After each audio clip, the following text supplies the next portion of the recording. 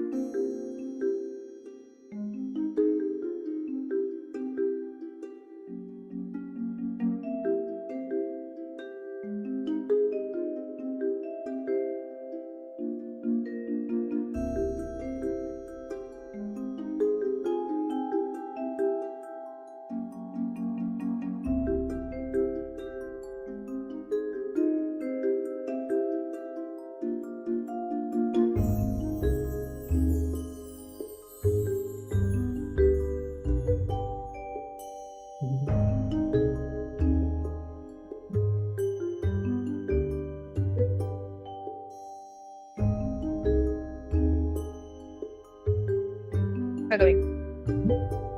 Okay na po yan. Hello? Wala.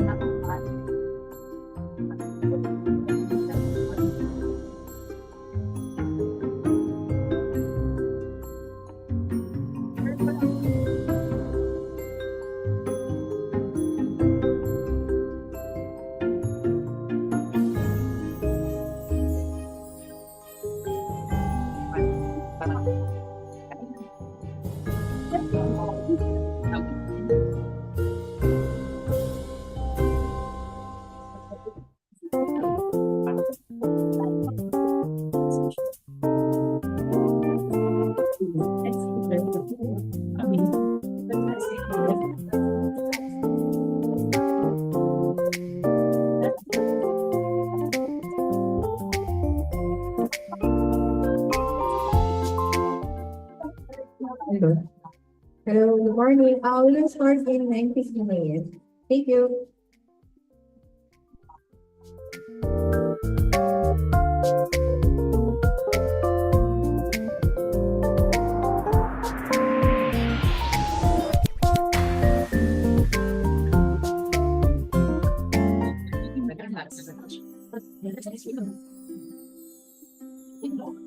Oh, kanina pa gamit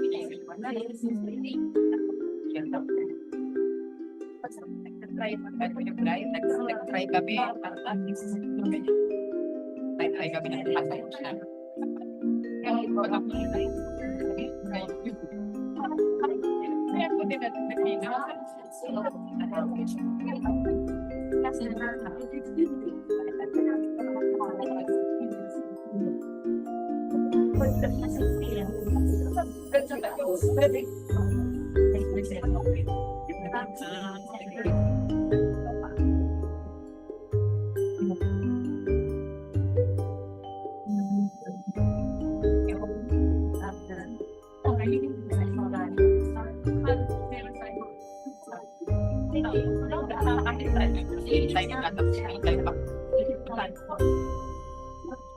Ito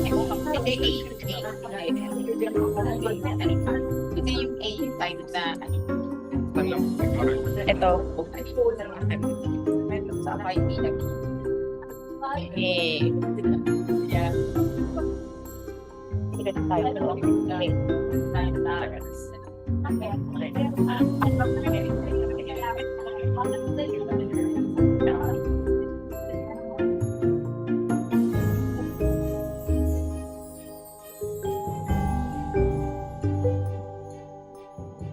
Plano ka na bang balik?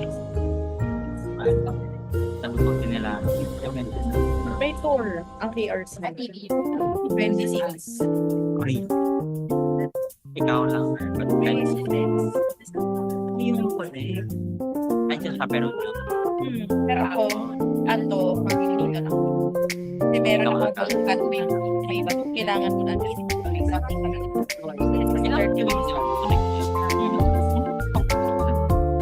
may insurance sila hanggang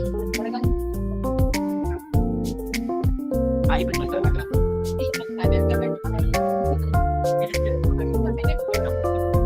Level up talaga.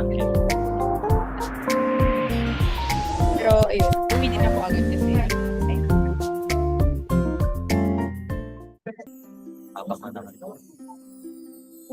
Ikaw na no?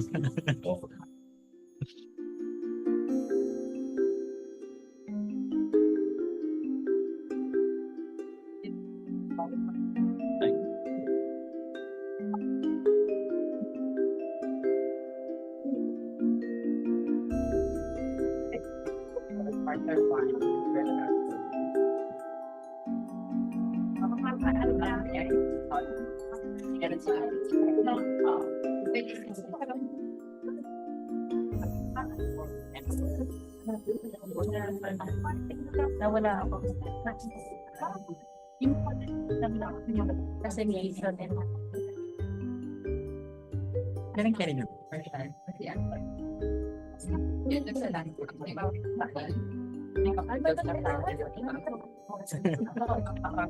Alam mo naman yung magtanong. Alam mo naman. Baka apat naman yung may maraming tanong. Ata. Wait, ikaw Gusto natin na maraming tanong, pero sana may makakasin.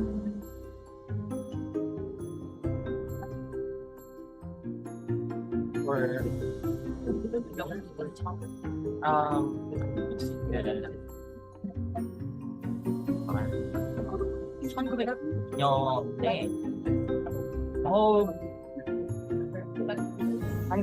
po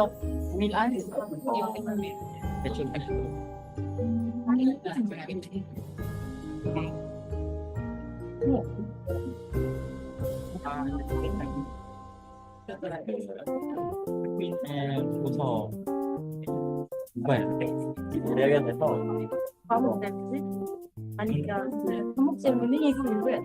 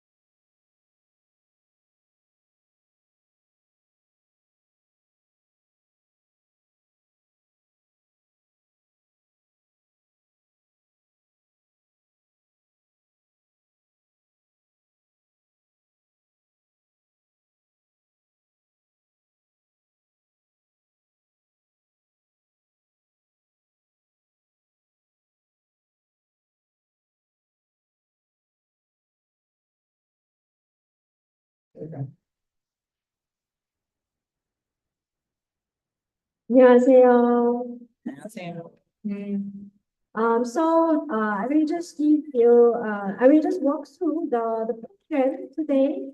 So we have some expectations, and then you also have your own roles to participate in different sessions today. So this morning we prepared for three presentations, and then if you saw the program, it's not just about simply teaching and learning, but the first presentation, we will dive into understanding what Korean language is really, how it's significant and prevalent in especially media or advertisement industry. So we have two presenters this morning. And then the second one, we will also look at the Korean school in the Philippines, because maybe especially DepEd teachers are familiar with different kind of schools like Chinese schools or Singapore school or Japanese schools, right? But hardly we hear about Korean children's environment, and then what is going on in those heritage language schools. So the second presentation, we will also look at different types of Korean teaching environment. And then the third one, we will invite Thai professor. She's in Thailand, so she will just join us virtually. So she will discuss what is really happening in terms of Korean language learning by Thai educators and then learners. So I think the third presentation, so very third presentation is also very relevant to all of you, because we can also compare and see how to find some implications of the Philippines and Philippine environment. And then we will have a lunch break, so everyone's free to go out, and then you can just come back by 1 p.m.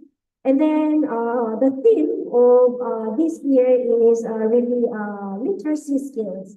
And then that's why we have invited a guest lecturer from College of Education, University of the Philippines, Diliman. You know, the literacy, like functional literacy, was one of the issues, right? And then especially maybe in basic education sectors, you will feel even harder because you teach younger students. So let's see how we can also approach the critical literacy, and then how to foster literacy skills for our children and learners, especially with using the language.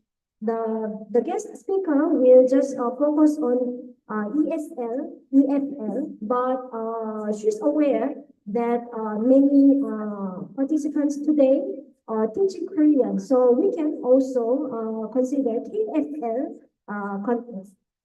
So after the guest speaker gives us a lecture, we will have some breakout sessions. So we'll just split into different tables here. So the focus is really critical literacy skills, but you can also discuss anything else based on your own experiences, because the reason we divided the tables today is some are from public sector, some are private sectors, and then some are not really teaching Korean. So, and then the others are also students. So you have different levels and different backgrounds. So there should be some common things you want to share. But you can also hear from others, and then totally different ideas. So I think it will be nice to brainstorm and to discover any advantage for all of us at the end of today's program. So after breakout sessions, we will have some synthesis. So maybe in each group, maybe one of you can volunteer as a secretariat. And then you can just, I mean, secretary. You can just share what was discussed among your group. And then we will just close the program, and then the certificate will be awarded online. So later we will show you the QR and URL. So you can just scan it, and then you will receive it via email. So this is a short program, but we try to do this KFA workshop at least once a year. So if you have your own problems, for instance, instruction-wise or pedagogy-wise, I think this should be a good chance to share how other teachers are doing. And then also in reality, I think some teachers are also having different issues like your own proficiency and then material making. So these should be discussed later in breakout sessions. So hopefully, and by the way, we also have our colleagues from Department of Linguistics, UP Diliman, who teach Chinese, Japanese, and other languages. So today, by interacting with us, colleagues from UP Diliman, hopefully you can also have some fresh ideas for your own institution. So this is it from me. So hope you have fun, and let's learn from each other. 감사합니다. 네, 감사합니다, 원장님. Alright, so everybody, 커피 드셨나요? 네. Everybody, have you had your coffee already? Today is a very early morning, right? So it's very hard for us to wake up, especially in the weekend, where we want to relax, where we want to enjoy our time. But of course, today is a very special event because we are going to be hearing from well-educated minds, people who have done the research for us, people who want to share their experiences about the language, right? And us in these private or public institutions, we want to be able to use these resources for our own personal growth, for our own institutional growth, right? So I'm very excited to introduce to you our presenters for today.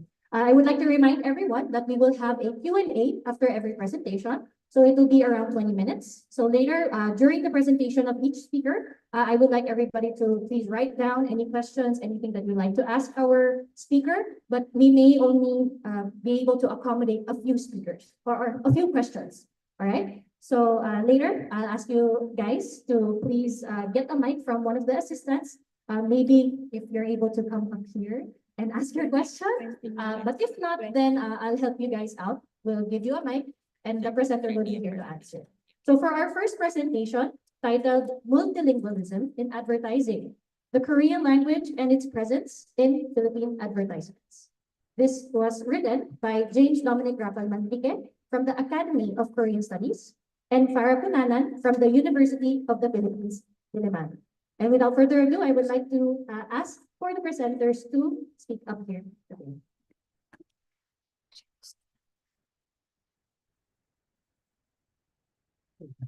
For the introduction. 안녕하세요, 여러분. Good morning, everyone. I know it's very early on Saturday morning. So for today's first presentation, we will be talking about how Korean language is actually used in the Philippines. So especially in advertisements, advertisements shown in the Philippines by Filipino brands to the Filipino audience, and how we can use them in our own language classrooms. Right. So first off, let's situate what's happening actually in the field. So let's start at what Hallyu is and how it operates in the Philippines. Okay. So of course, Korean wave, right? So we know what the word for Korean wave is, Hallyu. So Korea flow. So that's why lagi natin narinig the riding the Korean wave. And how did it start? So pampagising, pampabuhay ng dugo natin dyan. Throwback muna tayo konti. So do you remember your first encounter with a Korean wave, such as, autumn in my heart, 2000, right? Winter Sonata 2002. Throwback ba? Kapag natin dyan. Jewel in the Palace 2003. My Lovely Samsung 2005. Coffee Print 2007. And Boys Over Flowers 2009. Right? For K-pop, we have Nobody, Wonder Girls 2008. Fire 21 2009. Right, sorry. Super Junior 2009. We have also G, Girls' Generation 2010. Gangnam Style, First High 2012. Right, and of course, we also have our films. My Sassy Girl, Familiar 2001. Miracle SL number 7, 2013. Miss Granny 2014. Train to Busan 2016. And of course, Parasite 2019. Right, so that's how most of us and our students as well first encountered the Korean wave, Hallyu. And so starting from 1997, when the term Hallyu was coined, up to today, how did it evolve? So the Korean government actually did this terminology Hallyu 1.0, 2.0, 3.0. So 1.0 focuses on K-drama. So that's, if you remember, yun yung una natin na-encounter, and then switch to K-pop starting the mid 2000s, 2006, actually, yeah, it's 21, Girls' Generation, right? And then right now, starting 2010s, mid 2010s, especially no pandemic, if you remember, mas naging expanded yung the way we interact with highly with the Korean wave, Korean culture. We also got to know about their culture, their tradition, their food, especially. So bakit ba pinupush pa na Korean government all over the world? As you can see from the data, actually, napakalaki ng dinadalang pera ng Hallyu sa ating as a Korean government. So as you can see from the next slide. Well, of course, Korean cultural contents, almost 67%, two-thirds of that is driven by Hallyu. But not only that, meron din from consumer goods and tourism, as much as from 5% to 15% of their exports are driven specifically by Hallyu. So that's how much economic benefit Hallyu gives to the Korean government. And specifically in the Philippines, next slide, please. This soft power introduced by through Hallyu is making favorable business conditions to the Philippine market. So in 2016, sabi nila 30% of all regular TV viewers regularly consume Korean media specifically. And as of last year, Philippines is the fifth top country visited by Koreans. And I think if I remember correctly, previously before the pandemic, Philippines #1 Southeast country. And then for consumer perspective naman, Filipinos generally show a positive attitude towards Korean culture and products. So, but I mean, admit it, when you see a Korean product like skincare, food, we always think, okay, good quality, right? Masarap, maganda, glass skin, ganyan. So there's a very positive attitude towards it. And Filipinos actually start to adopt Korean lifestyle through the purchase of Korean goods. So that's why Philippine brands specifically started to adopt yung Korean elements. So for example, you can see in the many examples that you can see starting from 2015 even. So we have Wendy's. They had yung existing brands in the Philippines. They make a Korean inspired product line. So yung kimchi loaded fries ng Wendy's, may burgers of McDo, if you remember from a few years back. And of course, yung bench shop and bench nat, and they have the Korean inspired t-shirts. Not only that, next slide please. They also invite Korean endorsers. So our very own Sundara Park for recently San Miguel, Ryan Bang for Cigar, and of course one of the many pumupunta dito taon-taon na lang para mag-fan-con, si Chow Yu for recently Dunkin' Donuts.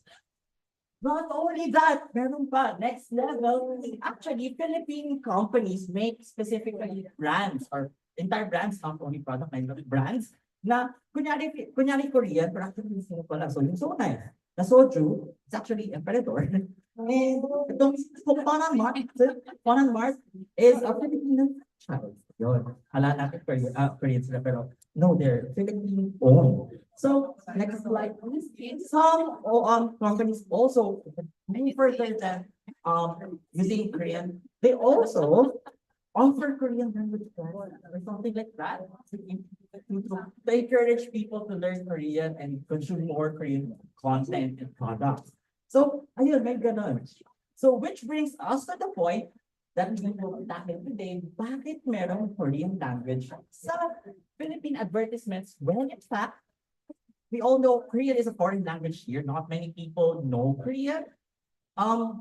There's only officially 13,000 Korean expatriates living here in the Philippines. And of course, the number of people studying Korean as a foreign language actually is still not very much. So, ayun, in BLK, we have the Hantong Pan, Huda, and then the next, of course, my personal favorite, Bonchon. Kasi, yeah, annyeonghaseyo, ay, Bonchon, right? It's a Korean brand. And then meron din Bedal, or sa icon ng Bogor. But you see at the next picture, next please. What this is, but yeah, may ganon. Hindi natin nababasa because it's wrong. We will get back to that in a bit, but yes, that's how Korean language is used in the Philippines. So let's talk about the theory behind it. So first off, bakit nga ba natin ginagamit ang language? So language has many functions. Of course, we use it to express, next slide please, to direct, to inform people, to interact with people, and to, express or communicate message na medyo only group na language lang natin papamahagi. So that's yung ating prototypical functions of language, like the way we use language every day, just like me talking to you guys, or you guys going to talk about your experiences with your table mates, right? But if you look at the use of language in advertisements specifically, next slide, please. So see, for example, when you greet your friend, chingaan niyo. But if you look at some captions of some things about advertisements, lagi nagsisimula sa anyang chingu. Anyang chingu in an advertisement caption. Like, why would you say hello, friend? I mean, imagine, like in English hello, friend. Or sa Tagalog, kamusta kaibigan? Sisimulan pa natin yung caption ng isang ad with that? No, hindi siya ganun common in English and Filipino. But why do we do that in Korea? So, medyo, we can think, purpose nito, hindi naman siya nag-greet talaga. So, iba yung function na ginagamit, or iba yung function of language sa advertisements. Right, so, one of the concepts that we can talk about when we analyze Korean language used in advertisements is code switching. So, as we know, code switching is when we alternate between two or more languages during one communicative event. And marami siyang pwedeng uses or marami motivations why we code switch. In Filipino, we code switch every day. Like, we have Taglish. So, mas madali lang talaga magsalita in Taglish because there are words better expressing in English or in Filipino. Mas mabilis, mas madali, mas makuha yung meaning, and mas impactful din minsan. So, those are the common motivation. Next slide, please, which we can also see sa few Korean ads. So, for example, please press play.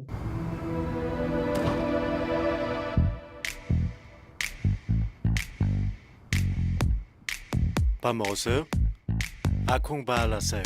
Right. New UFC Korean style fun chow Akong bahala sa'yo. Right? with real meat and vegetables. Kay sarap at kay daling iluto. Just add it to rice, and you can make Korean style rice favorites. Like beef bulgogi bokkeumbap, bibimbap, and kimchi bokkeumbap. Kay sarap ng Korean flavor sa kanin. Maestro, New UFC Korean style fun chow. ay sarap talaga. Korean, di ba? So, yun, that's what we have. And there's actually different ways on how we can see or we can look code switching in our multilingual science. So, meron tayong tinatawag ng mutual translation where the two or more languages na ginagamit is existing both at the same time, expressing similar content. So, as you can see here, yung sa English sa pizza, Budugi Gujang, nakasulat siya in romanization, but there's also Hangul. So, in that regard, it's a visual translation. And sa baba din, may nakalagay din naman na in Hangul, mashistoyo. Tapos may romanization, mashistoyo. And with English din, it's delicious. So, everything is there. Para it's not really difficult for non-Korean speakers to understand what's written on the advertisement. But on the flip side, next slide please, we also have what we call complementary translation.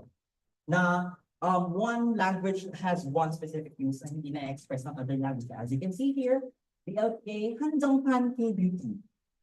Like, if hindi marunong mag-Korean ay magbasa ng Hangul yung nakakakita, hindi nyo malalaman na limited edition yung product line. Or, the simple smart ako, nakalagay din sa baba, counted, ganito say. It's weird. Like, it's a relatively non-beginner phrase. Now, most of our students wouldn't even understand bakit Korean mo full yung counted, ganito say. Right? So, what are we trying to achieve here? Hindi makaka-communicate yung paglalagay ng Korean na yun if hindi naiintindihan ng audience natin. Right? So next slide, please. So here, it's not merely code switching, but it has a symbolic use yung ating paggamit ng foreign language. So that's some researchers call it language fetish. So ito yung when we make social-cultural associations based on symbolic values and ethnocultural stereotypes. Regardless kung naiintindihan ng audience ng speaker yung original meaning ng language na or ng utterance natin. So, sobrang detached niya from the daily use of language. So, as say for example, next slide please, yung kanina natin na pinanggit yung anyong chingu. Like, okay, anyong chingu, nag-gets natin siya, very basic na anyong chingu. But bakit siya nandun? Naman siya nag-drink talaga. Or at the end, meron nakalagay doon, ready, set, kaza, go. May ready, may set. Okay, may go ka naman. Ba't nilagdagan mo pa ng kaza? Like, anong point na doon? Bakit siya nag-exist doon? Para lang kanyari, Korean, marunong ako mag-Korean, mahilig ka sa Korea. Okay, bili tayo ng maraming produkto para magkaroon tayo ng raffle ticket para makapunta tayo ng Seoul. So here, what we can say that the use of Korean language here is to establish identity na, okay, we have the same, meron tayong same na interest, so we can communicate. So, yun, that's how foreign language can be used in advertisements. Next, please. Here, nakalagay dun sa McDo ad, caption, almost so pretty, show us your selka. Selka instead of a selfie na mas ginagamit sa Pilipinas. Because selka, when you say selka, like, plakado, pretty, almost so pretty, right? Or, second, yung sa right-hand side, if you use BLK's case, Korea Life product, yeah, pata. Hindi ka lang maganda, hindi ka lang slave. Yeah, pata. Ganon. So we are trying to invoke yung mga associations that we relate to Korean beauty, right? Next slide, please. Even entire product lines we name after Korean words. Hanel tea, narev tea. Parang nung una ko nakita ito, Hanel tea? Ang pangalan ba ito? Oo, kung Chinese. Ayan, tapos pag, UBL, yapun. Yapun. Which is weird, because yapun, as we know, it's an attributive form of an adjective. Bakit siya? Yapun. Parang putol. Right, so medyo weird din yung pagkakit, but okay, gumamit sila ng Korean stuff for, I don't know why. Next slide, please. Even, yung sa So Nice kanina nabanggit natin, yung full name ng product is So Nice, ay mukhan. Putol! Gusto mo dapat, pero wala. Because, wala, gusto lang ng Korean for some reason. Next. Also here, in these ads naman, you can see both anyong has you, pero wala siyang purpose at all, other than design. Like, bakit ano nga sa'yo showing a t-shirt? Bakit ano nga sa'yo showing how to order online? Bakit lang, design lang. Doon sa isang picture. Right? So, pag nakakita tayo ng ganyan in Tagalog and in English, medyo weird. But in Korean, we accept it. Yeah?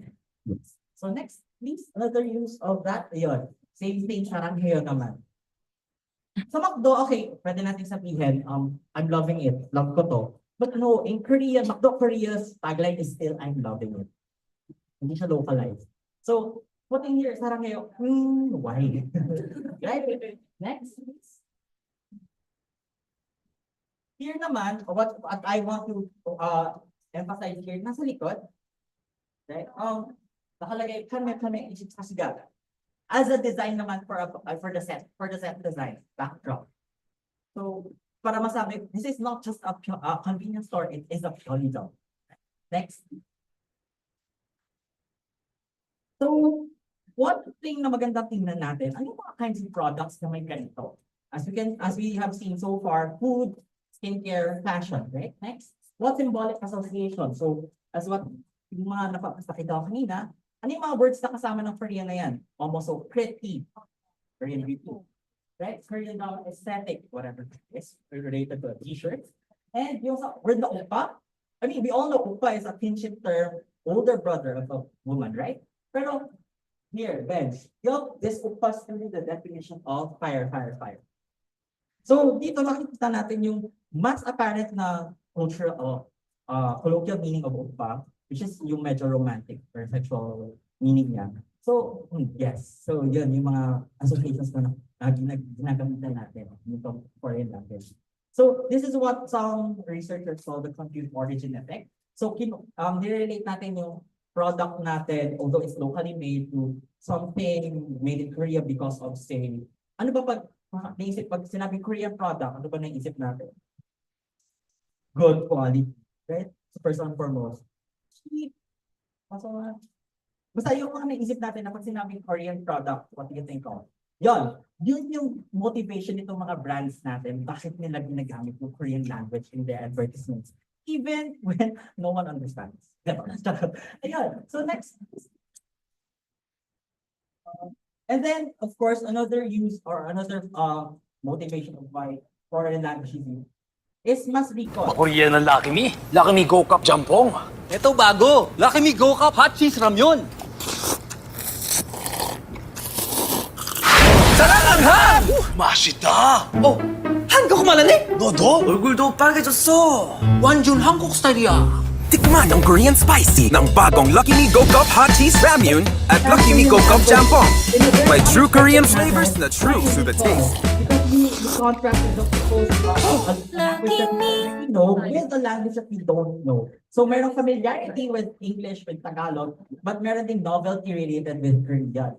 Also, yung mga wordplay natin, sarang anghang saya.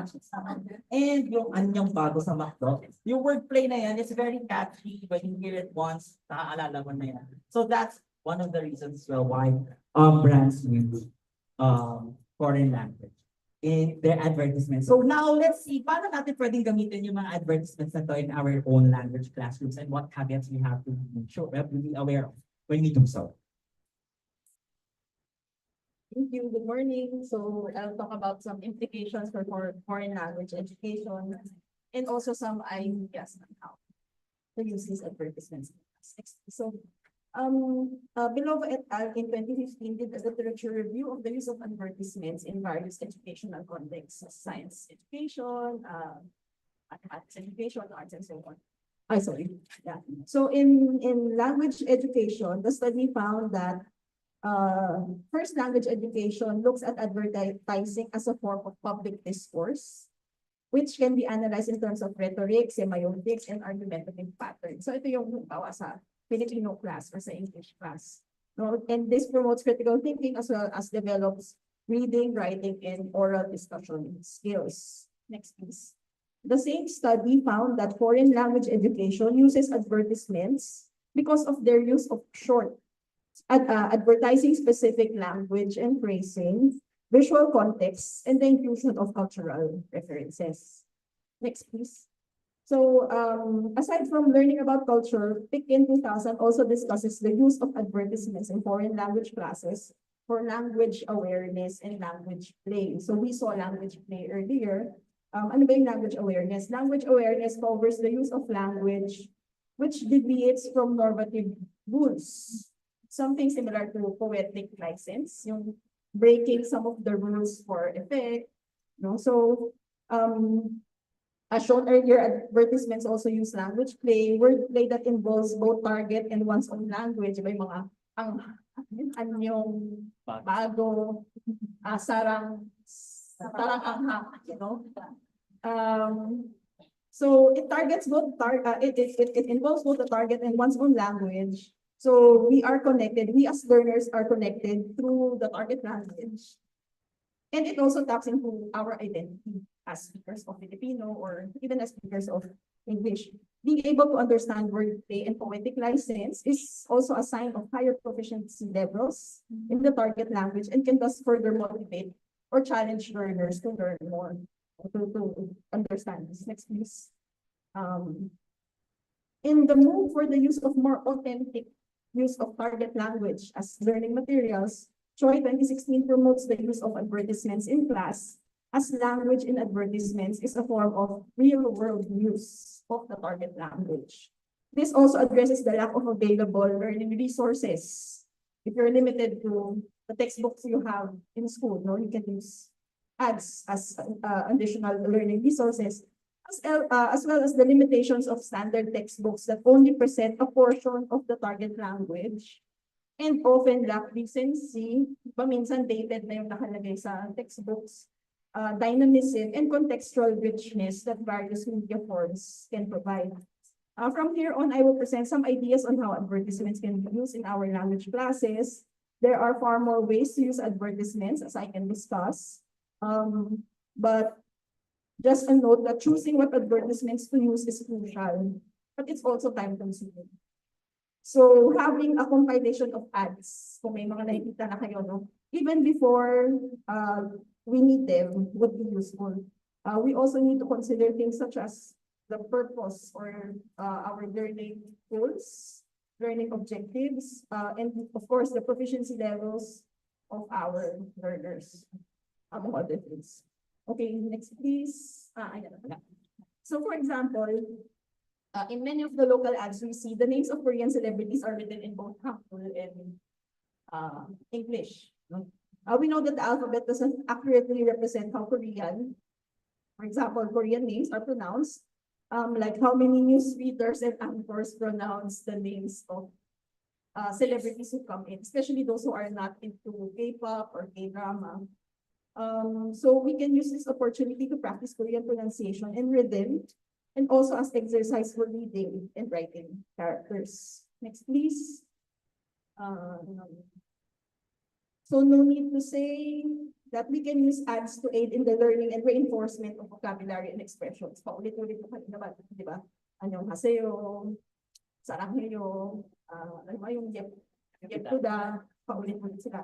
So ads also present various forms of the language that are not covered in many language textbooks. So siguro yung tebak doesn't come out in textbooks usually, but you will hear it in variety shows, in dramas. Next, please.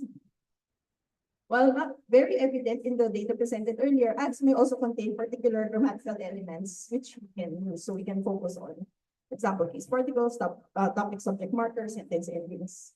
Next. And since ads so the meaning of language informs certain grammatical forms may be easier to discuss. In a language like Korean, where social relations 한국기만 해봐요. female or male, the language we use language differently. The plot, setting, and visual and oral cues can help situate the use of a particular vocabulary, sentence, and phrasing. Okay, we can go to the next. So, may mga nabanggit kaninang errors si James. Can we go to the next? Yung isa pa. Ayan. Now, I heard somewhere that Justin Bieber is called Tutto in Korean, especially during his popularity, yung height of his popularity. Yung Tutto daw is Bibo, Hangul, the Hangul form of Bibo, Bieber. that Bieber. you turn sideways. So it's read as Tutto. So it's related to the Bonchon ad. No? So why we cannot read the four characters? Because they're turned upside down.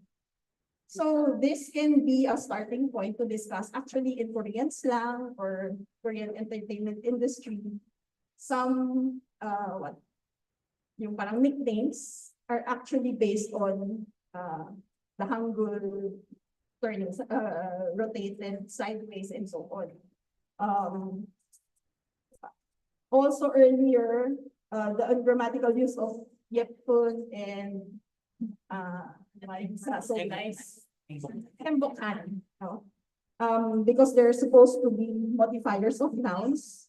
And also, this can be introduced as this can be a way to introduce how words can be used as modifiers of nouns rather than just as predicates. So question stimulus for discussion. Okay, so you see this is actually wrong.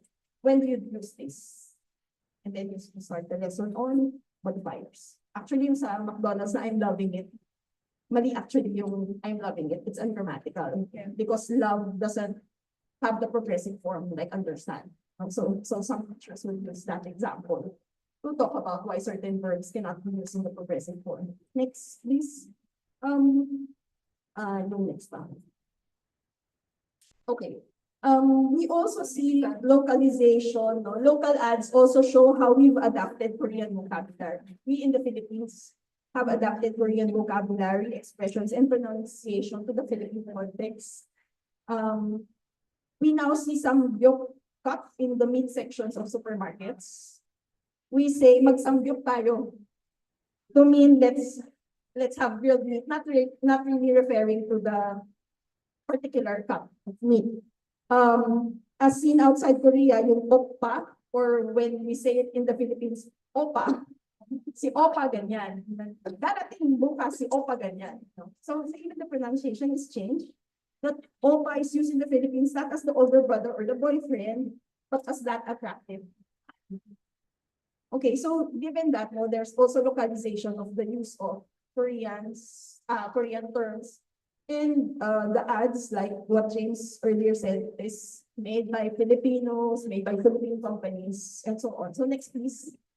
So this now begs the question, can we consider this Philippine ads as what Choi 2016 refers to as authentic Korean language materials?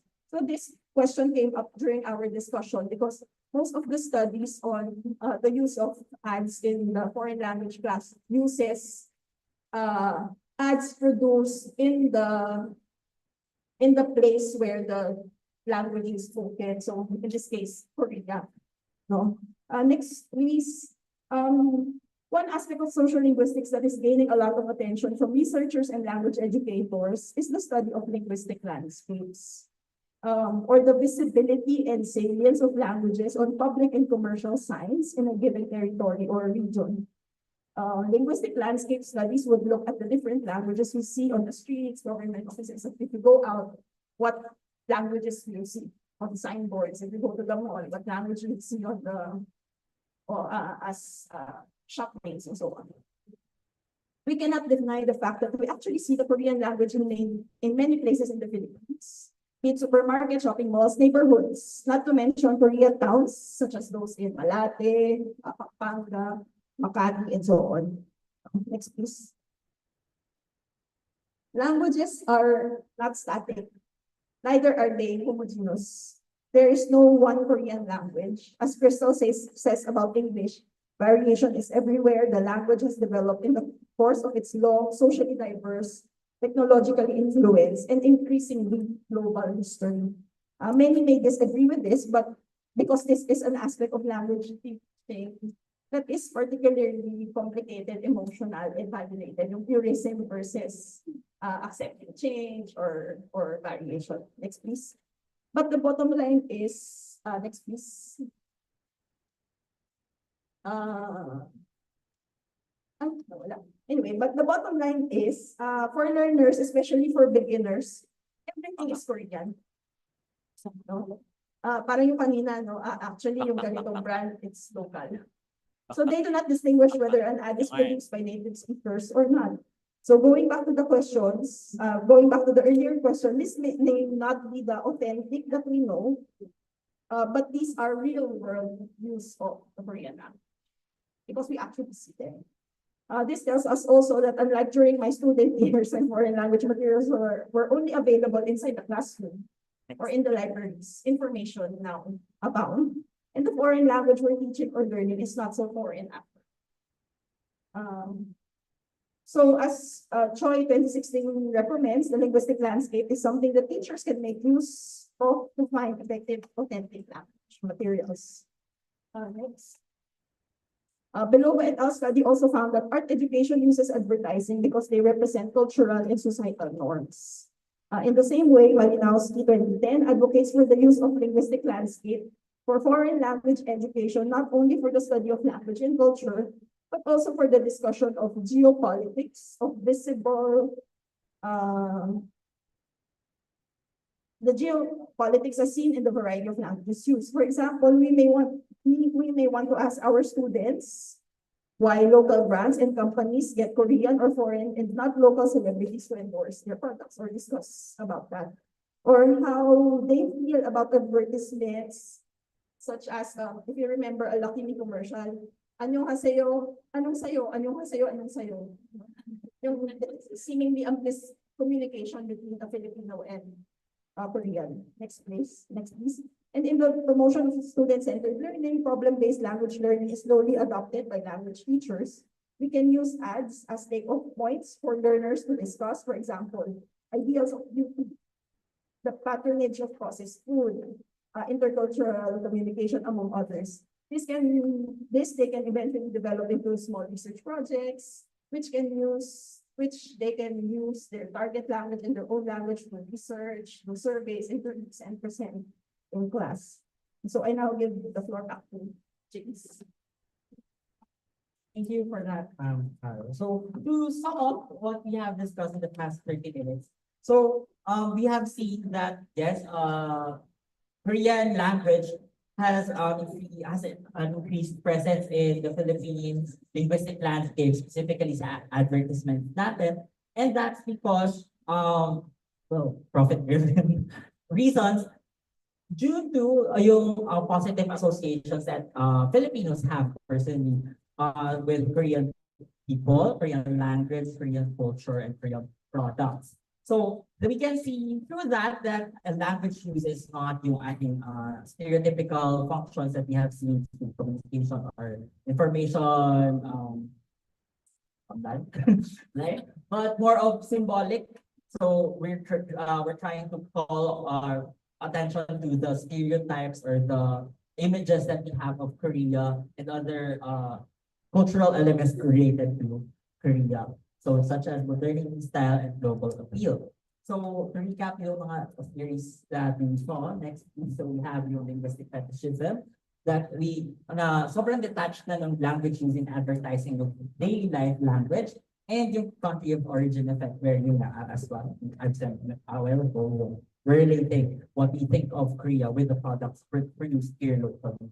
And then lastly, although these advertisements do not promote authentic cross-cultural dialogue, well, authentic as you want 100% that we want to achieve, it still reflects the language, the identity, and the culture associated with the target language in the context of the globalized world. So, as moving forward, so we can as what Gonzaga showed a while ago, we can leverage these local advertisements for language content education, such as vocabulary, grammar, and all, of course, culture as well. But we have to keep in mind that although to some extent we can be considered authentic, hindi pa rin it's still not considered native or 100% emulating the target na gusto natin ma-achieve with fluency. So we have to be critical when we use these advertisements that we see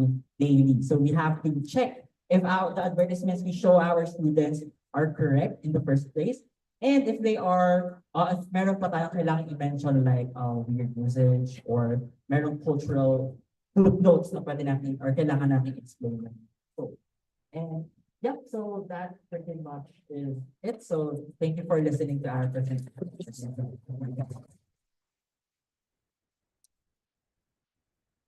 Thank you so much to our presenters. That was such an incredible presentation.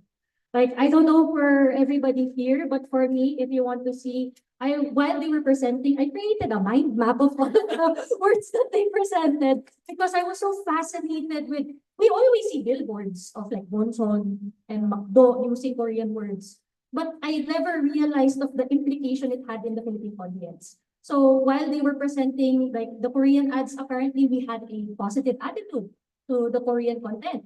And learning that so nice soju is actually a Philippine brand. No wonder I don't drink it. Because personally, I like chamise. So, so they also taught us, or they talked about the functions of language, about code switching, what are advertisements trying to achieve with the audience. They also talked about the country of origin effect, the mutual translation, complementary translation that we see in advertisements, and also that there is what we call language fetish. So no wonder we like using oppa to talk about, si oppa, oh, but apparently it means guapo. So that's what we call the localization of the language, right? So these implications, how can we as institution educators or people in these organizations be able to use this, right? So are these authentic materials? Can we use these in our classrooms? Can we use these to Philippine audiences when talking about Korean language? So I want us to try to ask the researchers, the ones who did the research for us, so that we don't have to read all of the books. Let's ask them questions now. So I would like to ask our two presenters to please sit here on the sofa, just so that it's easier for, of course, we have to see your beautiful and handsome faces. So the audience now, if you have any questions, please feel free. We have 20 minutes now. Together with our presenters, feel free to sit down lang po muna.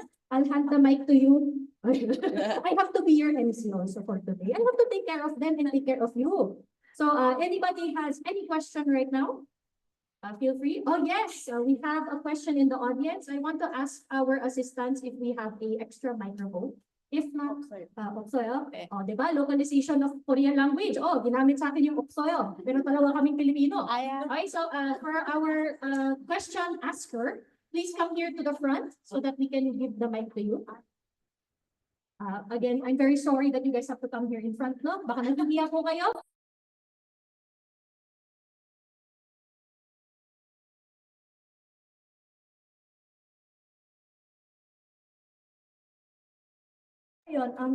Good morning, everyone. I am currently doing a master's in Korean language education in Quirino University.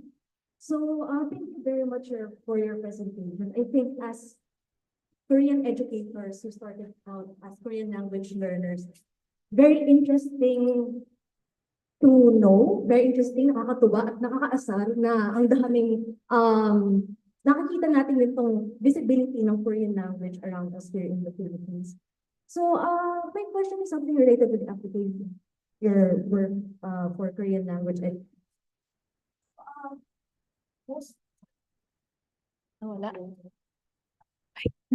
Sorry. So most commonly when teaching Hangul, no, I think other teachers do this as well. Pag nagturo tayo ng Hangul, we use parang real life, authentic examples in Korea, like signages, Korean posters, Korean ads. Pinapakita natin sa students natin to have them practice in reading and writing or recognition ng characters. So I'm wondering, in the case, seeing how in the current status ng Korea ads in the Philippines that uses the Korean language, given say how they use it, yung mga inaccuracies, yung mga with regards to grammar, spelling, or even yung pronunciation, intonation. I'm wondering in which specific situations kaya can we use itong mga materials, advertisements made here in the Philippines as opposed to using those made in Korea? So, which situations kaya na mas better or mas helpful, mas educational gamitin yung mga ginawa dito sa Philippines? Salamat sa question. I'm not a Korean language teacher. No. I can share my experience in teaching Japanese. So, kasi siguro yung una muna, no, it's hard for us in the Philippines to get ads from Korea. We don't see it often. Tapos mga posters, siguro, unless you really look for them. So halimbawa yung sa Japanese class ko, because what I notice when I go to local Japanese restaurants, the menu has Japanese characters, but there are errors. So ang ginagawa ko, napakita ko sa klase, okay, can you try to read? So halimbawa, beginner level, no? Nagsisimula pa lang mag-aral ng character. Can you try to read them? Do you notice any mistakes? What should be correct? What should the character be? So I use it as a prompt. Also for the students to be cautious. Mali pala yung ganito. Because for example, Japanese, if the text is written horizontally, the long sound is written horizontally. But if the text is written vertically, the long sound should also be written vertically. But some menu would write it horizontally. So in a way, parang natatandaan ng mga estudyante na, pababa pala dapat. So ako, well, it depends on, feeling ko kasi anytime you can use this, depending on the errors. So kung errors sa characters, maybe by the time you teach characters, errors sa grammar, then by grammar. So of course, yun nga, if you really want to emulate yung fluency that native speakers have or possess, of course, gusto natin gamitin talaga yung native advertisement that is made in Korea, played in Korea. But then again, I guess piggybacking on what Mampara said, there's two psychological reasons why we would want to use locally made Korean advertisements. One would be, kasi ito yung mas nakikita nila. So may familiarity factor which increases yung engagement ng students natin. Kasi one, familiar ako sa brand, familiar ako sa product, nakikita ko to once, twice, every day. So okay, may Korean pala dun sa ad na yun.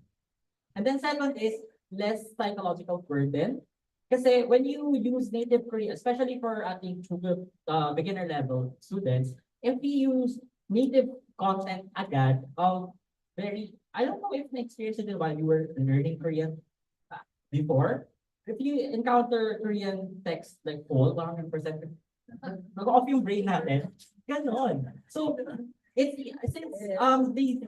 to some extent, non-native Korean advertisements has less text, shorter content, mas friendly siya together with yung familiarity that we have. So may nakikita tayong linguistic elements ng Tagalog and Filipino. So mas less yung hindrance na yun psychologically for the learners. Thank you so much for that question and also for our speakers to answer. It's really interesting, how we can actually use these materials in the classrooms, but we also have to understand how it's being used and to be able to explain it back to the students that this is wrong, this is right, this is how we use it here, this is how we use it there. Even the use earlier when they presented Ibo, like, why do they put the to? So I had to write Ibo in Hangul and I twisted the paper. Okay. That's why it's the to. So it's very interesting, why even those kind of things like it's upside down in Japanese text, it's written top to bottom or left to right. So all of these things we have to understand to be able to address it to our audience. So thank you so much for that wonderful question. Maybe we have another question po? Anything that our educators, instructors, any representatives from institutions that would like to ask a question to our presenters. So again, they presented to us about what these ads are trying to achieve with the use of Korean language. So maybe anybody has a question?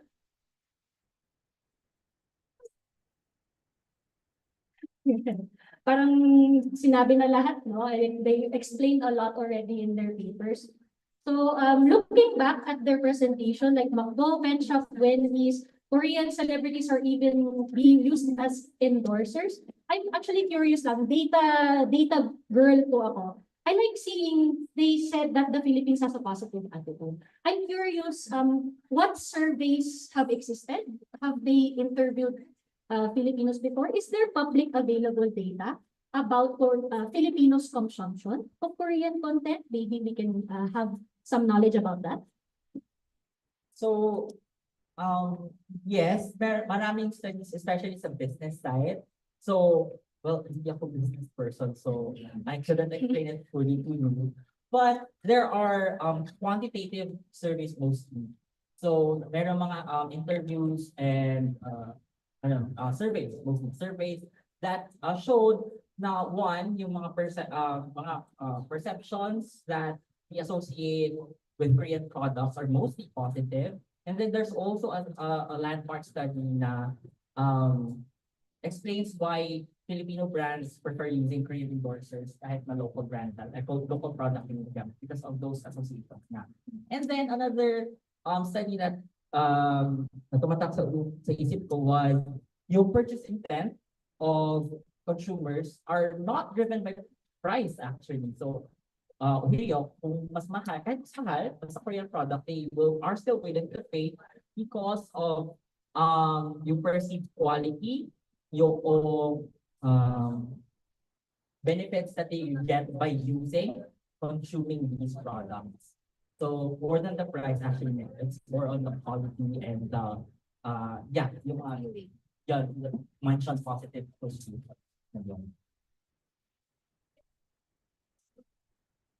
Not on the data. Wala akong data.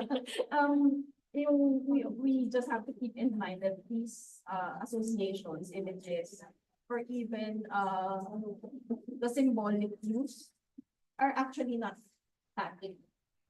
When they change over time.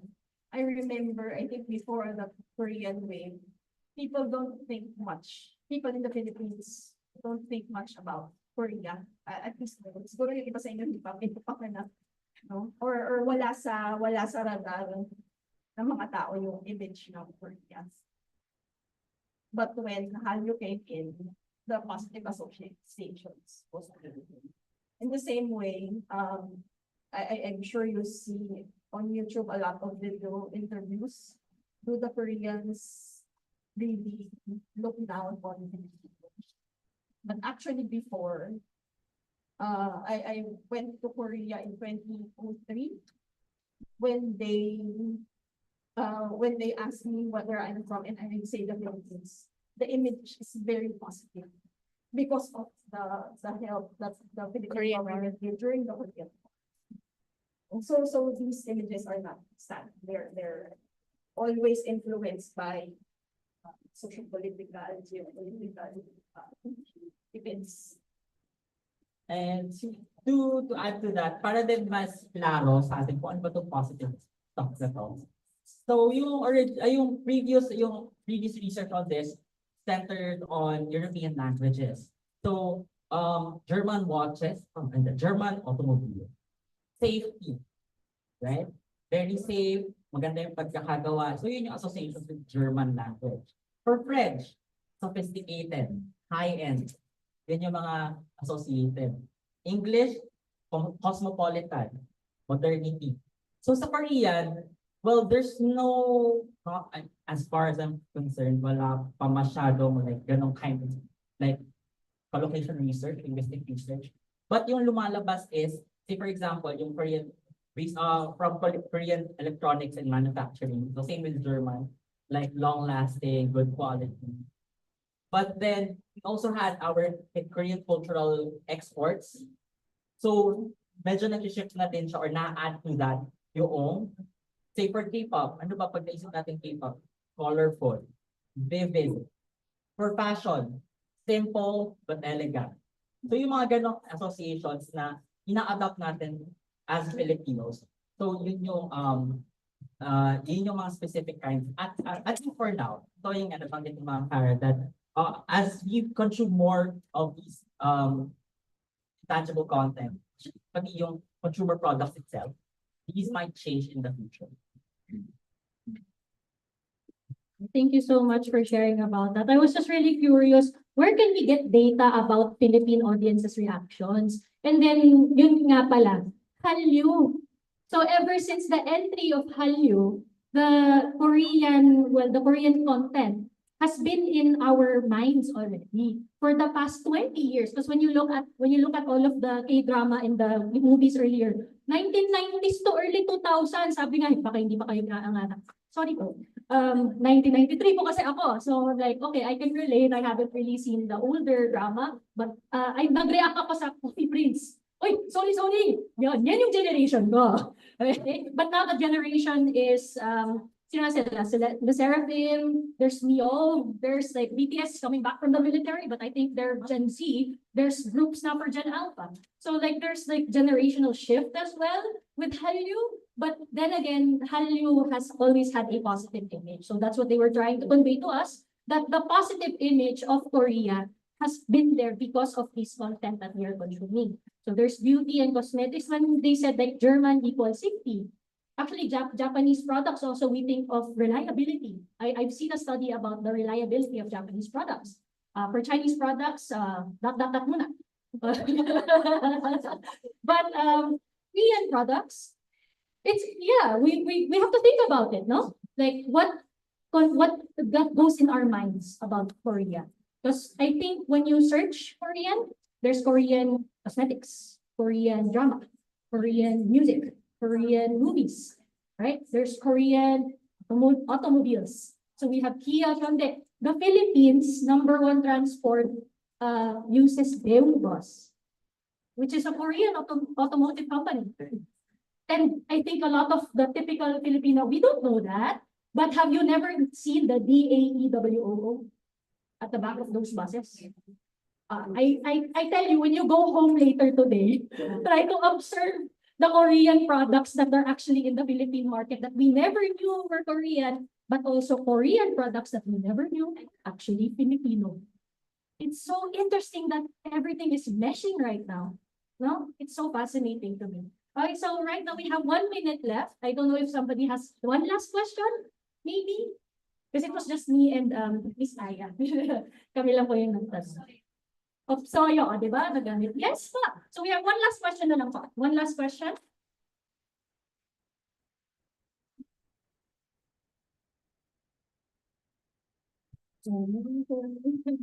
I'm Ruby, and I'm a first-time teacher of Korean language in a private institution.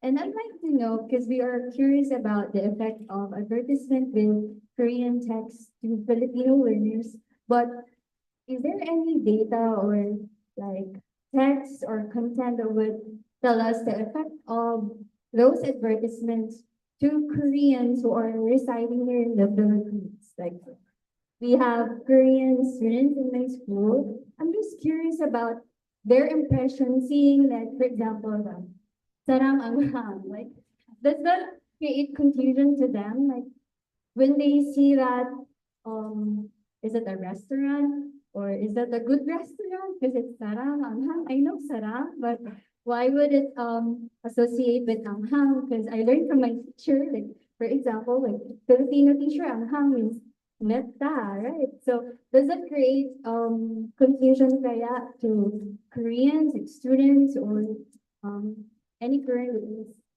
that are residing here in the Philippines? Thank you for that question. Okay. So actually, this research started because Wonjang and I were nag-share lang kami sa isa't isa ng mga Korean stuff na nakikita namin sa feed namin, especially yung mga may errors. Diyan siya nagsimula, like, may mga typos sa portion of all products. So, as a Korean person herself, right? So, yun yung may ganong impression na, imagine, say for example, us, Filipino, we go to the US or in a foreign land, and syempre, naghahanap tayo ng kanin kapag isang linggo na tayo nagta-travel. Pupunta tayo ng Filipino restaurant. then you realize hindi pala siya owned by a Filipino. Makikita mo sa menu may mali, may typo. Like, how would you feel? Right? So I suppose it would be like that. So, well, to answer the question, wala pang masyadong research on that, especially in Korean expired Korean perceptions. Since this is, as far as I'm concerned, is really a new or a new line of inquiry in this linguistic and pedagogical research. But it's a really, it would be an interesting thing to hold focused discussions on that, how they perceive their native language, the use of their native language in a foreign country. Especially kung ang highlight ay itong mga ganitong stereotypes. Although,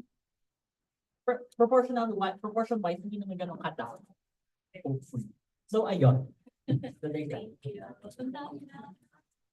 Thank you so much to our two speakers. You may now sit down back in the audience and we'll call you back for the giving of certificates of appreciation later before lunchtime. So again, thank you so much for the presentation regarding Korean in Philippine advertisements. So everybody, 여러분, 네, 준비됐어요? Are you ready? So we have two more papers or two more presentations this morning. So I hope you guys have eaten enough, drank some water, drank your coffee. I'm excited now to present the second presentation. So we have invited speakers from the University of the Philippines, Diliman, and the Philippine Handler School. So to be presented by Kyungmin Bae, Mark De Chavez, Tom Waju, and Ria Rafael.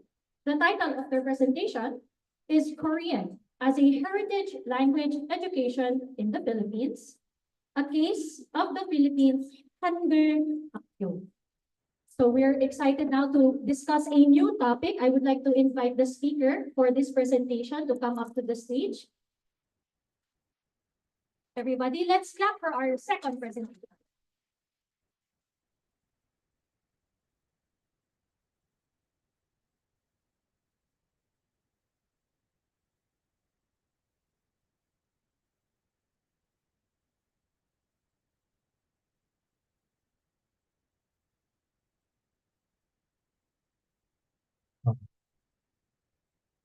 Right, so I'll start the presentation.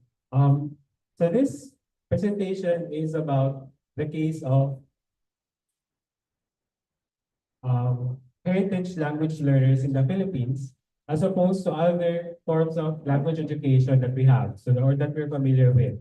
Of course, when you go into formal schooling, so we have a preschool, wherein we learn more of practicing our native language as well as a secondary language. So depending on what institution we are in. Next is we go into primary school, secondary school, and tertiary school, where we practice once again the official languages as well as our second language. And in certain areas wherein multilingual education is implemented, it's also teaching us our lingua franca. However, outside that system, we have other areas wherein Korean language is also being taught. So that includes heritage language learning. So that will be the topic of our presentation. So this, of course, who is concerned with this type of topic? So as Filipinos, of course, we are not Koreans. Korean is not part of our heritage. However, there is a part of our population wherein their ethnicity and their ancestry is related to Korean. So we have migrant workers marrying Koreans, and of course we have Koreans coming into the Philippines marrying Filipinos, as well as there are also Koreans moving into the Philippines with their children having Korean offsprings. However, based on the context that we are in, their exposure to the language is different from other Filipinos or other Koreans. So when they step out of their house, of course, they will be using more of the dominant language, in our case, Filipino in English, rather than Korean, compared to what they have if we are looking at the Korean context. So first, let me introduce the concept of heritage language. So again, heritage language is a complex term to define. So it's based on the person's context as well as the language situation in the broader social, social-political context. So first, we have different dimensions of language use. So we use language as a medium of communication. So brain is composed of your signs and symbols. So among the languages that we know, we can classify them as first language, second language, and third language. So syempre, we have the first language as our mother tongue. Second language typically is introduced in the formal setting as well as in other domains in the in our social life. So we have English, for example, we have second language, which are regional languages. So someone from another area moving into the city would have to adopt the lingua franca of that city. So, and then we also have our official languages, especially for individuals that have a different mother tongue compared to the majority language. And finally, we have the third language, which is usually occurs in multilingual settings. So other than learning the first language and second language, so the succeeding languages that the person picks up will be their third language. And it's in this third language that heritage language can be located. So either it's the third language or the second language of the individual. Next is it's also related to the concept of identity. So the person who has a different ethnicity compared to the place they're living in. So for example, migrants, so or displaced individuals. So their ancestry is not traced to the ancestry of the general or the majority. So heritage language or heritage languages usually are from those settings. So as well as the ethnicity, so their culture can be different from the dominant culture. And then finally, the agents of language use can also affect the classification of a heritage language. So heritage language are typically not official language and not formal languages introduced in the educational system. So that means in the case of the Philippines, Filipino cannot be considered as a heritage language, even though it's our ancestry, it's our culture. However, if you look at Filipino learners in the US, that can be considered as a heritage language in that setting. So as you can see, a language can be classified as a heritage language based on the context we are looking at. So and then finally, heritage language can also be described in different ways. So for socio-political dimension, the language can be situated in the majority or the minority. So the minority heritage language tend to be minority languages. So they're in constant pressure from the majority language. So that's why they also tend to be more endangered. Next, for socio-historical context, so heritage language tend to be migrants. So again, if we have colonial languages, they are more dominant, so they have more power in the society. And we have also native languages, which tend to be more populous than the minority language that are immigrants. And then finally, economic and political dimension of heritage languages. So they tend to be more informal when it comes to resources that they gather. So we can consider this one as how much funding does that institution get from the country or from the community. So official languages and standard language, including dominant language, tend to get more funding. That's why it's more integrated in the educational system. It has more attention compared to the heritage languages, very small languages spoken by very specific individuals. They don't get a lot of design or when it comes to the education system. So moving on. So in the Philippine context, so we have different classification of, we can say, heritage languages. So we have immigrant languages. So once again, these are from other countries moving into the Philippines, becoming the minority.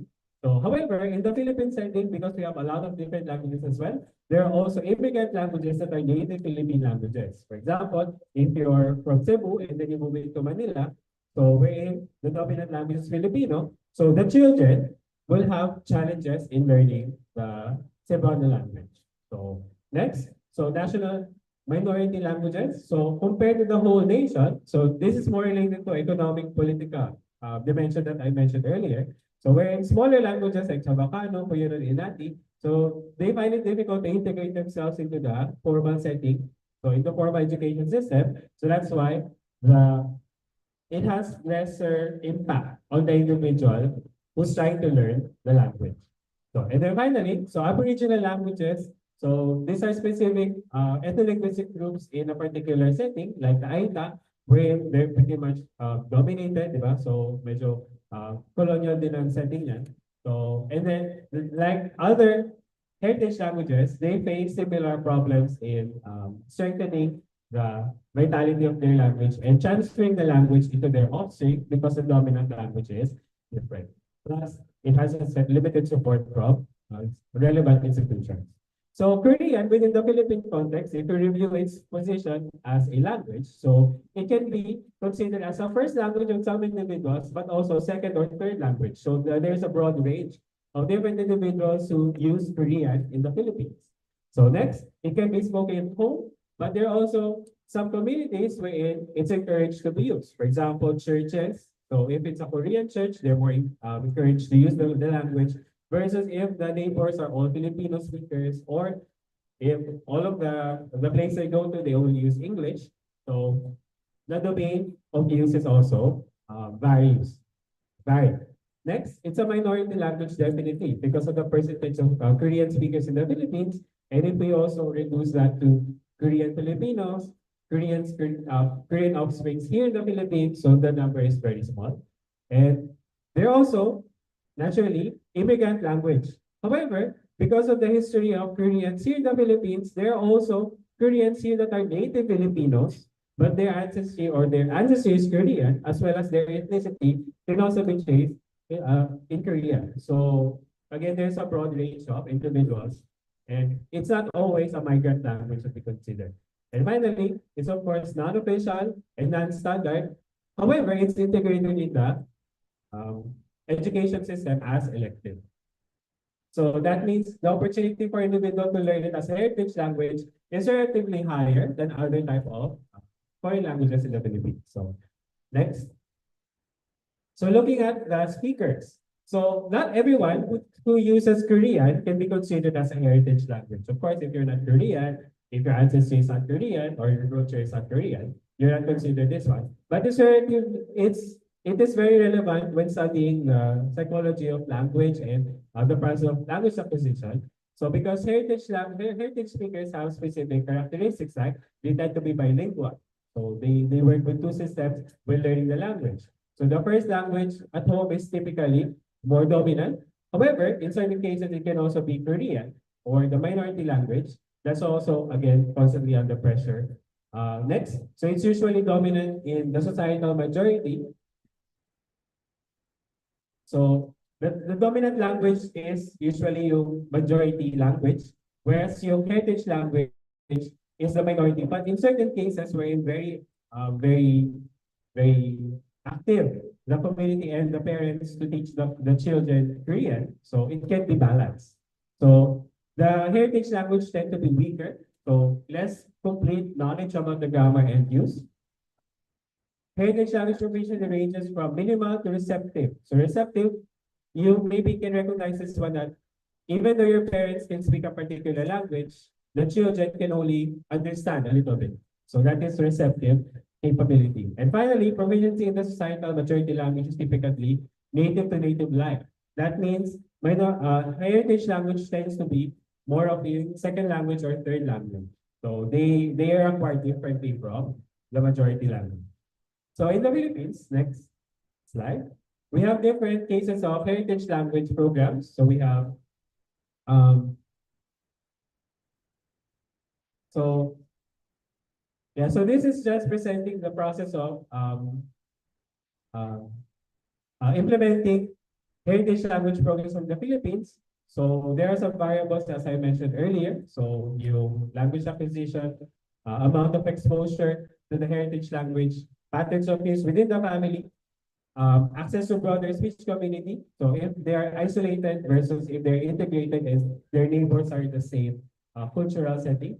So for indigenous languages in the Philippines, we have the bilingual education policy, as well as the mother tongue-based multilingual education policy, where some small languages, minority languages, are integrated in the formal education system, not necessarily to strengthen the language itself, but the process is more of to enable the student to understand more the content of the education system.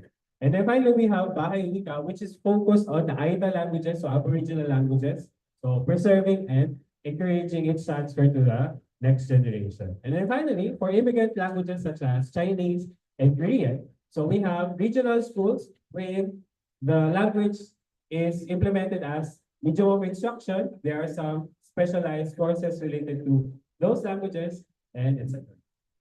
So, so with this in mind, so we have this objectives for the study. So because of the scarcity and lack of attention towards this group of individuals learning Korean as heritage language, so we seek to investigate the indigenous language found in the Philippines, which is in this case Korean, look into the language of the migrants in the contemporary Philippines and how it is used. So again, in this case Korean, and deepen understanding on the language practices of Koreans in the Philippines. So, yeah. So,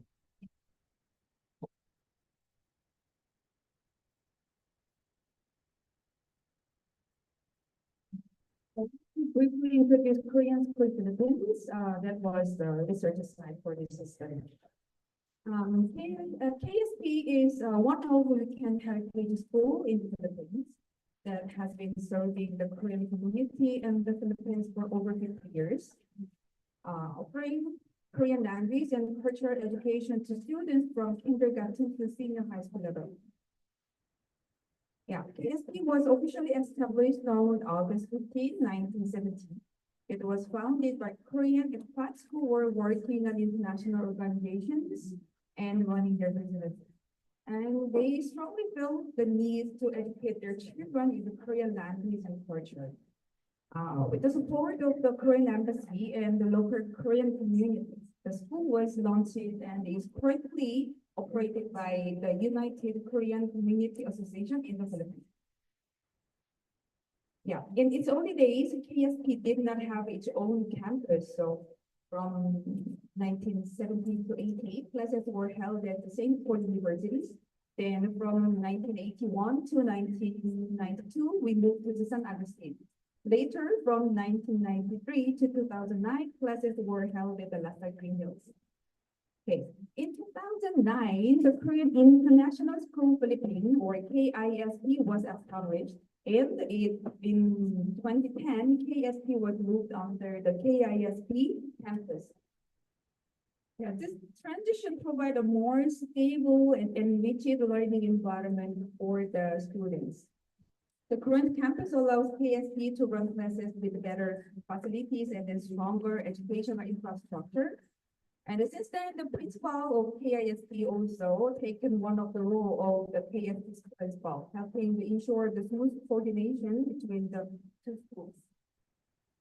Yeah, today, KSP has grown to serve more than 300 students from kindergarten to the junior high school. So our kindergarten program includes 3 levels, nursery 2, kinder 1, and kinder 2. These are called baby, squirrel, and drill. Okay, and the elementary division follows a standard Korean school system from grade 1 to 6. And we also offer a junior high school program, grade 7 to 9. We also have 3 multicultural classes open before as Palma classes. These are designed for the students who have one Korean and one non-Korean parents. The students are grouped by age, ranging from elementary to high school as of now. KSP currently operates with 16 full-time teachers, 9 assistant teachers, 1 principal, 1 vice principal, and then administrative officer. Classes are held every Saturday from 8:30 a.m. to 12:30. The curriculum has been evolved over time. So originally, it focused on the teaching Korean as a first language. However, as our student population became more diverse, we adopt a heritage language approach that better meets the needs of multicultural learners.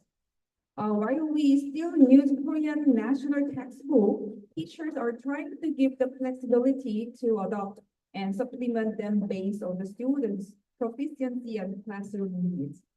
While we, today, our curriculum includes Korean language, whether taught as a native, heritage or second language, along with the math, social studies, Korean history, and music as well. For kindergarten, we follow holistic education model. Teachers work together to design a curriculum that support each child's growth. And then this simple timetable shows how various subjects are scheduled during our Saturday class. KSP hosts a wide variety of internal and external events throughout the school year, offering students meaningful opportunity to engage with the Korean language, history, and culture in fun and memorable ways. So, like Children's Day, held around May 5th, that's a Children's Day in Korea. We celebrate that day. And the Sports Day and the traditional cultural experience near Chuseok. Yes. And the Children's Song Festival that's the end of the first semester, so they just present the Korean children's song. And then 백일장 writing competitions.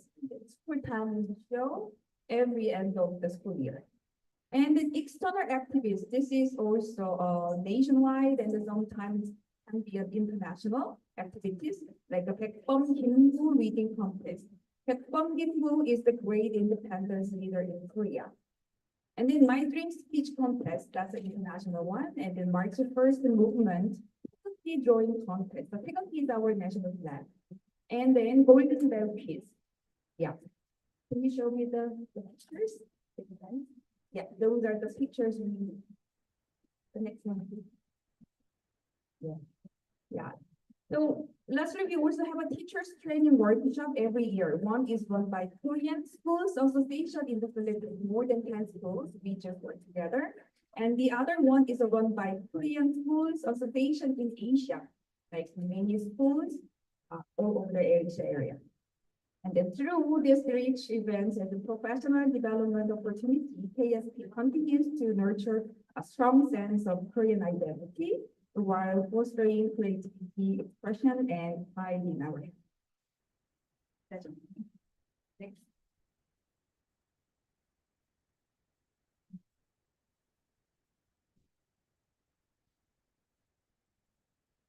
So the last part, I will also present what we have found through the focus group discussion. The table is small, but the table shows the teachers we interviewed and then how we organized two FGDs inside KSP. So overall, 11 teachers joined FGD, and then 10 teachers. And then one is an administrator who is a vice principal. And then when we really continued reading, we tried to see some emerging themes. So what we will share today is preliminary findings. And then we also removed some part of the analysis. So what we will focus today is the teachers' narratives, and then how they spoke about their experiences. Next. So the first thing that we found out is changing learner demographics, because like earlier we learned how to define heritage language, and then the Koreans in the Philippines speak heritage language learner, but from the Philippine perspective, they can also speak immigrants language, right?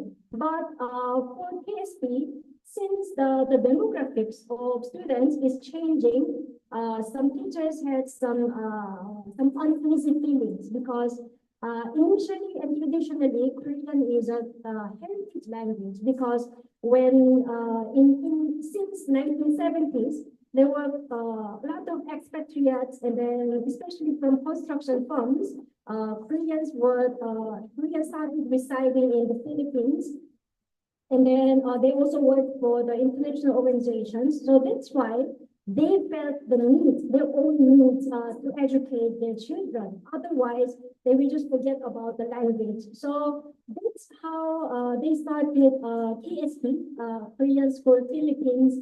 as a heritage language institution in the Philippines, especially inside Metro Manila. And then some other KS Korean schools were established afterward. But the demographics are changing. And then I will just give you a brief information before we see some narratives, because earlier Ms. Chu also mentioned the word 다문화, right?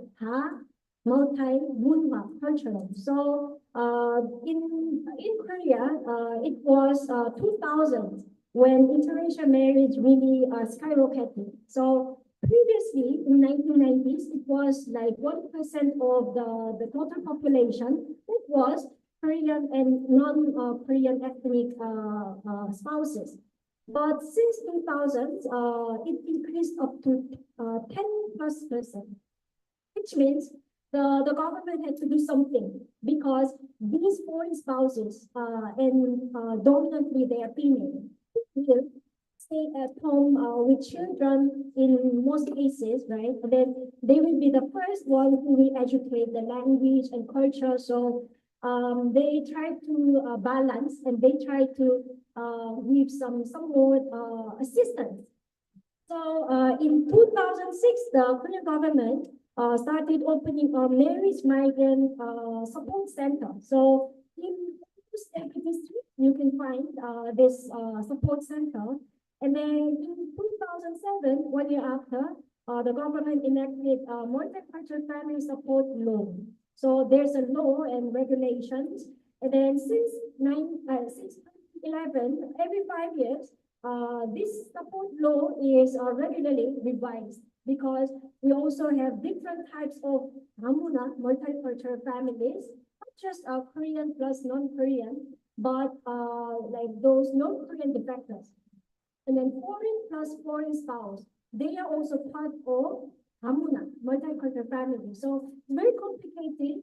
And then I personally found it quite interesting when we interviewed these KSP teachers, because I was surprised they used the word 다문화 in the Philippine context, because 다문화 in Korean context is quite understandable, because Korean dominated society.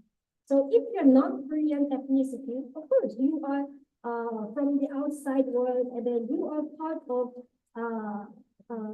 biracial or non-Korean. But here, Koreans are minority.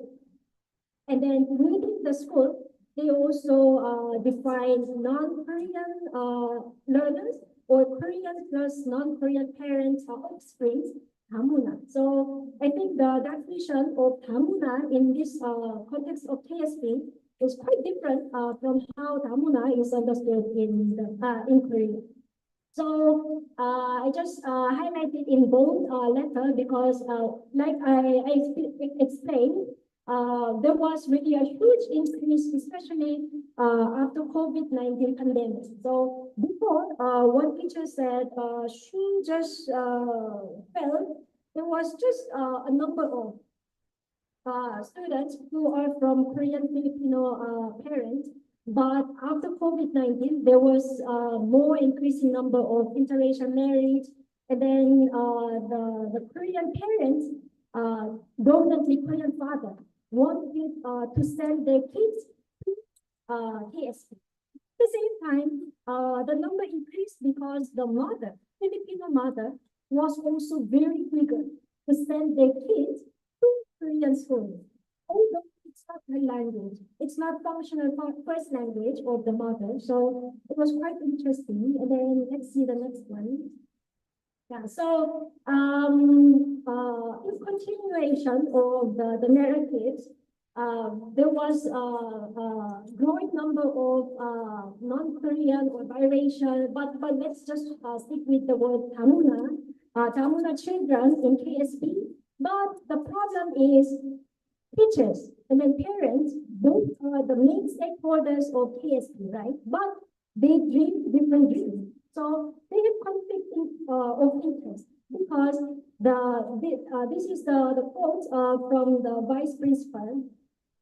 She also mentioned they really demand they really request the responsibility and then some part to be done by the parents, especially the mothers as well, because what the parent, Korean father, Filipino mother, or Filipino or other nationality or parent, what they want is simply immersion, simple interaction of their child with Korean kids, because Korean kids are fluent in Korean, right?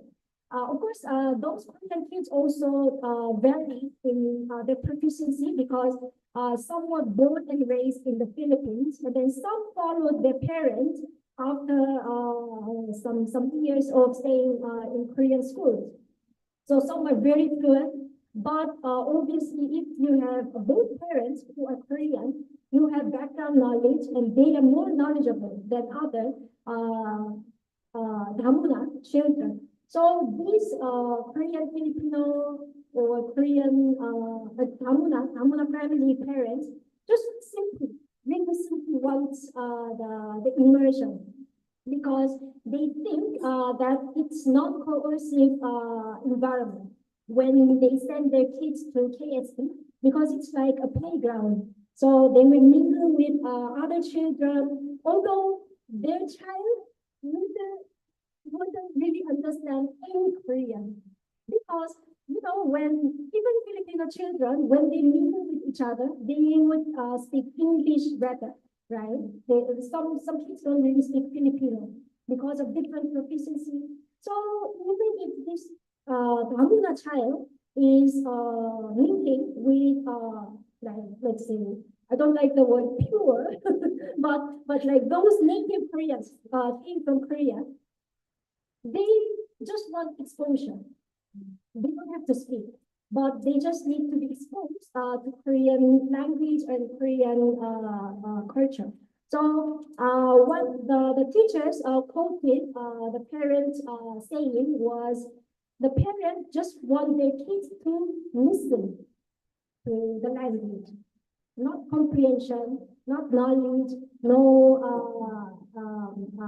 academic motivation, just listen and to be exposed. Next one.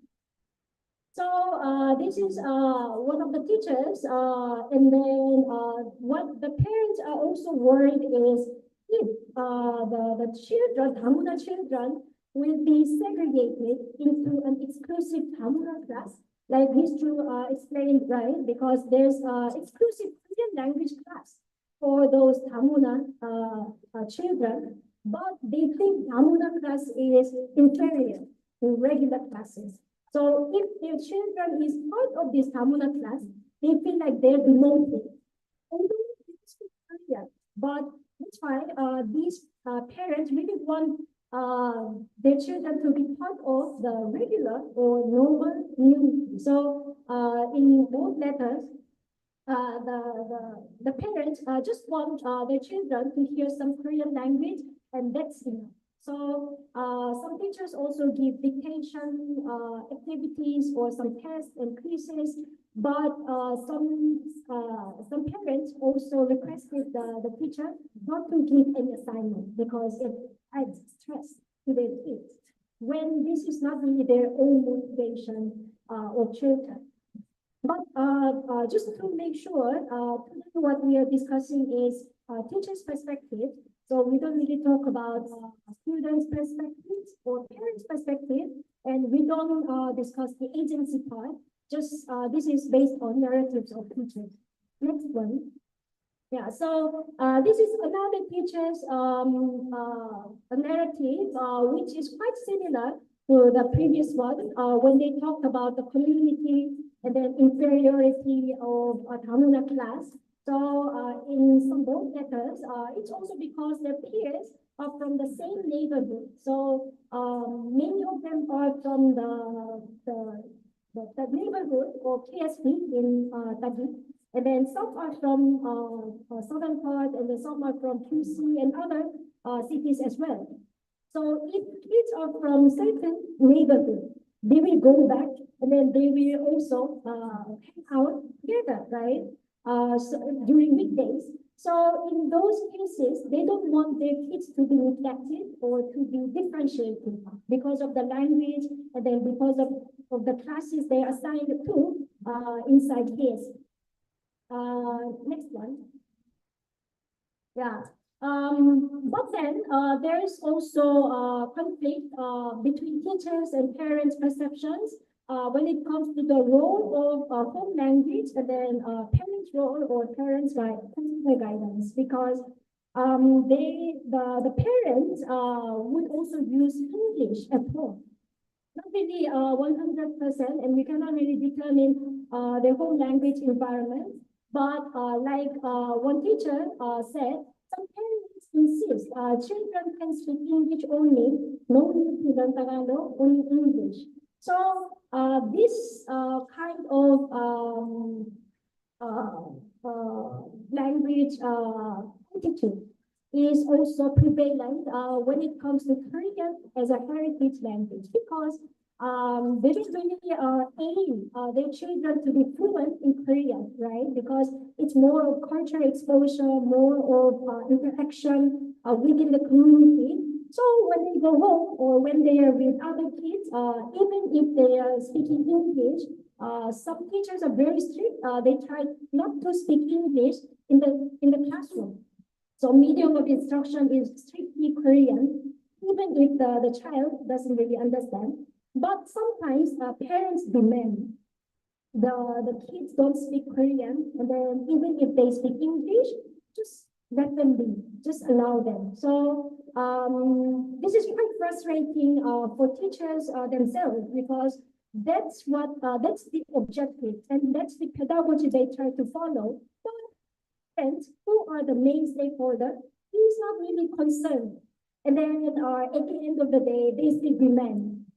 Like their kids should be in a regular class, and their kids should be this and that. So the administrator and teachers are thinking their attitude is ambivalent, because their demand is getting stronger while their responsibility is weakening. So the reliance on the institution without home language responsibility is quite prevalent in teachers' narratives. Next. Yeah. So this is just another narrative. So you can just see the last line. I will just read.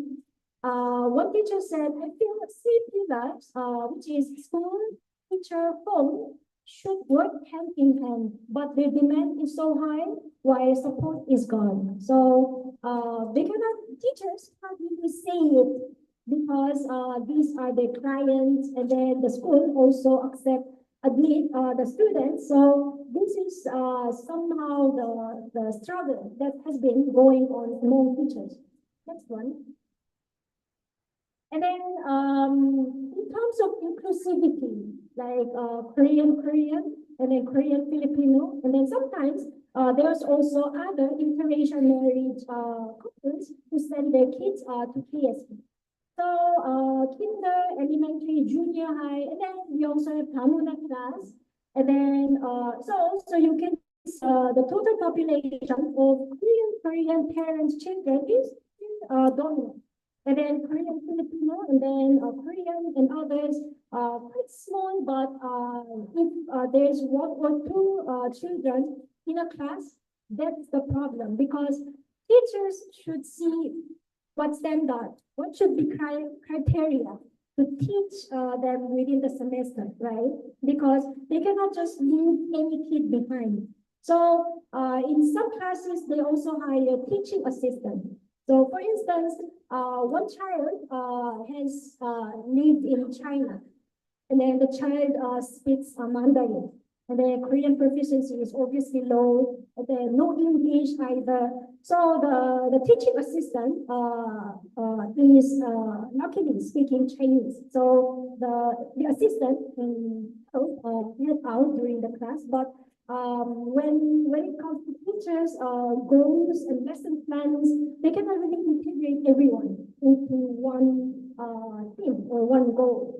So the one teacher also mentioned some Korean children, Korean, children also seem stressed because sometimes the teacher will give leeway to be more understanding for Damuna children. So even if they just copy and paste dictation, or even if they need some more help, they just try to explain to Korean children that just understand because they need more help than you. But it might also give somewhat negative impression or some different perceptions, right, among the children. Next one. Yeah. It's also correlated to identity building because Damuna children obviously have less background knowledge. And then since they are multicultural families, they also need to be exposed to their mothers or their fathers who are Filipinos, and then who are non-Filipinos as well. But the school, PSP's mission, Korean schools overseas, they have the same mission that they have to educate Korean language, and then also they have to help children foster the Korean national identity. And then they have to be exposed to Korean traditional culture, and then to understand what is Korean, what is to be Korean people. But since they have different ethnic and cultural identities, the parents also have some different thinking. But this is quite interesting because one teacher said, like when she handles Korean Filipino children, you can see the bold letter. Your father is Korean, so you're Korean. So this is how the teacher sees the child should be.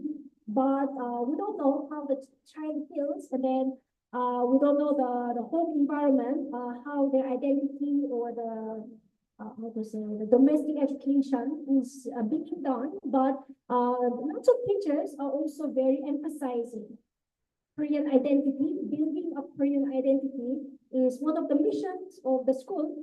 Likewise, teachers also highlight that portion. Next one.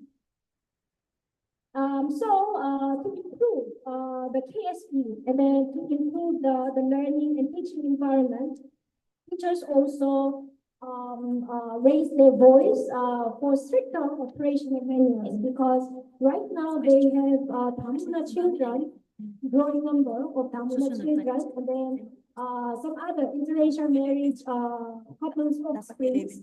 But strictly speaking, Korean schools overseas are funded by the Overseas Korean Agency. The Overseas Korean Agency is that governs overseas Koreans in general. So not just children's education, but like me, I live abroad. So the Korean government would govern the life and life quality of Koreans overseas. So, but the KSP is quite generous to admit different type of students at the moment, but teachers are also concerned because it could be very possible, positively speaking. But for teachers, it's not always easy to plan instruction and plan the long-term plans, how to educate these children, especially Damuna. And then, so in the second paragraph, teachers are also uncertain why the national curriculum that Korean children in Korean schools in Korea follows.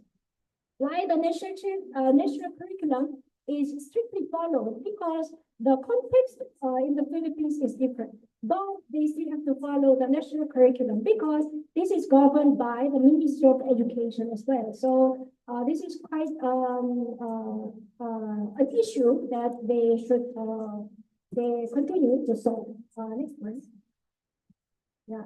And then the reason they raised their voice about stricter operational manual is in the bold letter. Sometimes teachers also feel like they're like childcare services because Korean school is every Saturday. So from 8 to 12, and then by lunchtime, the parents will pick them up and go home.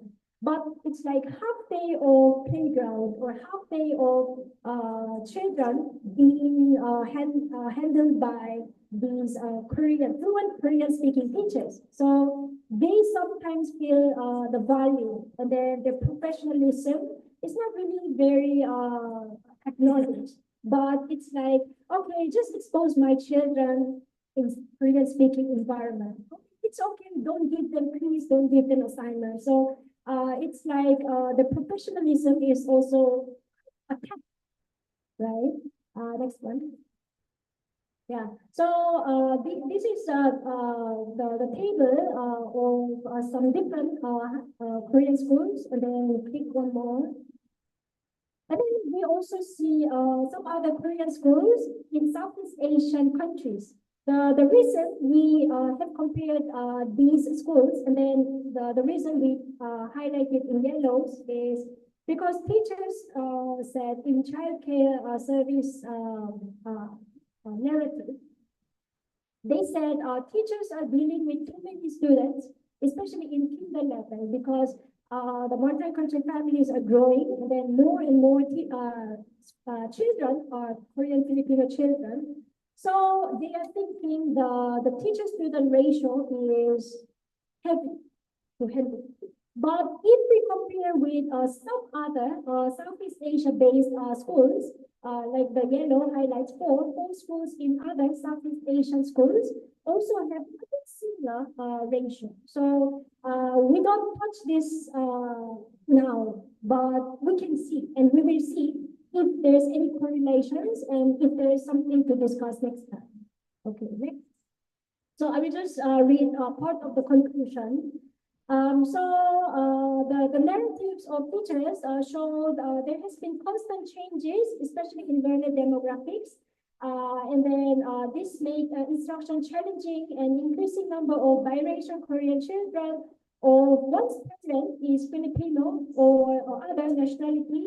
The teachers do not perceive Korean as a heritage language pedagogy to be applied equally throughout the classes and the year levels. So, like we discussed in the beginning, Korean as a heritage or first or second. So teachers are also a bit confused. Which domain is more fitting to educate these children? And then last slide. Yeah. So these are some preliminary findings, and then the table were quite small, but when it's more clear and finalized, we will also share the findings next time soon. So this is it from our group. 감사합니다. Kamsahamnida. Well, that was a very extensive presentation about an existing school in the Philippines. I've actually by the school so many times traveling within the metro, no? And maybe some of you have passed by KSP before once, maybe. So now we have a few minutes left, so we extended the time a bit. So we have room for one question from the audience, if anybody's interested to ask any of our speakers here today about the heritage language education. So just to summarize what we talked about earlier, heritage language is based on the context of use, no? So we have HL, L1, and L2. And often HL tends to be the L2 or L3 of what was said as the Tamunwa.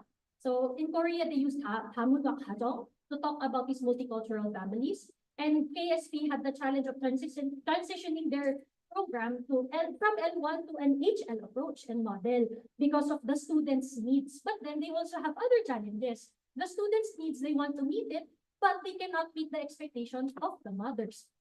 Not mothers naman, sorry. Maybe the parents don't want to judge the mothers. But bilingual children are being challenged to have a common language. So we just want to expose our children. But they end up just using or reverting back to English.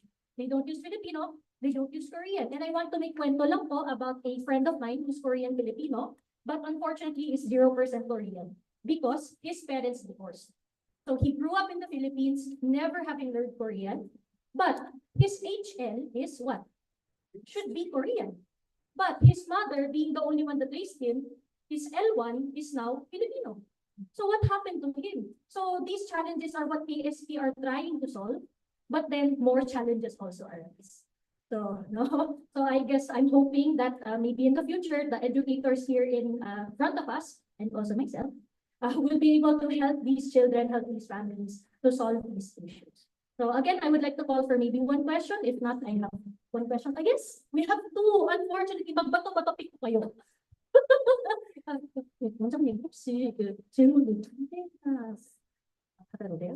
Okay, so we'll accept the two questions. Sige, for the first one in blue. Yes, ma'am. No. I think I am one of the representatives in from families. So my husband is Korean. And I'm also currently teaching Korean in private and public sector in tertiary level. My question is, because it's new for me to hear about the KSP, that's why I'm in the line of teaching Korean. So how, or maybe we are just outside the city, that's why it's difficult. Maybe the advertisement, I really don't know. And I'm interested with the KSP with regards to my children, by the way. Because I have two kids and now those things that you mentioned, it's really true. We're facing those problems as a mother and then as a teacher. So as a teacher, my question is there a material used by the KSP specifically localized for Filipino students? Okay. So for the school inside the Philippines, actually we have like 15 Korean schools or Saturday schools, I mean. Or the advertisements, we really don't advertise for the Hamuna family so far. It's like advertisement over to over. Korean school. Yeah. Verbal. Yeah, globally. But in last few years, like among the Korean Filipino couple families, they are aware Korean schools are existing in the Philippines. It's not just one, more than. But so far, our school is the biggest one. We have a lot of Hamuna classes, but I believe we have more than 10 schools, and then maybe you can send your kids there. And then for the textbook, that's one of our challenges. Korean government is trying to publish more material, but in terms of shipping and then distributing is quite challenging. So we have some textbook material in school, but teachers are the one who modify and then create the material for the students. Depends on their choices. But if you want help, maybe. Dami na. Ayun, so I guess that's also the challenge of KSP pala, is having the materials provided also to them, but the shipping, hello customs. Thank you customs. But yeah, I guess you can reach out to the schools, no? They actually listed a bunch of schools. It was just in Hangul, but I know that a lot of other Korean schools exist. May I ask what's your province, ma'am? Just curious po. I'm from Rizal. Rizal. Rizal has also a Korean school. If I'm not mistaken. I might be wrong, sorry. But ayun, so thank you so much, ma'am, for that question. Hopefully will help the families po. And we have the last question po for today. Hi. So I'm from Diliman, Department of Linguistics. I'm currently studying French and fancy. And something about the discussion on parents' mindset on language learning, it reminded me a lot of my own experiences because I grew up in a household that spoke only English. We're Filipino. My mother is from Manila. My father is from Bisaya. But we only spoke English at home, and I guess that really resonated with me. And when you mentioned about how some parents want their kids to be just like exposed to the language, do you think that maybe it's born of this misconception? Because my parents had the same misconception that, okay, you can go play with kids who speak Filipino. Maybe you'll pick it up, maybe you'll learn, maybe that's how you learn. This sort of idea that it's enough to just go out to the playground, play with Filipino kids who like inevitably revert to English when they speak to me, and then you come home, you only learn English. And so I'm wondering if that maybe that sort of, have the teachers ever mentioned that maybe this is there's like this misunderstanding of how language acquisition works in children, especially in these Tamil families. I think we cannot really expect parents, like those common people, will really see how the language acquisition works, because that's not what they studied, or that's not what they are specialized in. So what parents dictate the home language, or the choice of the language at home, that really governs how the children also think and follow what to speak. So that's why, like your case, you're fluent in English, but you hardly use in Filipino language within your home base. One of the teachers, we didn't quote here, but she said, because she has 3 sons, and then when her second son won in some essay contest, the essay was about how the child, the son, felt like his English sounds so foreign, because the mother insisted they could speak Korean at home, like their heritage can be strongly maintained. But then, because of the home language environment, when he spoke English outside or with his peers, he felt he's so foreign. He's such an outsider. So when he orders some food, like his favorite, and the waiters would be extra kind, because Filipino hospitality, like they try to be more kind to foreigners. But this kindness can really play a positive role because he wants to belong to the society. He lives here. He goes to the local school, but his English accent is still so foreign because of the home language choice. So the teacher herself, because she teaches these Korean or Tamil children in KSP, right? Her education philosophy is still there. But when it comes to her own children, she has some agony, like, my sons are still being very foreign, and then it's too obvious that they speak in Korean accent or English. So I think teachers, because they are also just individuals, if they have their own children, so depends on the philosophy of the teacher and the school. But that's why we discussed the conflict of interest between teachers and parents. So I think we just have to investigate deeper.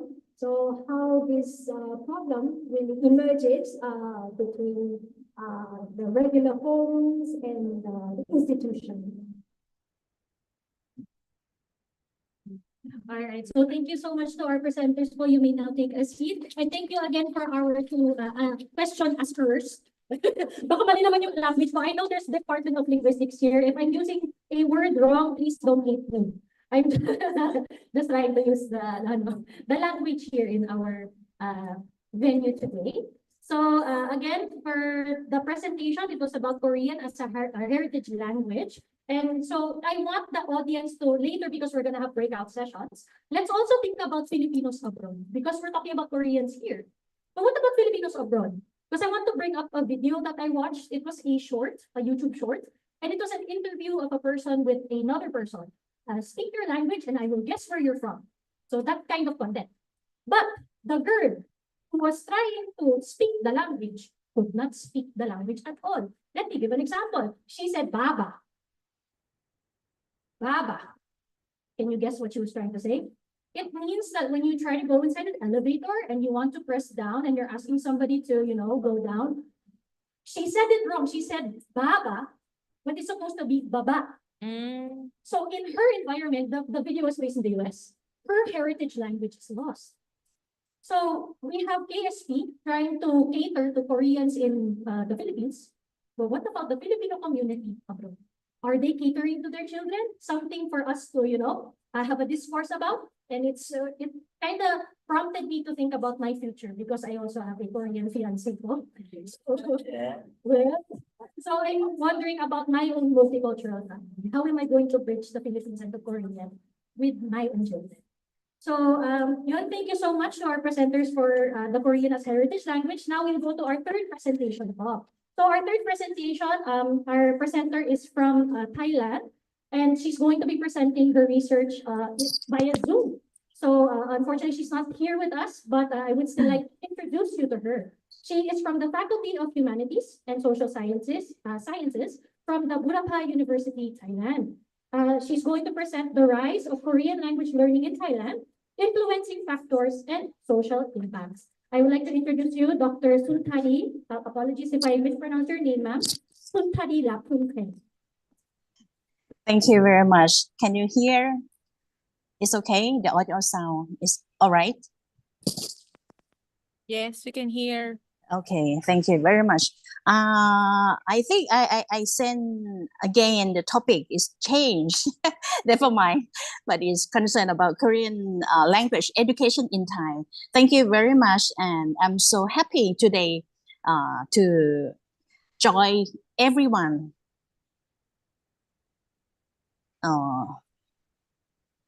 Even though in an online platform. Okay, let me check. Let me share my slide.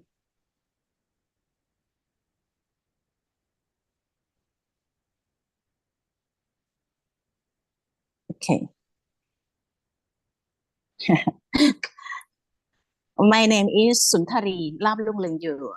Pronunciation is correct. And I do this paper with my colleague, Professor Nathawan, but she, unfortunately, she can't join today because she is on the way back to Thailand.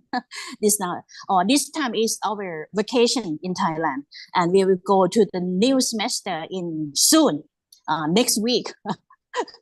Okay, today's topic, I would like to share with you about Korean study in Thai education, growth, obstacle, and policy direction. I will give you a full overview once again. Maybe you have heard about this before. Okay.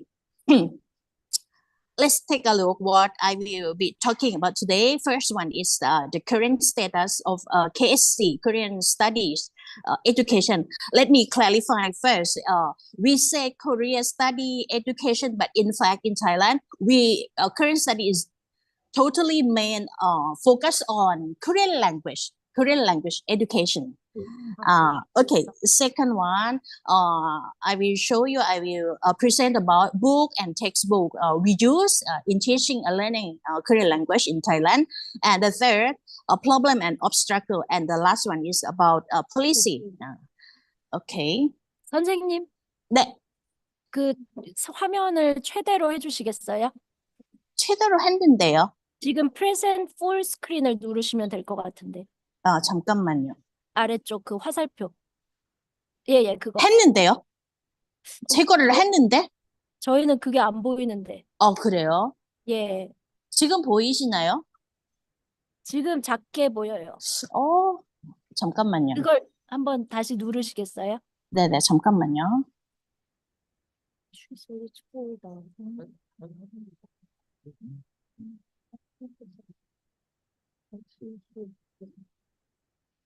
위에 그 present 그걸 누르셔도 될 것 같아요. 이게 최대 큰데? 위에 그 present 눌러보시겠어요? present 어디예요? 오른쪽 위에 영어로. 오른쪽. 이거. 되나요? 아니죠. 다시. 나갔는데 잠깐만요. 예.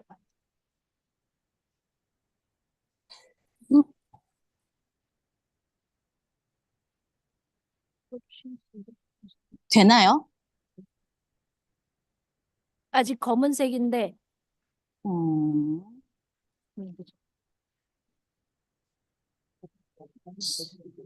제 컴퓨터는 아주 크게 뭐 풀 나갔는데요. 아니면 그 링크를 저희한테 보내주실 수 있나요?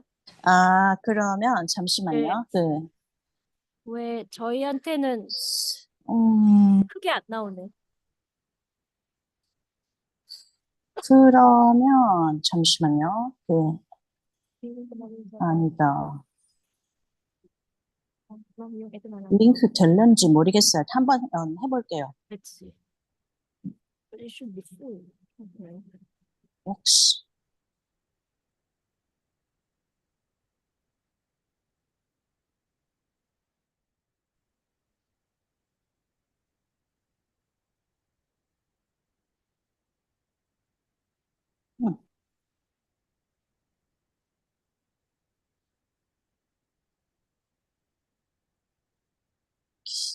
잠깐만요.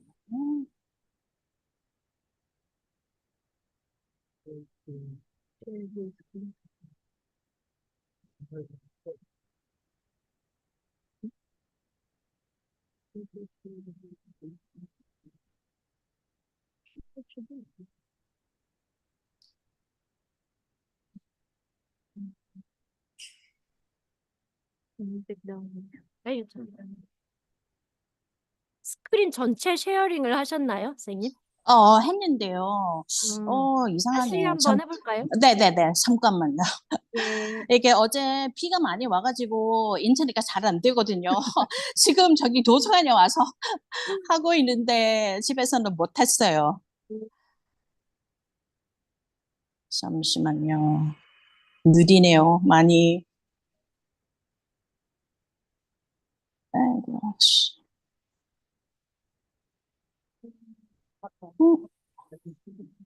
파워포인트가 있어. 간단하면 프레젠트 누르면 다른 화면으로 뜨더라고요. 그래서 전체 화면 쉐어링하지 않은 거. 했는데 좀, 전체 쉐어링 하고 프레젠트 누른 다음에 그 화면을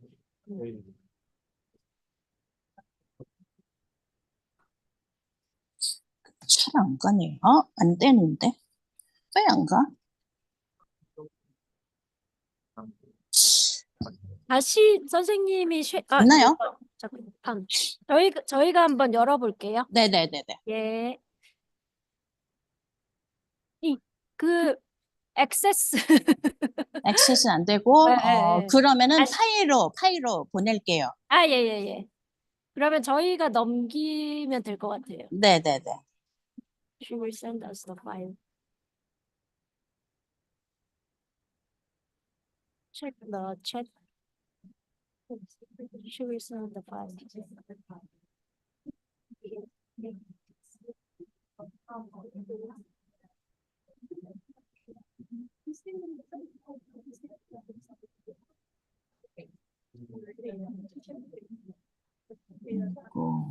No, she will not do this anymore.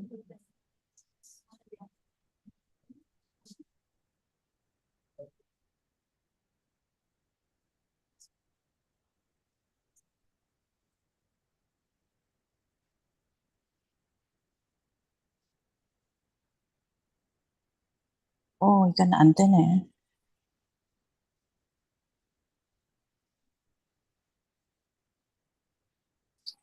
가나요?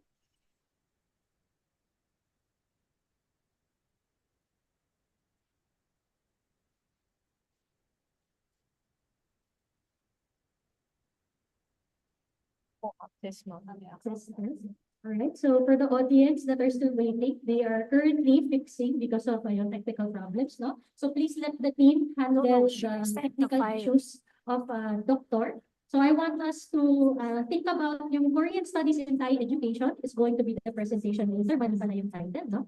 So it's the doctor is going to be talking about the growth obstacles and policy directions. So since we're in the Philippines, let's try as Filipino educators model. So try to integrate it into the Philippine education. Because I remember 파일 as 있으세요? we reach the topic.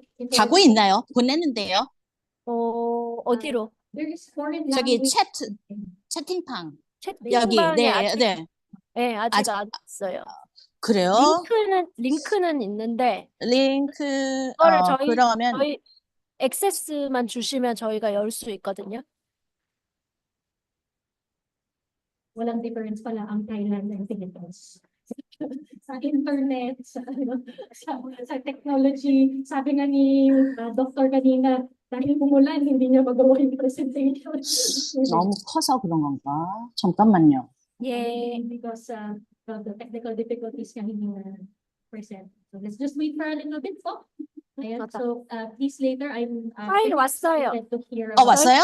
예, 오케이. 열어볼게요. We'll get started very soon po.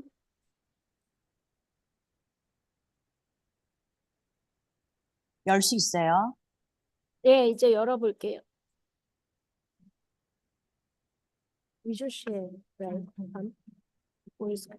선생님, 저희가 이쪽에서 그 공유를 할 거니까 선생님이 그냥 next라고 말씀하시면 저희가 오케이. 옮겨드릴게요. 네. Full screen, right?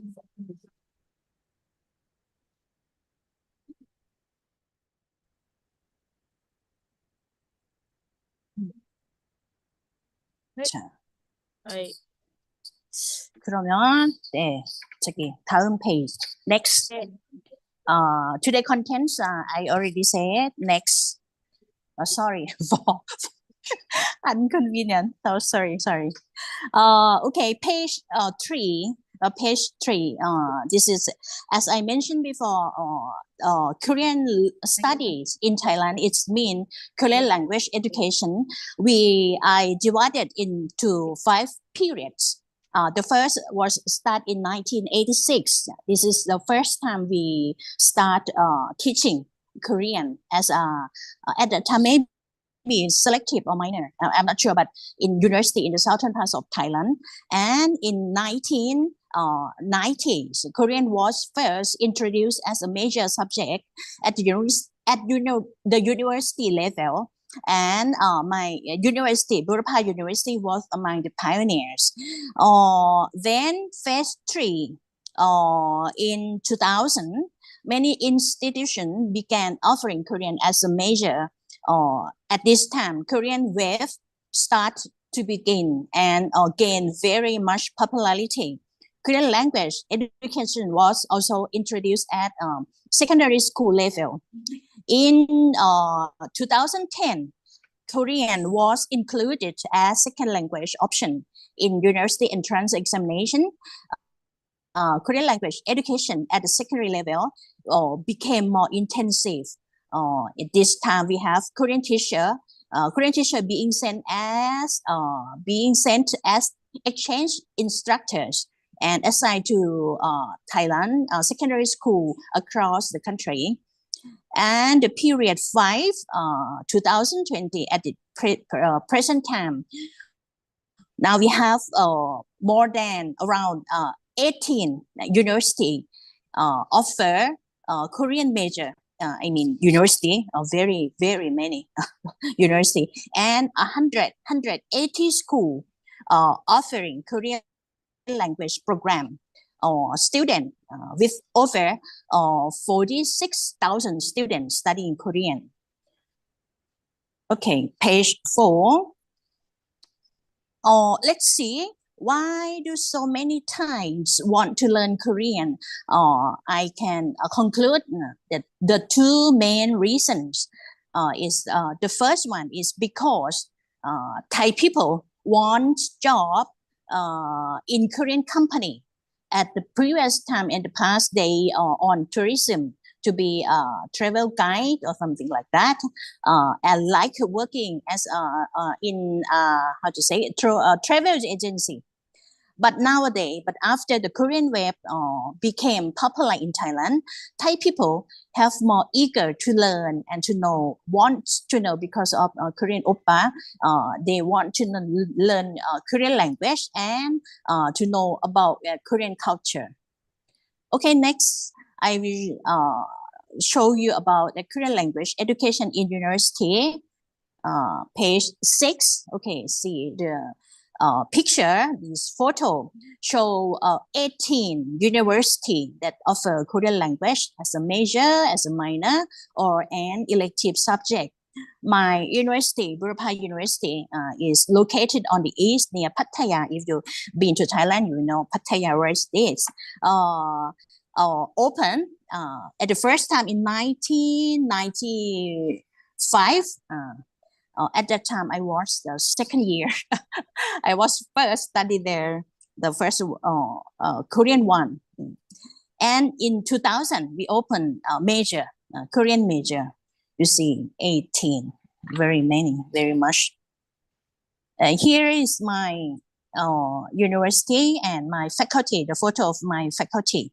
Our university was founded in 1955. Now it's 70 years old, and we are a public university. What about our Korean program in BUU? Is the abbreviation. We opened a major Korean major on year 2000. Now we have 170, around 120 students, 4 years. It's a 4 years program, and the total credit is 122 credits.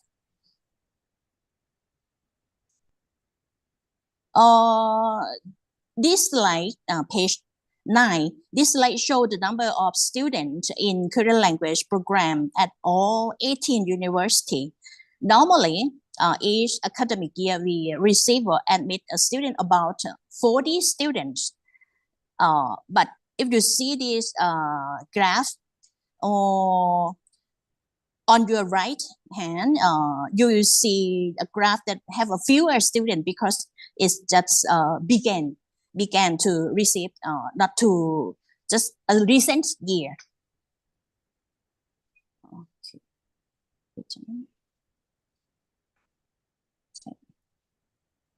Next page.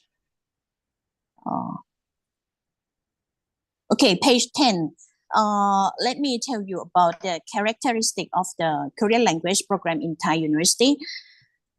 Almost 100%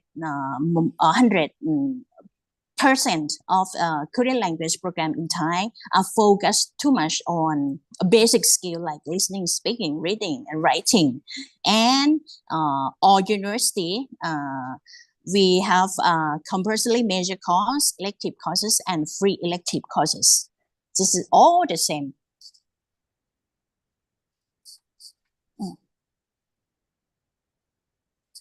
Page 11. This is an example for me for my Korean language course at Burapha University. Korean related course, what they learn.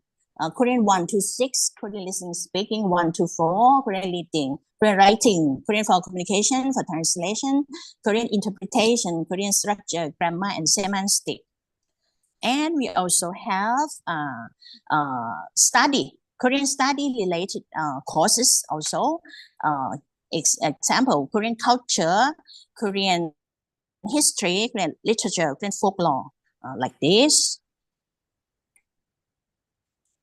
Okay, next page 13. I would like to present about Korean language education in secondary school level in Thailand. This is like a timeline.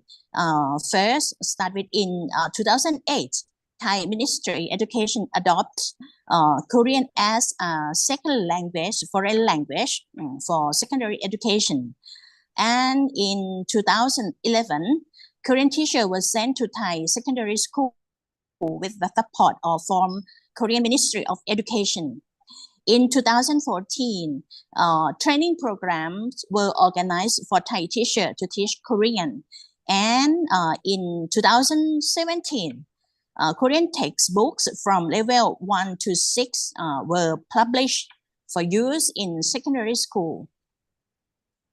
Okay, next, 15.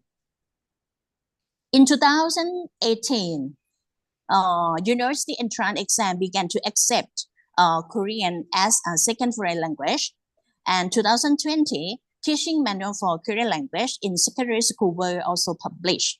In 2022, also intermediate level of Korean textbook were published. Okay. 16, page 16. This slide show a graph of number of secondary school in Thailand offering Korean language courses. It can be seen that the number has increased significantly compared to the area of the program. Now we have 180 schools, and the number so fast. This slide show the number of students learning Korean at the secondary school level. As you can see, the number has soared, just like the number of school offering Korea. Now we have 46,000, and my daughter is one of them as well. Okay, next page, 18.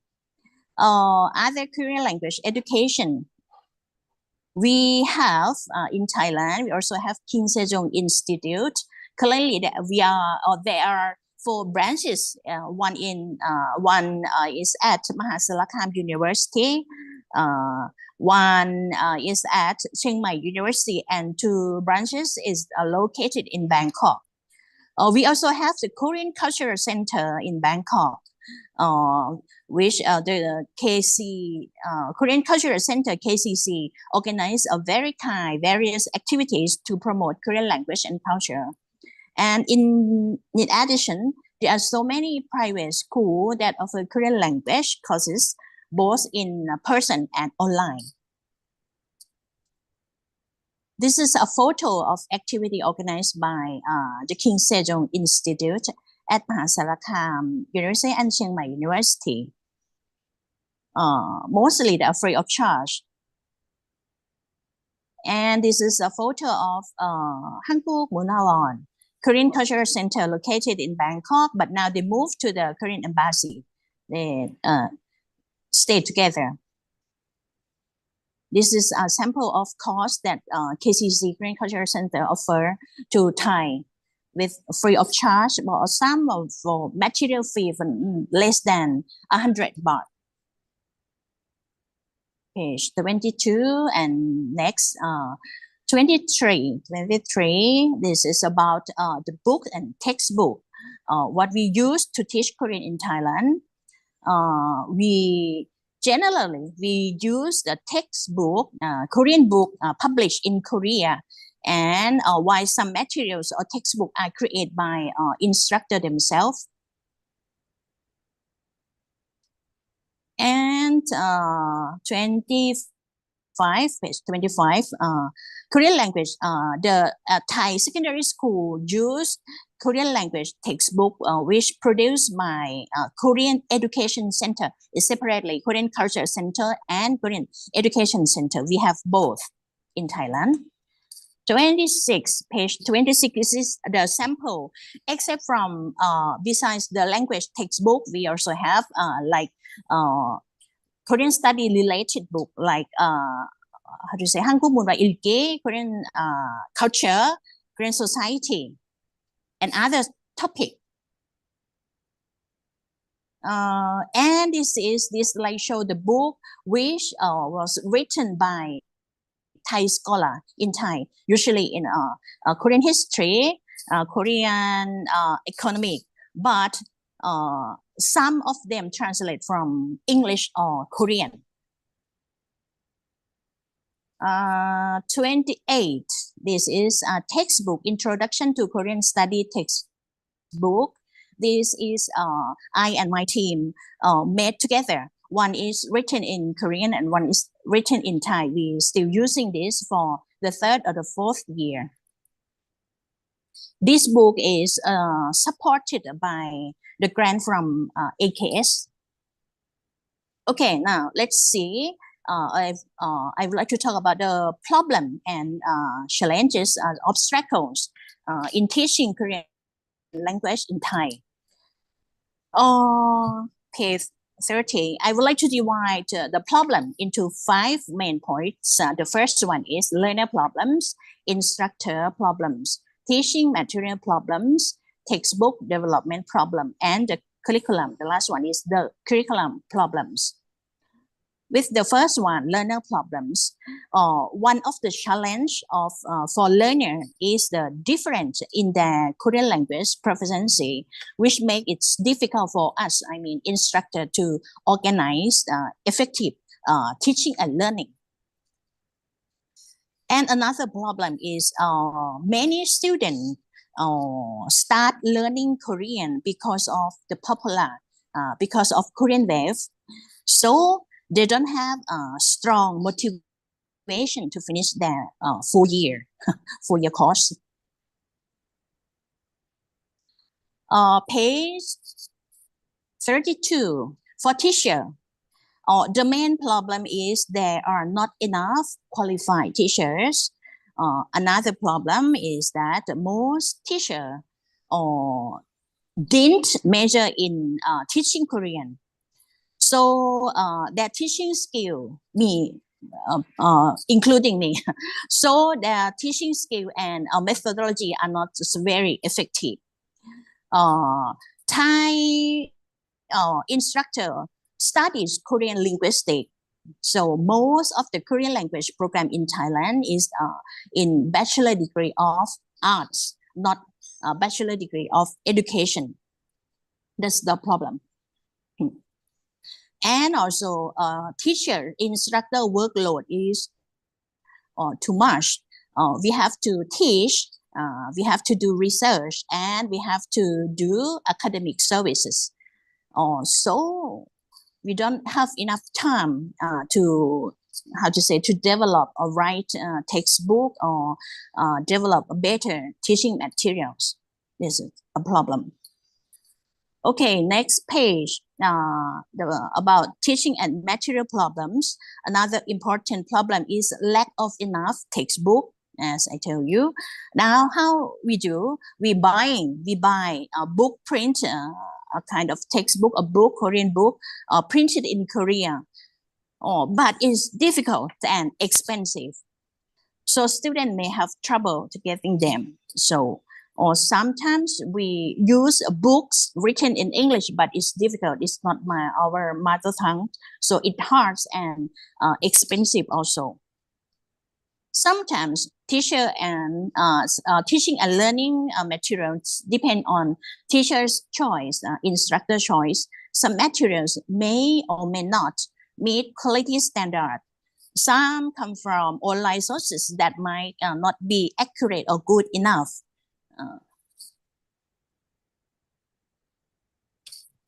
Okay, next, it's about textbook developing a problem.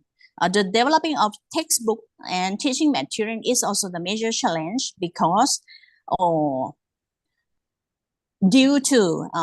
this is mainly due to the insufficient numbers of teachers, limited of expertise in the relevant field, and the lack of funding to support or to develop a kind of teaching material. As a result, there's so not many textbooks have been produced. Okay, last problem I would like to show you is about the curriculum problems. The problem with the curriculum is that all Korean language program in Thailand mainly focus, as I told you before, basic skill, listening, speaking, reading, writing. Because of the main goal of all Korean program in Thai, wants the graduate to work in the future. For their can communicate Korean in their future jobs. I mean, in Korean company. So the program are not very diverse or don't meet the different needs of learner. Here's all the problem I want to show you, and I think I used. Okay, the last one. So fast. Policy recommendation. First, I think it's important to create a program that train and certify Korean language teacher. This will make sure that teachers have enough skill and knowledge and can teach effectively. The second is we should, Thai scholar, Thai instructor should develop the curricula that design especially for Thai students, integrating technology into teaching, which will also help to make lesson more engaging and accessible. And the third one is national policy must be created and proper funding provide. Government support is key to growing Korean language education in long term. And finally, system need to be set up to monitor, to regular check and improve the quality of teaching. This is to ensure that students receive the high quality education and help identify areas for improvement in the future. Is it too short? And this is all I prepare to share with all of you today. Thank you for listening.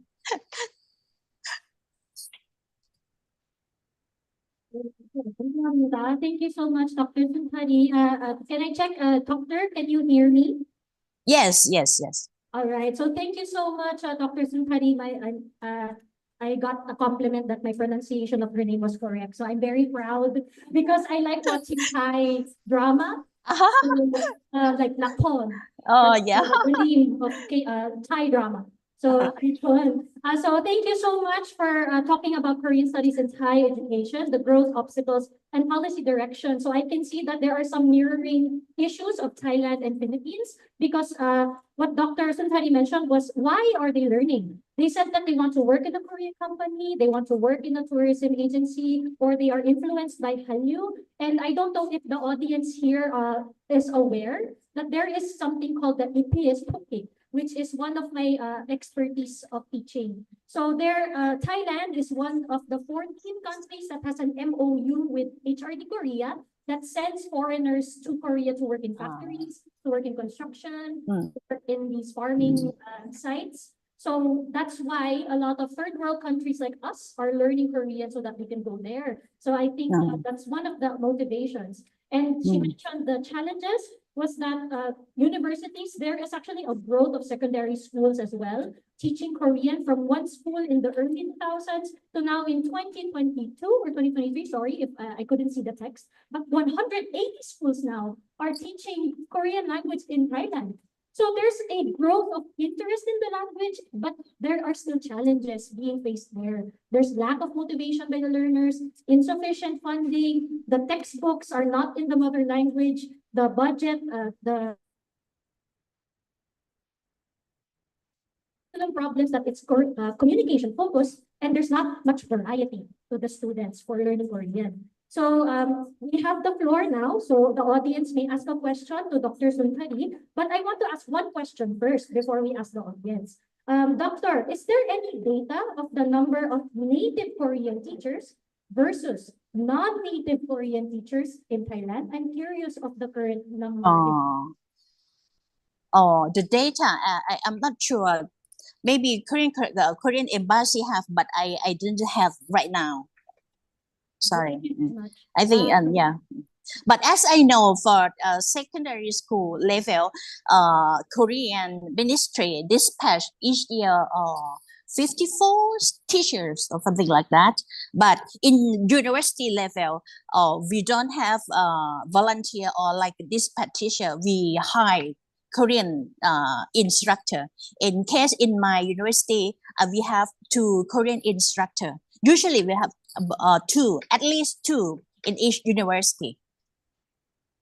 Thank you so much for answering, ma'am. I was curious, like, how many of the instructors are existing now in the Thailand setting? So I don't know if in the Philippine setting, because we're here in Philippines, how many teachers there are. So I was curious about Thailand's data. So now I want to see if there's anybody in the audience with a question. We have two raised hands. I want to just double check. We can ask two questions.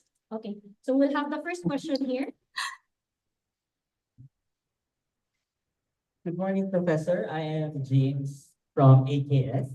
So, from what I've heard from my peers from Thailand and what I've also noticed myself, many students who have learned Korean during their secondary school, if they are really motivated, they go to South Korea to study their bachelor's there. So as I was listening to your presentation, I was thinking maybe one of the reasons why there is an instructor issue or problems that Thailand is facing right now is because of the brain drain issue. So those that are really interested in studying Korean, teaching Korean, stay in South Korea instead of going back to Thailand to teach other Thai people Korean language. So would you think that would be an explanation, or is the situation in Thailand actually different from what hypothesized? Okay. I'm sorry, I think the signal was lost some. Oh.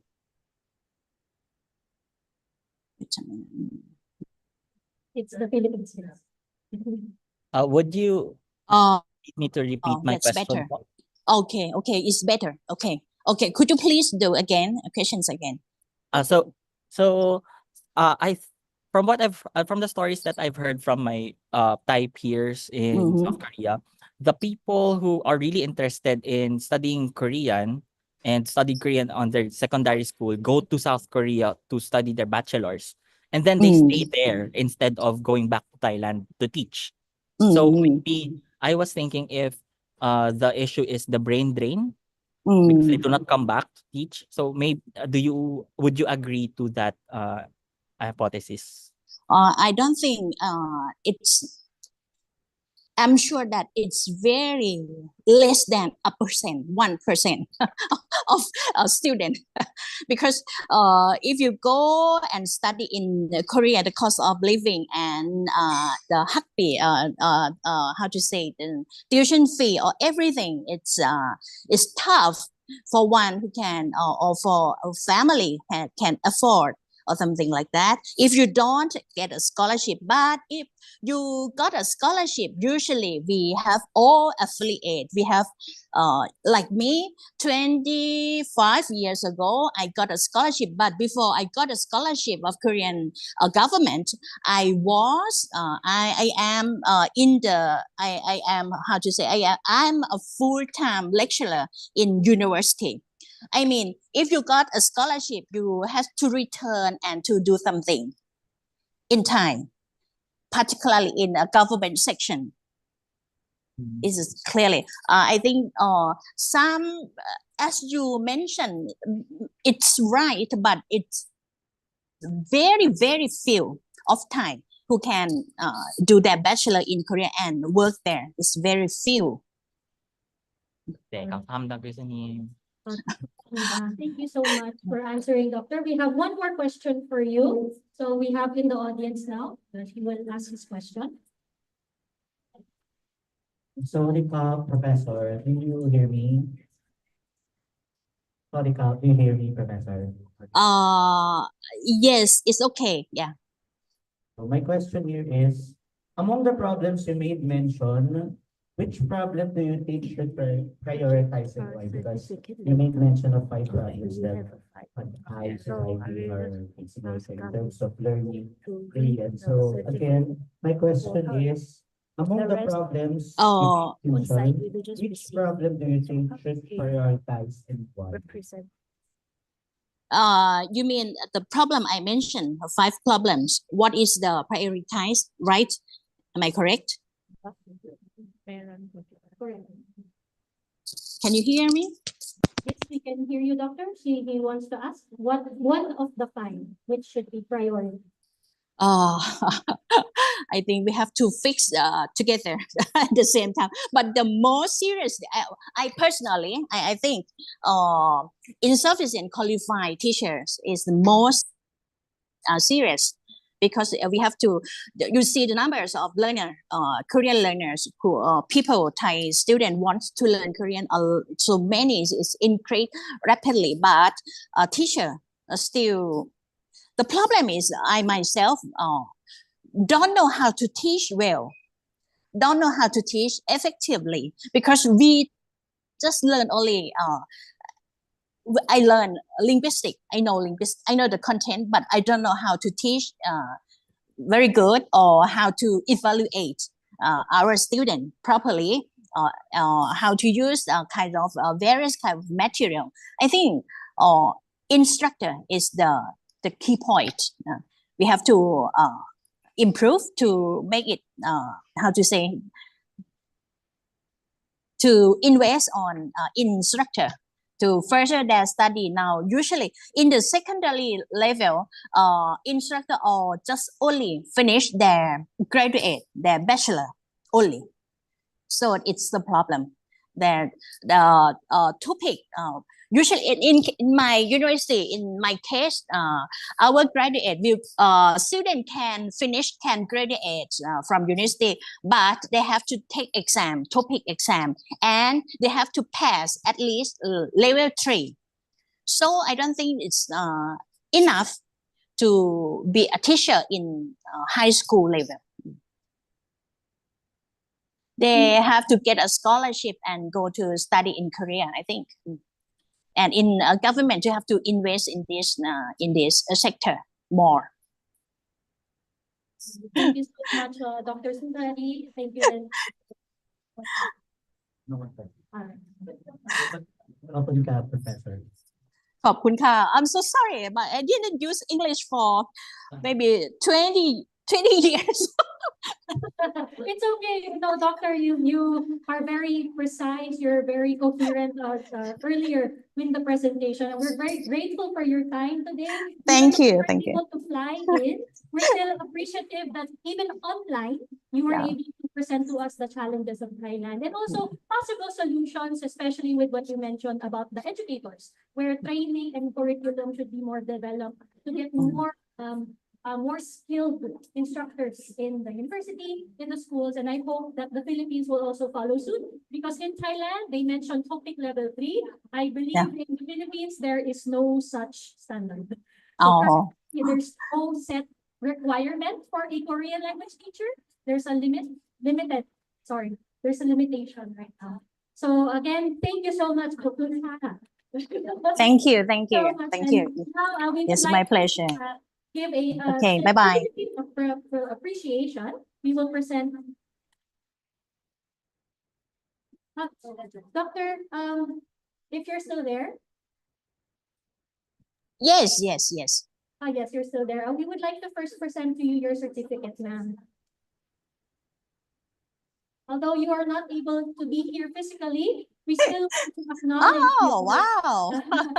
Thank you so much. Expertise here, ma'am. So on behalf of UP Diliman and the other educators and institutions with us today, we present the certificate of appreciation to Dr. Suntari Laptungteng for serving as a guest speaker at the 2025 Korean as a Korean as Foreign Language Workshop for Filipino educators organized by the UP Korean Research Center and UP Department of Linguistics. This is held at the CSSP Health and Wellness, Palma Hall, University of the Philippines, Diliman, QC, Philippines, on 21st June, 2025. Again, thank you so much for that.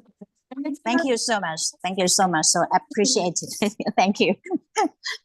Thank you so much, ma'am. And please have a good day today. All right. So that was Dr. Suntari. And now I would like to give a certificate of appreciation for each of our speakers this morning's session. First, I want to give the certificate to James Dominic R. Manrique.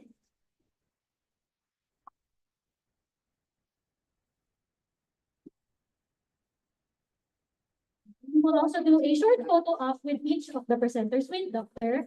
Kyung-min. Wag sa projector. Ayan. Dear photographer, ayan, so that we can see clearly our speaker and our organizer po together.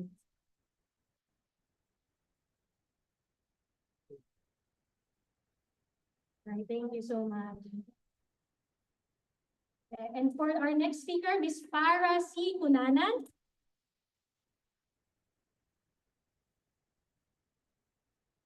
Photo up here in the center po. Just a quick picture lang naman. And kindly stay on the side so we have one full group picture later.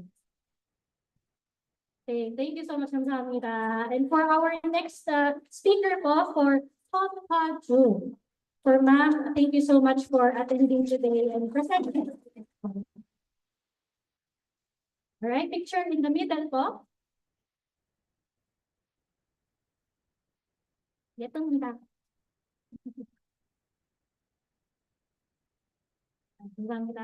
All right, and for our next one, for Ria P. Rafael. Thank you. Even if they were not a speaker, still, they were part of the research naman po. So, an acknowledgement pa rin sa research po nila, something that we can all use as resources in our day-to-day. And lastly, for myself. Hey, by the way, I am your host today, Camille Fatima Delevoy. Hindi ko alam po.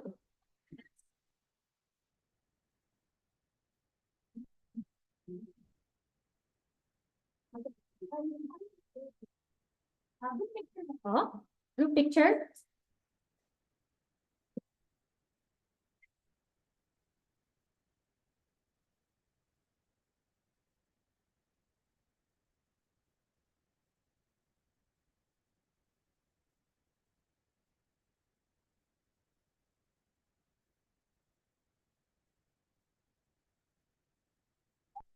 Thank you so much for attending the morning session. So now we will have our lunch break. Currently, the time is 12:07. Again, konting extension lang po. So we want to give you enough time to eat your lunch.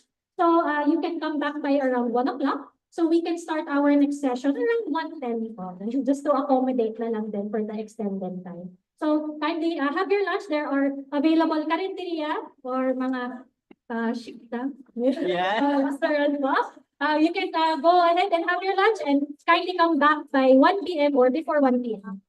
Ang sabi na, mas kasi sila.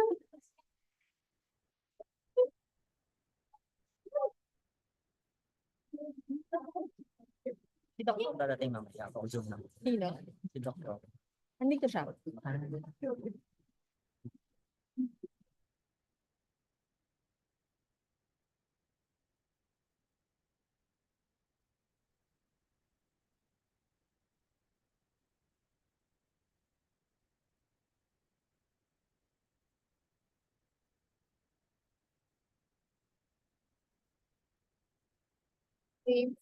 Naubos ba ang day? Ewan pa ba? Meron pa nga eh. Sayang. Ay, wala pa. Apa yun nga? Kunin ko na yung isa. Kaso ano? Yung cocoa. Sana may kape pa. Hindi, cocoa na lang. Thank you.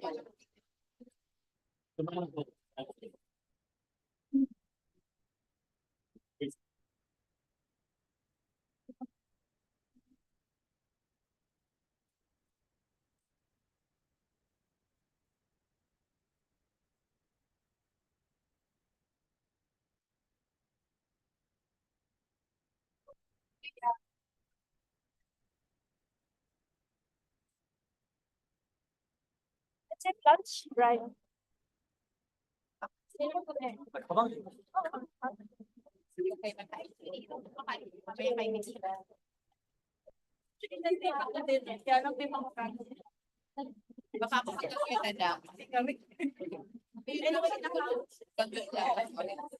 Sa YouTube naman nila papakita mo na.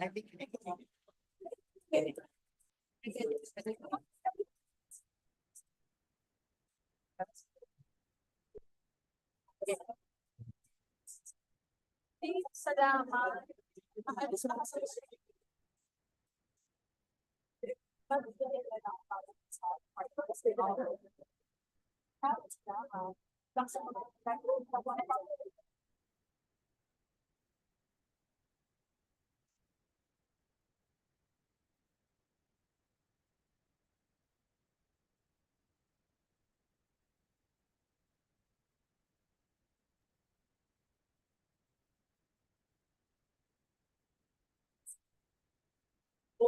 Just right in time. Okay, do you have something for you, Pala?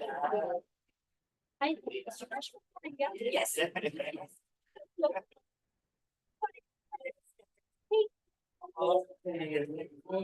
Saka ka po. Saan ka bibili? Sa taban? Hindi ka lang. Kailan mo pa rin sila? Ako, classmate ko ng college. Kasi, that's your office. Oo. Let's talk to them. Kasi may problem.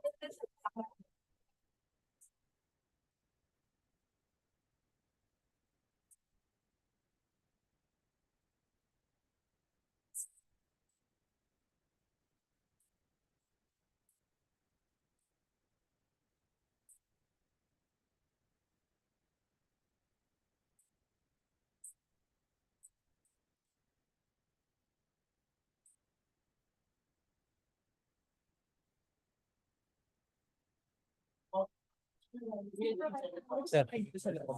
Oh, pwede, pwede.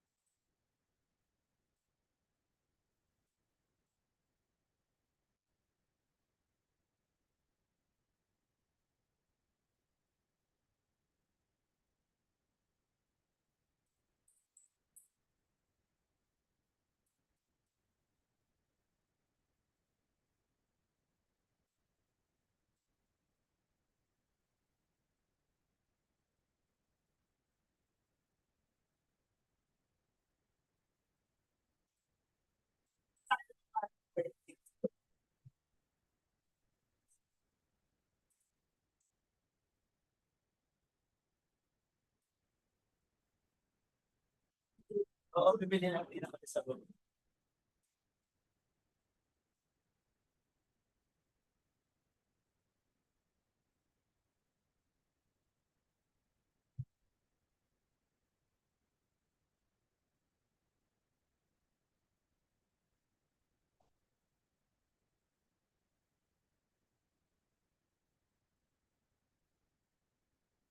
Patarik sa kakawan para lang daw yun ah.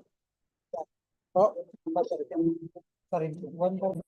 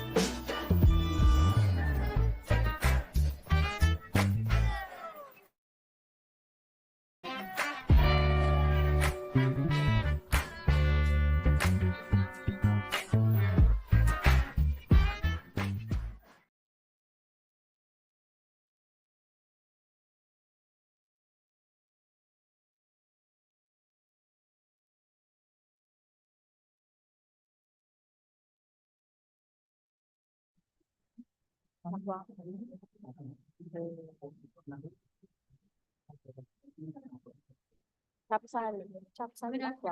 everyone. So we'll be starting very soon.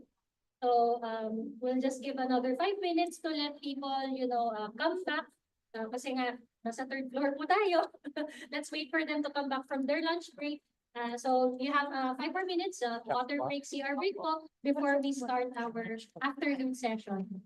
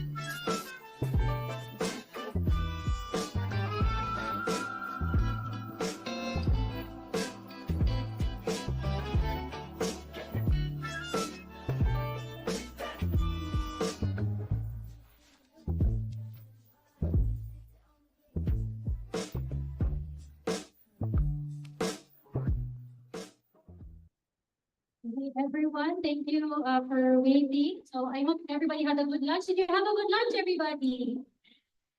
Tegulaya. Busog na. So for our afternoon session, maybe you have seen the program flow po for the PM.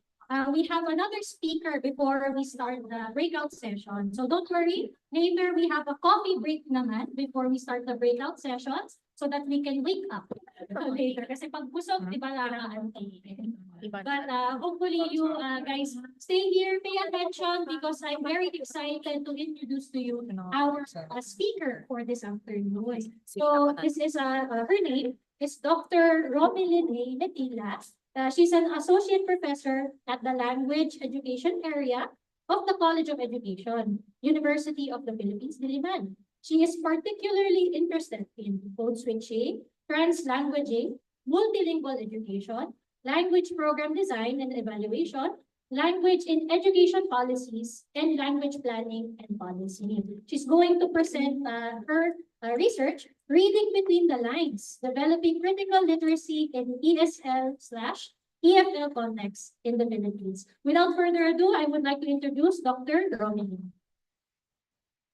Thank you. Maraming salamat. Anyong, good afternoon to all. Thank you for this opportunity to share about critical literacy at this timely juncture where the need for it is more pronounced than ever. The title of my presentation is Reading Between the Lines, Developing Critical Literacy in English as Second Language and English as Foreign Language Contexts in the Philippines. I hope that you will gain insights that can later be unpacked or expanded as you attend the different workshops after my session. More importantly, I hope that the presentation can inspire you to be more creative, more resourceful, and more determined to develop critical literacy in your language classes. So for this afternoon's presentation, my targets are to review other constructs of literacy that are also currently relevant. We then zero in on the definitions of critical literacy, and we will contextualize our discussion by looking at the status of literacy or critical literacy of Filipinos in national surveys and international assessments. We then explored how the Matatag curriculum aims to develop critical literacy and how the special program in foreign language can be a good platform for developing critical literacy. So I then present a couple of pedagogical frameworks that integrate the development of critical literacy in language classes. And then I share some strategies or activities that can be integrated in ESL and KFL or kahit KFL classrooms to develop critical literacy. Medyo madami po, no? Finally, I end by presenting ways on fostering students' positive attitudes towards critical literacy in the light of growing artificial intelligence or AI use in daily life and in education. So sana samahan niyo po ako at matapos magawa ko lahat ang mga targets na ito for this afternoon. So let's start. I hope you could see the texts on the slide. You could come closer if you wish. I think we should begin our discussion by reviewing the basic, the essential or foundational definition of literacy. Some would say it's the ability to read and write, no? Literacy. But it has also come to mean knowledge or competence in a specified area. And we might not be aware, but we have some other literacies that have emerged throughout the years. An example is, you could see at the corner, health literacy. Okay, that should allow you to understand an infographic about HIV. So when I saw this infographic about HIV, I was immediately reminded by the health bulletin during the pandemic, you know, when we used to monitor the daily cases and so on, and the total number of cases. And so when I saw the similarity between that infographic and this one, my first thought was, is it already this bad? The number of HIV cases in the country? Bakit lumalabas ulit ito ngayon, ano? So, if you have health literacy, you should be able to make sense of the information that is presented by an infographic like that.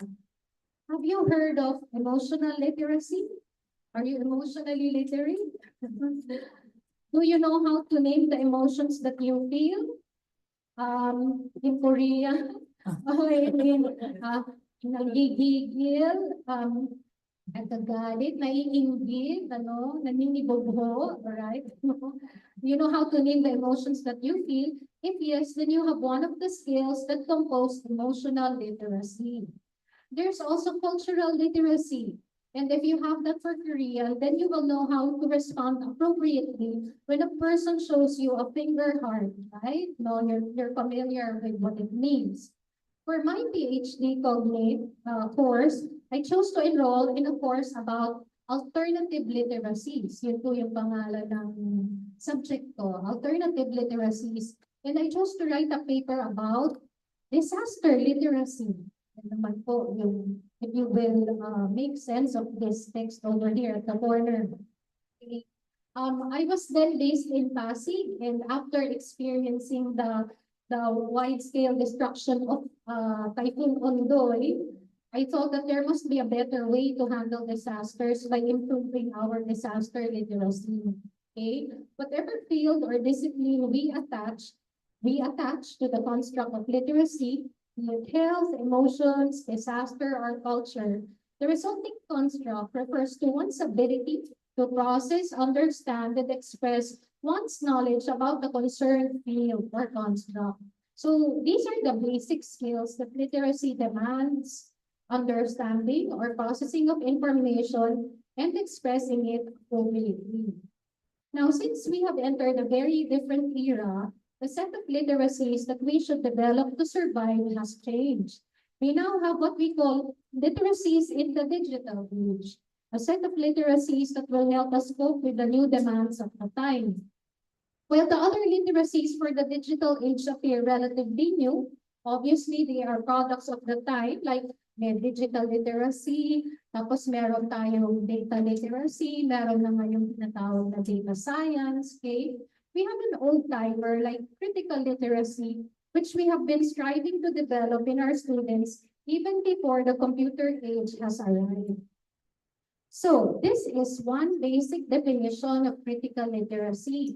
So it demands analysis, questioning, and evaluating texts. Pero hindi yung traditional text that we may have in mind. It not only includes verbal texts, but also non-verbal ones. We also include graphics or visuals, and even videos are also texts. The analysis of the text has to consider multiple contexts and perspectives. It also demands an awareness of how a text is deliberately produced to achieve some target intentions. So I'm not just talking about deliberate editing, to produce fake news, hindi. Yung kahit yung malinis na pamamagitan naman, we produce a text deliberately in order to get a message across. Laging may mensahe sa likod ng bawat teksto, kaya dapat alam natin kung ano yun. This entails the knowledge of the author's purposes and techniques, and also his place in society and the dynamic that he's involved in. Now, the term critical in critical literacy will usually draw us to the related concept of critical thinking, syempre po. Well, yes, definitely. The two are related. That's why I have a Venn diagram here to show you that. Critical literacy depends heavily on critical thinking skills to deconstruct and analyze texts deeply. Both require, and that's what you see in the middle, skepticism, reflection, and questioning, rather than passively accepting information. I guess that's what we have to develop in our students, that specific skill na hindi lang tatanggap ng kung ano ang ibigay. Laging merong healthy level of skepticism. Yung healthy lang po, kasi baka hindi na sila maniwala sa lahat naman ng makukuha nila. Critical literacy can be seen as a specialized application of critical thinking, but it is focused on language, meaning, and power in text. So, in short po, critical thinking is the broad skill set for analyzing and evaluating ideas. Tapos mas specific ang critical literacy. It applies those skills specifically to understanding and challenging texts and messages in society. So itong mapanghamong stance, tapos nasa context pa ng isang lipunan. Magpapaalala sa atin yan ng ideya ng critical literacy. This time ginamitan ko ng pula. The term critical and critical literacy might also invite us to recall the special notion of criticality that is advocated by Paulo Freire, no, who views literacy as empowerment and liberation. Nakukuha niyo po ba yung ibig kong sabihin? Ano ang gamit ng wika sa lipunan? Paano mo ginagamit ang critical literacy para mas mapabuti ang kalagayan natin sa lipunan? So may specific application ito at hindi lang akademiko, ano, yung pag-apply natin or paggamit ng skill na ito. So here are other definitions of critical literacy that follow that tradition. The definition of Look and Free Body focuses on power, ideology, and reader positioning. The definition by Maclaren presents resistance to social inequality. The definition by Carmen Look is about identity and power in text construction. Noble and Langshire emphasize redesigning texts for social justice, while Barbara Comer's definition is about real-world application and transformation that can be achieved through critical literacy. Among these definitions, yun naman po yung paborito ko, yung ano yung paggagamitan mo ng critical literacy para mas mapabuti yung lipunan natin.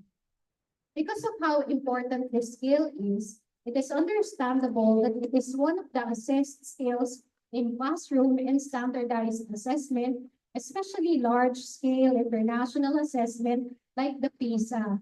Narinig na po ba natin to? In the next slides, we will be looking at the status of Filipinos in assessments that included literacy. Some of these are not exactly critical literacy, ano po, but since they are more basic types of literacies, they can still help us gauge where Filipinos stand in terms of critical literacy, which is a higher type of literacy. Hindi po tayo makakapag-develop ng critical literacy kung wala pa muna yung basic literacy na meron ang mga estudyante natin. Kaya tingnan natin kung nasaan din tayo, mga Pilipino, in terms of that. So here, one of these tests I mentioned is PISA. One of the tests in PISA is reading. And it includes an assessment of critical literacy, and the definition of critical literacy by PISA is here on the slide. In 2018, for PISA, 15-year-old grade 7 Filipino students took the test, and among 79 participating countries, the Philippines scored the lowest in reading comprehension for both boys and girls. For reading, the Philippines had an average reading score of 340, more than 200 points below China. Ang China po ang nasa top 1 with 555 points. And more than 100 points less po tayo than the OECD average. So, kailangan double time. Titingnan natin ang PISA results. Marami tayong kailangan gawin, ano? Para ma-develop yung critical literacy or even yung reading skills in general. Now, ano ba yung itsura ng PISA test? Have you ever wondered? Ano ba? Mahirap ba talaga yan? Right?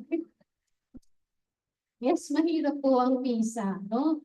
I've seen some items, and for a PISA test, depending on some items, it's not enough that you provide an answer. In some cases, you're supposed to explain why your answer is like that. Kasi kung hingin lang yung answer mo, multiple choice naman, di ba? Pwede mo naman champa ka, makapagbigay ka ng tama. Pero may part yung iba, may follow-up question that you have to explain why that is your answer. And meron ding guide for scoring that open-ended item. Yun yung mahirap. Tinuturuan din ba natin yung mga students natin na maipaliwanag nila yung sagot nila? Or do we stop at simply answering them about the answer to a question and that's it? No, kind of superficial. So now some of you might wonder how a PISA reading text looks like. So this is a PISA sample item for reading. It's available online. If you're curious about this, you could also have a look at the science and math items. So this one is for reading. It features, take a look at the text. It's an online discussion forum. Okay, as a reading text. And so kapag medyo may disadvantage din po. Ano kung hindi ma-internet yung estudyante, wala masyadong internet sa lugar nila, wala siyang cellphone, wala siyang access sa laptop, hindi niya alam maaari ito, ano? Okay? So the item makes the test taker evaluate the relevance of the forum posts to the problem of user Ivana_88. These are the details about the item. We can see here that it has a level 2 difficulty and that it requires reflection on content and form, other than the obvious evaluation, which is a subskill of critical literacy. Now, the test results should make educators like us reflect on how we can improve our instruction by thinking about skills to focus on. Anong texts ba yung dapat isama ko na, yung teaching literacy or assessing literacy? We should use real-life scenarios, use authentic materials. And when I say authentic materials, these are the types of materials that our students see in the real world. So dapat umpisahan natin gamitin yan sa classroom. And we encourage assessment of skills that students apply in daily life, not only in schools, but also in everyday transactions. Okay? Another international assessment that assesses literacy is CPLM. Okay? It's a relatively new assessment which was started in 2019. Mas maliit po yung PISA, 79 countries. Sa CPLM, 6 na bansa. Southeast Asian countries naman po sila. No? So at least dito sa mga neighbors natin, makakapag-benchmark tayo. For CPLM, selected grade 5 students took the test. Reading, yung nasusundan nyo, tapos yung writing sa baba, I encircled it. On reading, the majority of the learners met the reading proficiency level expected at the end of lower primary education. On writing, almost half of the learners belong to the lowest proficiency band, and only 6% manifested writing skills expected from a grade 5 student. So the average score of grade 5 Filipino students for writing literacy assessment was 288 points, suggesting that a typical Filipino grade 5 student can produce very limited writing with fragmented ideas and inadequate vocabulary. So just to gauge kung sino pa mga kasama natin sa level na yan, along with the Philippines, below the regional average were Cambodia, Laos PDR, and Myanmar. Now, this is an example of a CPLM reading text. So think grade 5, pang grade 5 po ito. Hindi naman po kahabaan ang text, pero kung mabagal po kayo magbasa at hirap po kayo magbasa, mukhang mahihirapan na kayo dyan. Okay?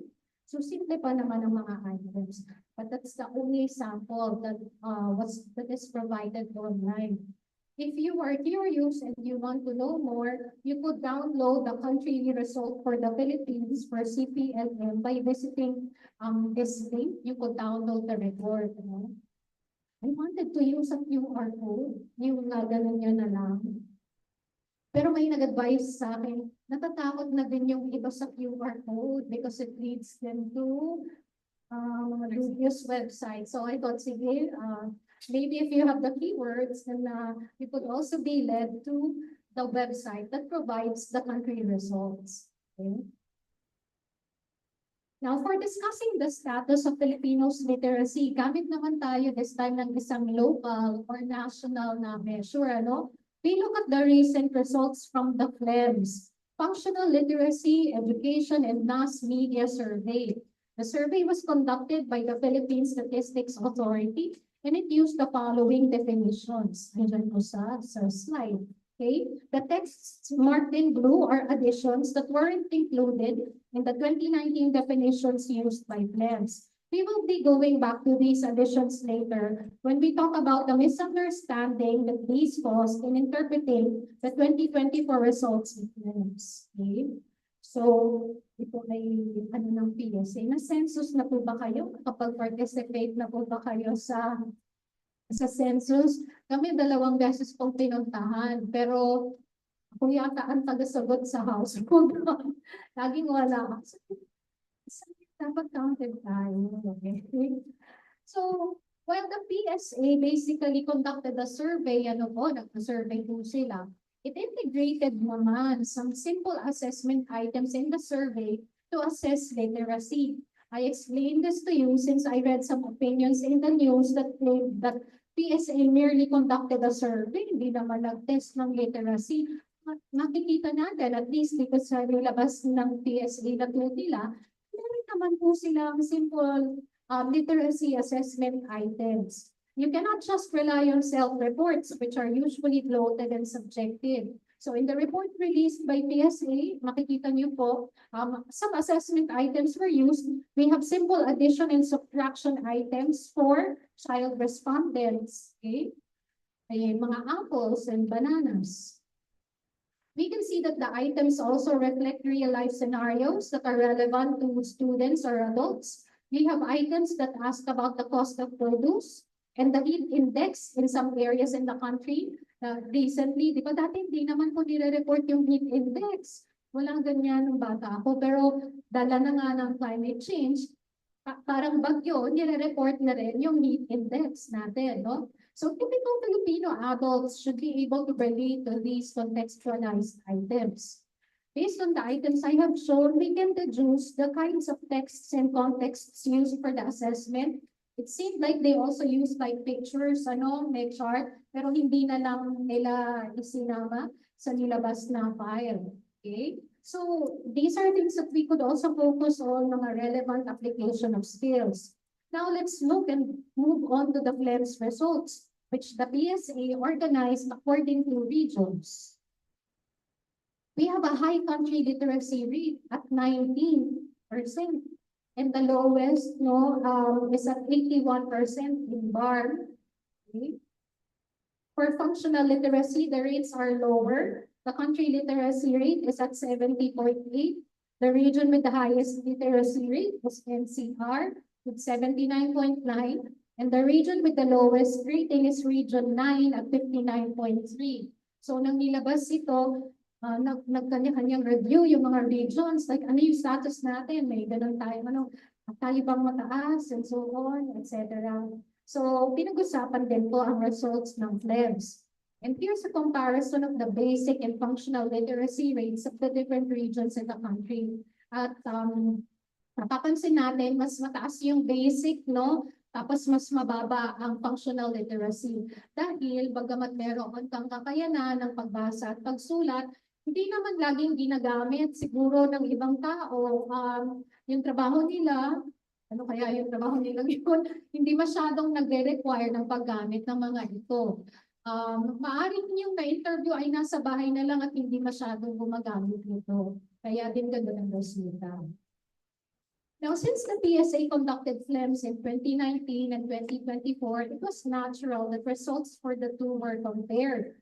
However, the changes in the definitions of literacy resulted in a higher standard that caused the lower ratings for literacies in FLEMS 2024. Nakuha po ba? Binago ng PSA yung definition nila, naging mas mahirap. So, mas mahirap na ngayon abutin. So, dahil mas tumaas yung standard, iba yun sa 2019, baka mas bababa ng konti, mag-dip. This change should have been considered and always accounted for in interpretations. A misunderstanding stemmed from the sample used by the PSA, which included both high school graduates and non-graduates. One interpretation of the results was that all 18 million Filipinos which composed one FLEMS age group were high school graduates. And so if you will read the first, kung kaya po, you will read the first paragraph in this news report. Ang sabi, approximately 18 million Filipinos who are graduates from the country's basic education system could be functionally illiterate. Ganong conclusion. Pero yung sample po, hindi lang po high school. Sabi, kumabig naman po ang DepEd at nagpaliwanag. DepEd Undersecretary Ronald Mendoza explained that the group or cohort included non-high school graduates din naman. At nagbigay pa sila ng total na 11.6 million daw po and junior and senior high school learners enrolled in school year 2024-2025. Hindi daw po 18 million. So hindi pwedeng i- i-attribute doon sa mga high school graduates lamang ng DepEd yung sinasabing resulta po ngayon. Okay? Bringing up din po ni Undersecretary Mendoza that the PSA recently revised its definitions of basic and functional literacy. So what's our takeaway here? Dapat may critical i-apply natin, yung critical literacy. Our takeaway is that we should be careful in interpreting the results of assessments. Well, yung knee-jerk reactions, ang baba natin, kung elag tayo, no? Mas mag-reflect, ayan na yung application din ng critical literacy natin, review the definitions, and ask ourselves, since we are educators, how could this affect our classroom instruction? Kasi yun lang naman po ang kaya nating makontrol. Hindi natin kayang i-control ang buong NCR. Hindi na natin kayang i-control yung buong school natin, right? But what can you control? Your classroom. Ikaw ang mayor doon. Diba? So, another response, kasi this triggered a lot of reactions in the news at maraming nagsulat ng opinion. Meron din pong nakapansin that there's a big difference between the literacy rates gathered from PLEMS and the literacy rates that our students achieve in international assessment. Laki-laki ng difference, di po ba? Sa international assessment, kumelat tayo or nandun tayo sa lowest man. Pero dito sa PLEMS, 90, okay, 80 something ang tataas. So, of course, we consider that the PLEMS sample included non-students and adults, but the disparity is still very big. So, how do we interpret these results? And then you would ask, no, are our students really doing well or not? Sino paniniwalaan ko? Pero siguro, since you're in your classrooms, makakapag-validate din kayo somehow because of your interactions with your students and how they perform. So may opinion din kayo about this. So currently, whether we listen to the news or not, I guess you would agree with me that the development of literacies is a high priority in our classrooms. Ano pa man ang sabihin nila. Our brief contextualization of Filipinos literacy, basic, functional, or critical literacy has shown that teachers need to continue developing students' literacies, especially critical literacy in the classroom. However, we should realize too that developing critical literacy depends to some extent too on basic literacy, no? If our students can't even do basic reading and writing, if they cannot understand what they read, then we cannot expect them to do evaluating, questioning, reflecting, which compose critical literacy, no? We expect our students to come to us already possessing basic or functional literacy, hindi ba? Hindi tayo mag-ABC, mag-ABCD sa ating classrooms, no? So dapat mabigay muna sa kanila yung mga requirements, requisites na yun. The critical literacy that language teachers should develop in students involve teaching them to go beyond just understanding the literal meaning of texts. It's about helping students analyze, question, evaluate mga nakatago, underlying or hidden messages, purposes, and even power dynamics na deliberately tinatago para maging subtle ang pagbigay sa atin ng mensahe ng text. Okay? Now, I will segue to the application of the pedagogical contexts.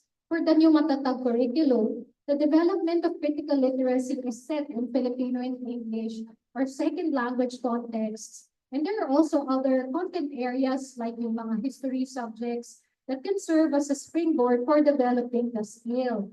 In the special program in foreign language, we have a foreign language setting to develop critical literacy.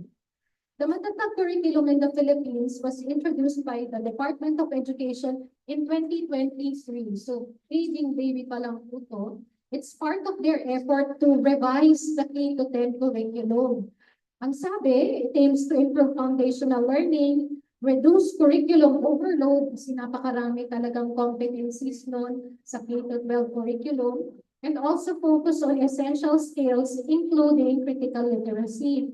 Now, yung term na critical literacy, Hindi niyo po siya masyadong makikita sa mga curriculum documents ng matatag. Hindi po. But the principles behind it are clearly embedded in the goals, learning competencies, and pedagogical approaches of matatag.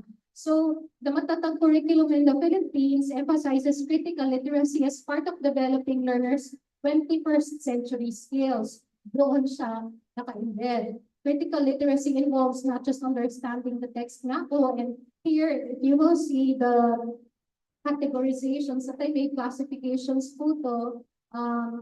First set, first 3 out of 6. I present the first 3 of 6 classifications of competencies that support the development of critical literacy in the matatag curriculum. So hindi ko na po babasahin.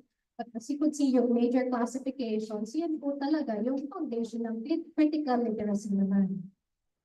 And here is the last set of the competencies. So this just shows that there is definitely room for the development of critical literacy in the matatag curriculum. So sa disenyo, doon sa plano, nililinaw ko po, ano siya, no? May space for that. Siya ay prioridad din. Bukod sa pagtingin sa competencies, other than the HOTS-based competencies, the matatag curriculum also has other features which help in developing critical literacy. So one thing I noticed is the focus of grade 7 English on textual analysis. Kung napasadahan niyo na po yung grade 7 English competencies, merong mga part na tila gusto talagang himayin ng estudyante yung teksto na nagpa-remind sa akin, parang kang literature major, yung talagang hihimayin mo. Tapos paanong yung wikang yan nakapag-develop ng ganitong tone or mood.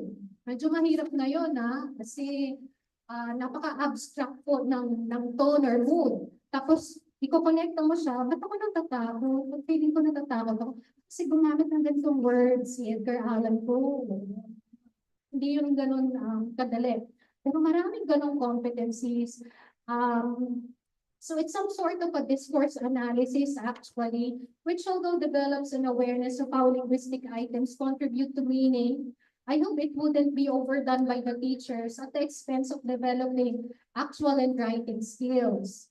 Halimbawa po, kasi pinag-compare po ako ng English K-12 at matatag English. Yung mga competencies ng K-12 English na write, produce, yung magpo-produce talaga, write, compose. Wala po sila. Marami doon sa matatag, analyze. So nakikita niyo po ang maaaring maging tendency ay maging expert sa analysis. Pag-unpack ng text, nakukuha po ba? Pero pag sinabi mang write nga an essay, hindi na makapag-write, pero kaya niya mag-analyze.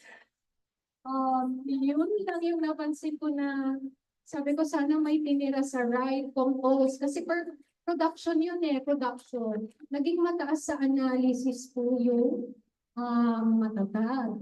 Parang magiging expert siya ng discourse or text analysis after. Okay? Pero totoo naman po na high-level thinking skills yun, di ba? Pero dapat marunong pa rin po sila mag-produce ng mga text.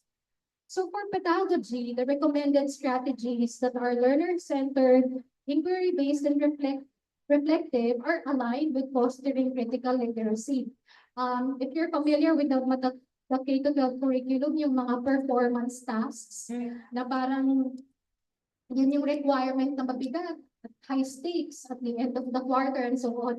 Nandun pa rin naman po. So performance tasks still remain in the curriculum. And those that require evaluation and argumentation and are based on authentic realized situations also develop critical literacy. Okay? So, pagpapatuloy lang po. Yun ang point ko. May pagpapatuloy pa definitely yung pag-develop ng critical literacy in the matatag curriculum. Now, SPFL is also an appropriate platform for developing critical literacy.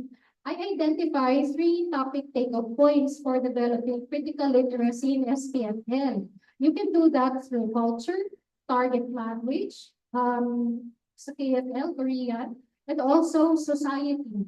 The program can use culture to develop critical literacy by promoting intercultural understanding via culture-based texts.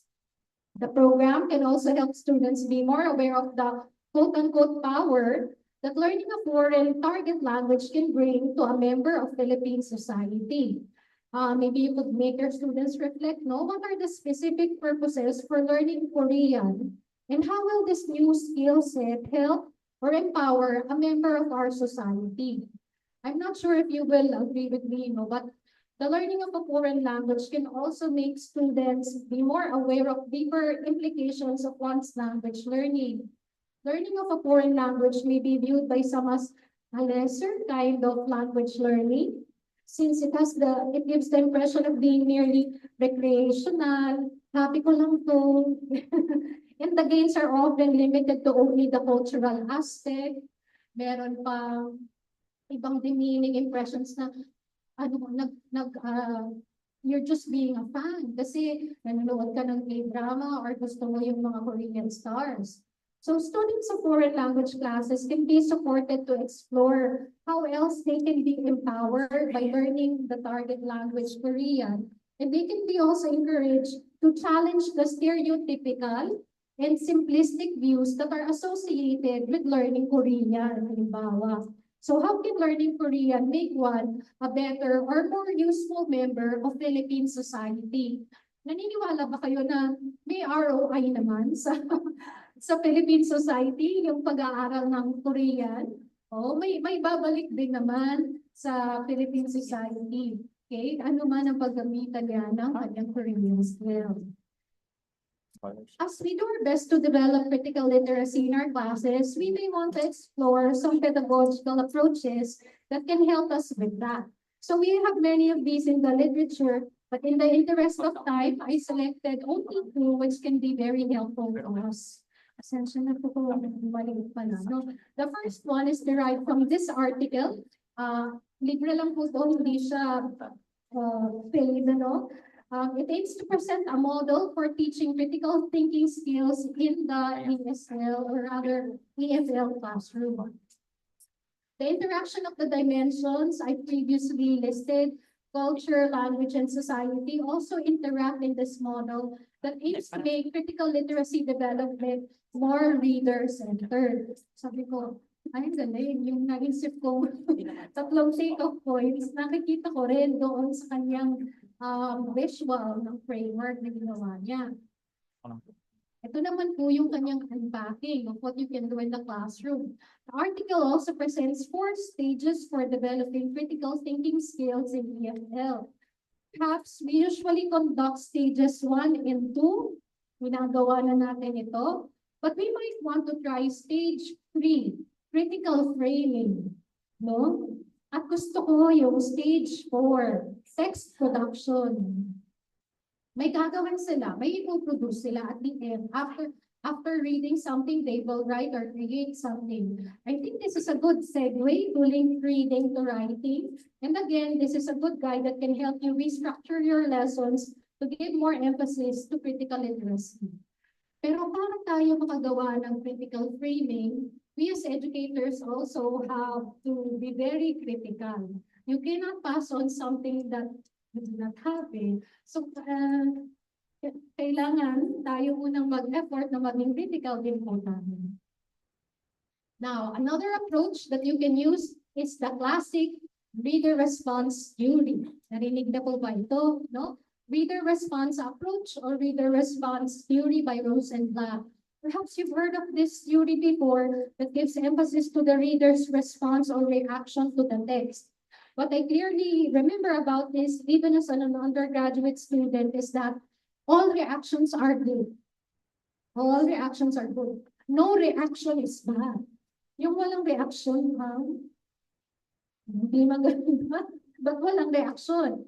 Usually, di ba, we expect our students to like the texts that we read in class. Okay? And unconsciously, perhaps, we may have given validation to responses that appreciated or liked the text. Okay? Typical to sa isang classroom, elementary. Did you like the text? Did you like what we read? Yes, teacher. At tayo, very good, very good. Ako rin po, nang ako'y bagong teacher, parang naka-default dyan, na gusto ko, magustuhan ng mga estudyante yung mga pinabasa namin sa klase, pinili ko yun eh, di ba, pinarate ko yun eh. Base sa standard score, pagkakakilala ko din sa kung ano yung gusto nila at kailangan nila. Bagamat naaral ko naman na po itong reader response theory sa EDOC and so on, siguro parang hindi ko pa talaga itong ma-appreciate until one time when I discussed the text with one class, I had student who was very adamant that she didn't like the text and that she didn't like the characters. The spider's thread by a Japanese author, it's a short story. And ano ba dun? Sinarili niya yung spider's thread na magliligtas sa kanya from hell to paradise. Nang nakita niya na yung ibang souls from hell umaakyat na rin sa spider's thread that came from paradise, inaway niya yung mga taong umaakyat para siya lang yung makaakyat sa spider's thread. Yun basically yung story. And then, the student couldn't understand why her classmates or rather said that ang tawag dito, he should have been punished. It's just right that he was punished. Ganyan. Sa kanya, tama lang naman that that you found the thread, so you should be the first one to get out of hell for it. So iba talaga yung perspective ng bata. And hindi siya, wala sa kanyang problema kung siya lang ang may ganong perspective at yung majority ay iba. At very logical din tong bata, very pragmatic also. So sabi niya, kailangan ko makalabas out of hell. So that was a totally understandable reaction. Naintindihan mo din siya, no? Of course, when you do the reader response theory, you have to know that different backgrounds influence the response of students. So kung very religious yung family nito, malamang ganito yung background niya. Very pragmatic yung family nito, malamang ganito yung background niya. Hindi din kailangan pare-pareho yung responses ko ng buong klase. But you could imagine it's very different to reconcile, no? Lalo na kung very passionate yung mga estudyante about their reactions. I'm talking about the high school class. So talagang mataas yung mga energy ng mga to, and they could be very emotional about it. That experience really, naalala ko pa rin hanggang ngayon, yung nagsabi sa akin na, Rong, ba't di mo rin subukan maghanap ng text na hindi necessarily magugustuhan nila? You know what I mean? Hindi necessarily they will like. Pero something that could really just allow them to express their emotions. At kung hindi man comfortable yung mga emotions, okay din lang. Pero you should only do that if you have the skill to process all these responses that the class will give. Hindi din yun ganun kadali. Pero very effective din ito. Isa pa sigurong anecdote na naalala ko, no? I once handled an intensive English class for Korean students at MASCOM. It was part of their exchange program when they visited the University of the Philippines. It was very difficult to get the Korean students to talk when it's English time. I mean, naka-quiet mode and then nagsa-sign lang sila. Very difficult. I tried na different topics that I thought would really get them interested, being in their early 20s or late teens, ano pa kaya kung hindi nagsasalita. Until one time, we got to talk about politics. And during that time, Korea had a female president, I think who was ousted. And they were so mad at her. They were raising their hands. Some were even waiting to be acknowledged. They would talk in English. And that's when I saw the effort really to speak in English so I could understand how much hatred they felt for her. How much, sabi ko, noted ito. Yun pala yung gusto nilang pag-usapan. At ayaw pa nilang pumunta sa, lesson proper.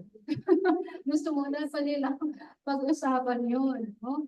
And all of them talaga, really wanted to talk and share about how much they disliked her. Okay, so that response was good. It made them talk in English. Okay din yun. Find the vocabulary that would help you express your responses in English or Korean. Okay. So, we should also provide our students with reading texts that could involve maybe or disagreement. Why not do that too? But make sure that you are skilled to process all these responses. A negative quote-unquote reaction can also be a good springboard for discussion. Okay? Pero siguro ang gusto kong takeaway ninyo dito is any response is good. At huwag tayong maging complacent doon sa ideal, very sanitized version that all students would really appreciate the texts that we have. Parang hindi rin yata sila critical thinker kung lahat na lang ng ibibigay natin sa kanila, approve sa kanila. Baka nagde-develop tayo ng people pleaser mentality na ayaw din natin sa mga estudyante.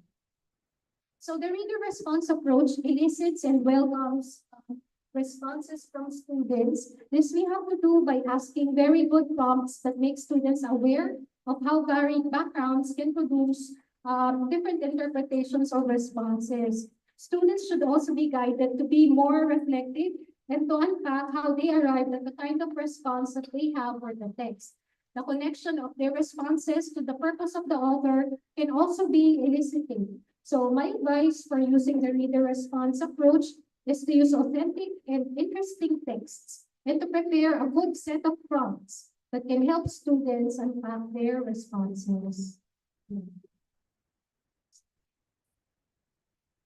While the presented approaches can serve as your guide, we also have a few more specific suggestions, whether for ESL or KFL contexts. Here are 7 activities that can help you develop critical literacy in your students. For the suggestions, I use sample texts in English because I am not familiar with Korean, so it was difficult for me to find Korean texts. But I hope that you can source equivalents of these texts in Korean and use them in your classes.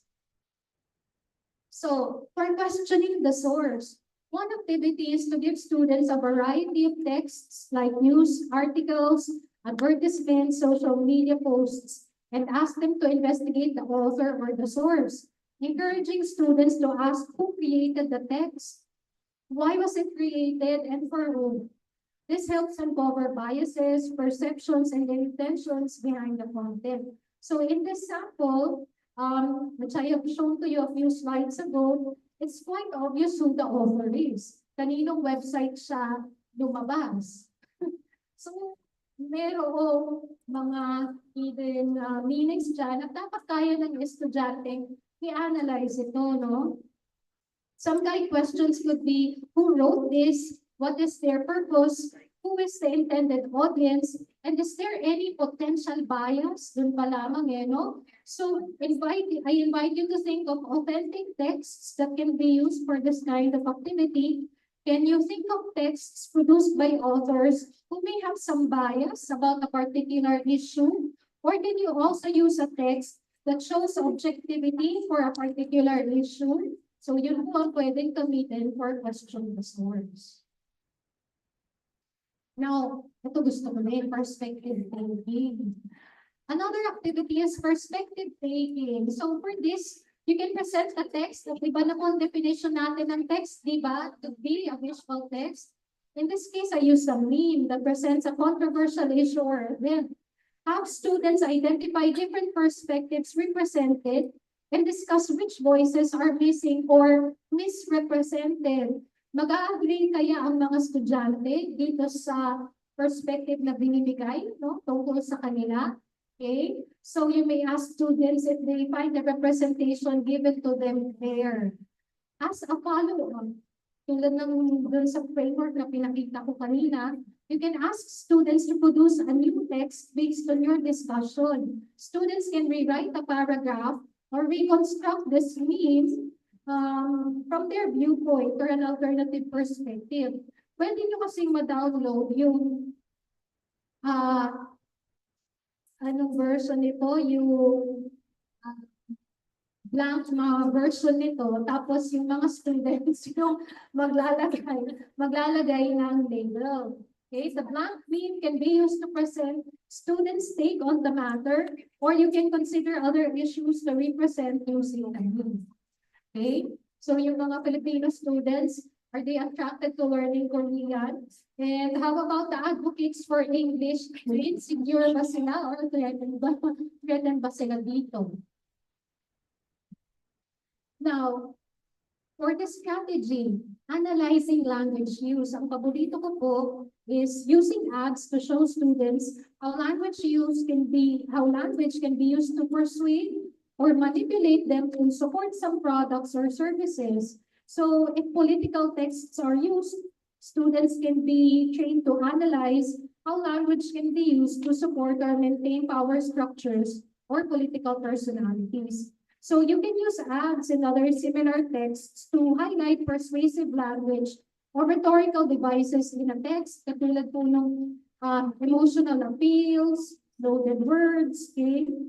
You can make students analyze the different elements in the text, especially if it's a highly visual text. You can begin by asking them to answer. Yun po dapat yung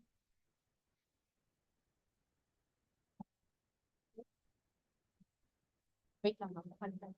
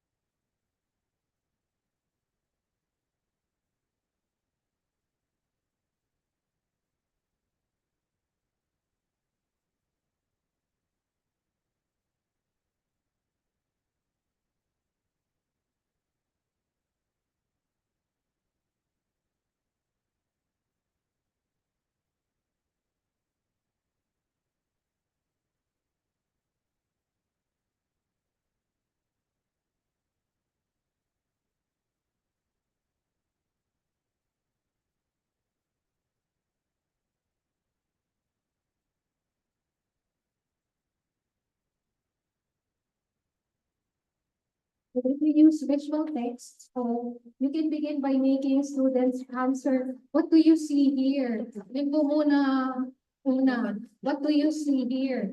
This will make them focus on what is presented to them literally at first, so they can identify the colors, shapes, the people or characters, you know, the layout, etc. That they can see on the text. Language will. Ma'am, okay na po. Hello? So language will also have to be described, and students can be guided to analyze how these elements and techniques could work together to influence them. Okay? In interpreting a message, which is to subscribe or plan ang load. So meron din po akong smart dito. So halimbawa, Sige lang po ng konti, wait lang. the things that they should be able to notice here is the use of a young character, a young person, no, to promote the surveys. Hindi mature adult ito, no, hindi young person. What else? The vibrant colors. Blue is the color of blue, am I right? So blue is consistently used in the glow ads. Okay. We also have the use of unlimited and more affordable, which are words that should really catch their attention and influence them to subscribe to Globe. I have some more of these ads here, and definitely yung visual effects, what do they remind you of? Parang movie na, right, okay? So the elements used here, they want you to think that you're hip. Okay, you have superpowers, you have powers, probably, if you subscribe to SMART, okay? Tapos, the endorsers are also projected as parang superheroes, you know? And if you like this stuff, then you are probably encouraged to subscribe to Smart. So of course they have to get people or endorsers who look like you, no, so that you could relate to this. And then the consistent use of colors, the use of icons, etc., laging pleasant face, and so on. All these elements could be interpreted, but first you have to begin by what do you see here, okay? And then the interpretation follows. Meron pang iba pang mga ways to influence or encourage people to support a product. Definitely, one of the strategies is to use a well-known personality. Okay, so they don't even have to talk. They just have to appear in the ad, and that's it. So we make our students aware of these kinds of techniques so that they could protect themselves or be more critical in interpreting messages. Now, this is a very useful activity, especially now that we have so many items of fake news, yung source credibility check. No? You want to choose a text that presents an information that needs to be verified. And one way of doing the verification is to assess the trustworthiness of sources and information. The visual is small, but it's about Jetstar Asia holding up, magsasara na sila, no? So, syempre, dapat i-verify natin kung totoo yan, especially if we purchased tickets from Jetstar. One activity is also to present a mix of reliable and unreliable texts or claims, and students can be guided to develop, sila po mag-develop ng set of criteria to determine whether something is credible or not. For example, author's credentials, publication date, citation, credibility ng platform, and so on. So they have to evaluate the credibility of each presenting text based on their criteria. But before the students can even come up with a set of criteria to verify the credibility of a source, we first need to provide them with content. Dapat may turo muna tayo, sa kung paano ba nabubuo ang credibility ng isang source. So students can be led to follow resources such as this one that can prepare them for the activity. Downloadable resource po ito from the Vera Files website. So they have simple infographics. They have simple infographics, and even the material is a step-by-step process that can guide your students to verify sources. Pwede niyo po ito isama sa inyong portfolio of resources for the class. Another activity is content exploration, which you can use to teach students to consider the historical, cultural, social, political contexts in which a text was produced. So, marami pong mga bata dito sa room. So, I don't know if they recall this particular controversial piece, but you know po, several years ago, an opinion piece by James Soriano became controversial because of the responses that it elicited about Tagalog or Filipino and English and their roles or how they are perceived in Philippine society. So, parang nagbigay po siya ng statements na naging mahirap tanggapin or yun yata yung ayaw nating mangyari pero nangyayari. So the text also unpacked the author's interpretation of the social, political, or historical contexts that led to his perceptions of English and Filipino. The piece invited the writing of reaction pieces such as this one, yung How My Sons Lost Their Tagalog, Sulat kay James Soriano. These texts are good platforms for discussing how contexts shape the meaning or purpose of the text and how readers from different contexts might interpret it differently. Maaari din siguro mag-zero in ang discussion na si James Soriano ay taga-Ateneo at taga-AB socio-economic bracket. Kaya na-expose siya sa ibang mga sitwasyon or konteksto ng Pilipino, ng paggamit ng Ingles at Pilipino. Kaya ganon yung kanyang pagtingin sa mga bagay-bagay dahil nahulmalam siya ng konteksto kung saan siya lumaki. So, iba ang magiging interpretasyon ng tao naman na mula sa ibang socio-economic bracket At siguro halimbawa, nag-aral sa isang state university and so on. So again, kung may reader response training din ang ating mga klase, mas receptive or mas nauunawaan na pagproseso nila yung pagkakaiba-iba ng mga responses. So how about you? When you think of a text that is specially influenced by time, context, or author's background that you can use for this type of activity?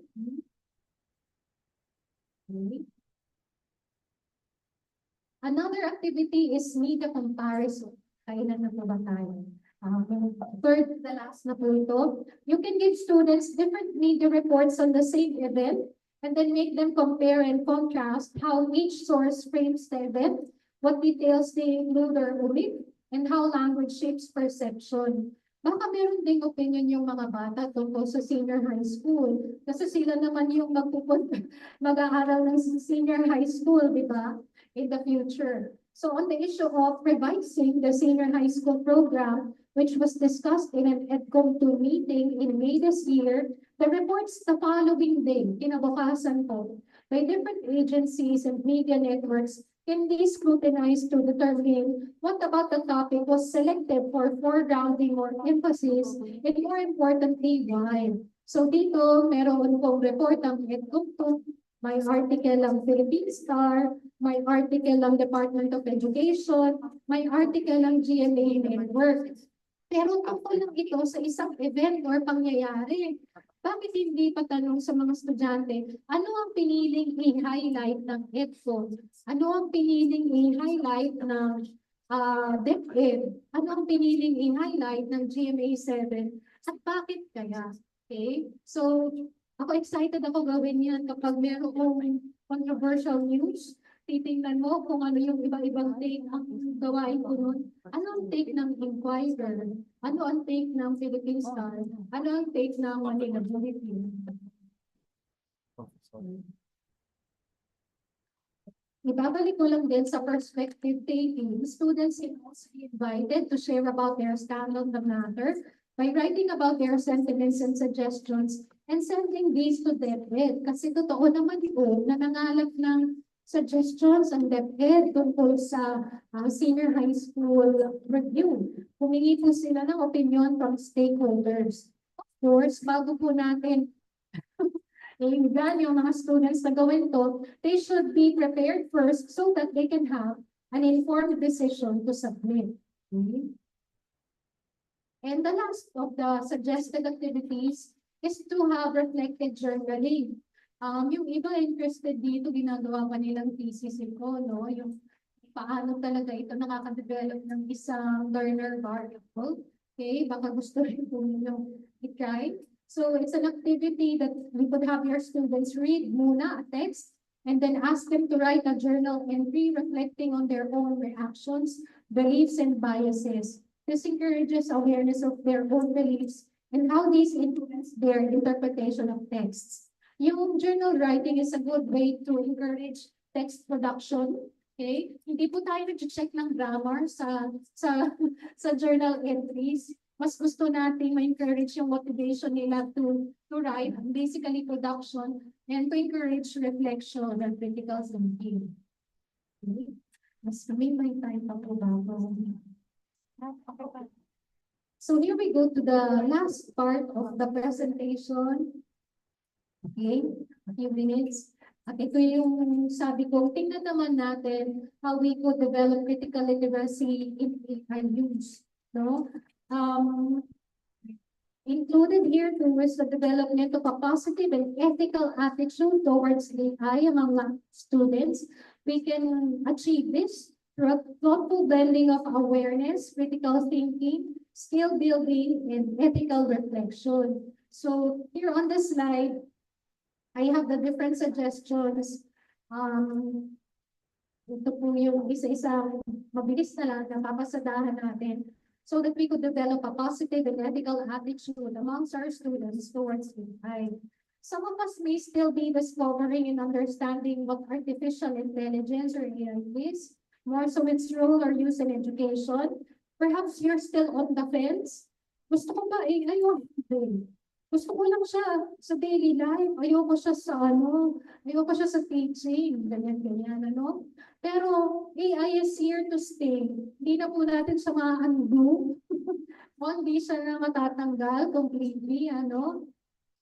At bakit di naman po tatanggalin? Marami naman din siyang benefits. Pero mukhang inaaral pa lang natin how we should respond to it properly, use it ethically. Our students have already started using AI po in their learning. So we should keep ourselves abreast of what AI can do so that we ourselves can guide our students in their proper or ethical use of AI in class and everyday life. So here are some suggestions that I hope would help us. Unang-una, we need to know more about AI ourselves. So kahit po ako ay napipilitan din na i-explore itong mga tools na to so that we can educate our students on what it is and what it is not. Just like any tool in life, AI can be a friend or a foe depending on how we use it. So by using it in class, maybe we could debunk some myths and start introducing simple AI tools in our classes. So sa language classes, yung mga translators could also be helpful. And then we have our students evaluate the AI output, kung tama ba yung translation, hindi yung tinatanggap lang natin. One of the consistent recommendations I've heard from research speakers who discuss AI is that we need to get ahead of its growing use. Unahan natin siya, and anticipate guidelines or policies for its ethical use in our work and education. The agencies and institutions I list here, nakapag-develop na po sila ng AI policies and frameworks. Our institutions should do the same so that our class activities can be guided by these. Nevertheless, if there are no available policies yet from your institution, pwede po kayong gumawa ng sarili ninyong policies. And you could include them in your syllabus. Meron na po akong nakita mga syllabus. Naglagay na rin po ako sa syllabus ko ng declaration ng AI use. Dapat dinideclare nila kung ano lamang ang ginamitan nila ng AI. And we have set parameters to AI use. Pwede mo siyang gamitin sa pag-search ng information. Sige, para sa pagbuo ng outline mo, sige. Pero ikaw ang susulat ng paper mo. Okay? So encourage transparency and allow students to discuss parameters for AI use. Rather than be the one to say, ganito nang dapat gawin natin, let's invite them to give suggestions. Dapat para may ownership din po sila ng policies na gagawin. Tapos yung what you put in your syllabus could later be revised depending on your experience with the previous class. Okay? Dapat nababago po siya na update. Dahil ang dami pong update sa AI in a span of 1 year. Ang daming developments. Okay? Now, of course, when we use AI, we have to encourage critical thinking in our lessons, in our activities. We explore AI use in society and have students evaluate. Critical thinking po yun, i-evaluate kung naging maganda o hindi yung performance ng AI. So recently, nalaman ko po na kaya din daw maging counselor ng AI. Kasi di ba mahal magpa-counsel? Ang bayad po dyan per session and so on, tapos ipapaschedule mo pa yan, ipapaschedule mo pa. Pero kung AI na yung counselor mo, anytime nandun siya, hindi ka makatulog sa gabi. Tatanungin mo si ChatGPT, meron po akong estudyante, kinikwento ko kay Ms. Camille. Ang tutok ng research niya, pag-aaralan niya yung language used in AI prompts used by students. So, ang data niya, AI prompts collected from students. You'd be surprised ng mga tinatanong ng mga bata sa AI, mga personal advice, like, I have a friend who's like this and like that. Can you tell me how to adjust to the attitude of this friend? Hinihingi sila ng payo. At meron din, kinikwento ko rin kay Ms. Camille, write me an essay for my English class. So, yun din yung mga dapat nating siguro mapigilan, mapaalalahanan sila about proper AI use. AI could be a writing coach or guide. So provide students with an AI-generated text and ask them to identify errors, rephrase, for example, the text produced by AI, so that it could have a more human or culturally appropriate tone. Halimbawa, pero nauutusan na rin daw ang mga AI to be more compassionate or to be more brutally honest. Tayo na din daw nila sumunod, ano? Pero ang gusto natin ipagawa is to have students identify the strengths and weaknesses in the AI's output. Okay? Pwedeng magkaroon ng debate on AI's role. Will AI help or harm language diversity? Can it understand human emotions? Can it be smart enough to advise against harmful things to do? And so on. Just this morning, I saw, ang liit pala. I saw this post by the Time magazine on Instagram, and I thought of adding this to my presentation. It's a study, a very recent one. Kinumpare daw ang mga estudyante gumamit ng AI sa pagsulat ng essay. At merong isang grupo, hindi gumamit ng AI sa pagsulat ng kanilang essay. Pero in short, ang nalaman, yung gumamit ng AI, mas nagkaroon ng lesser brain engagement at naging over-reliant sa AI, naging lazier sila, at ang nangyayari sa gawa nila eventually, nagka-copy and paste na lang sila. So, dapat bantayan yung pagiging over-reliant on AI. Considering that ChatGPT was released, alam niyo kailan lang si ChatGPT lumabas?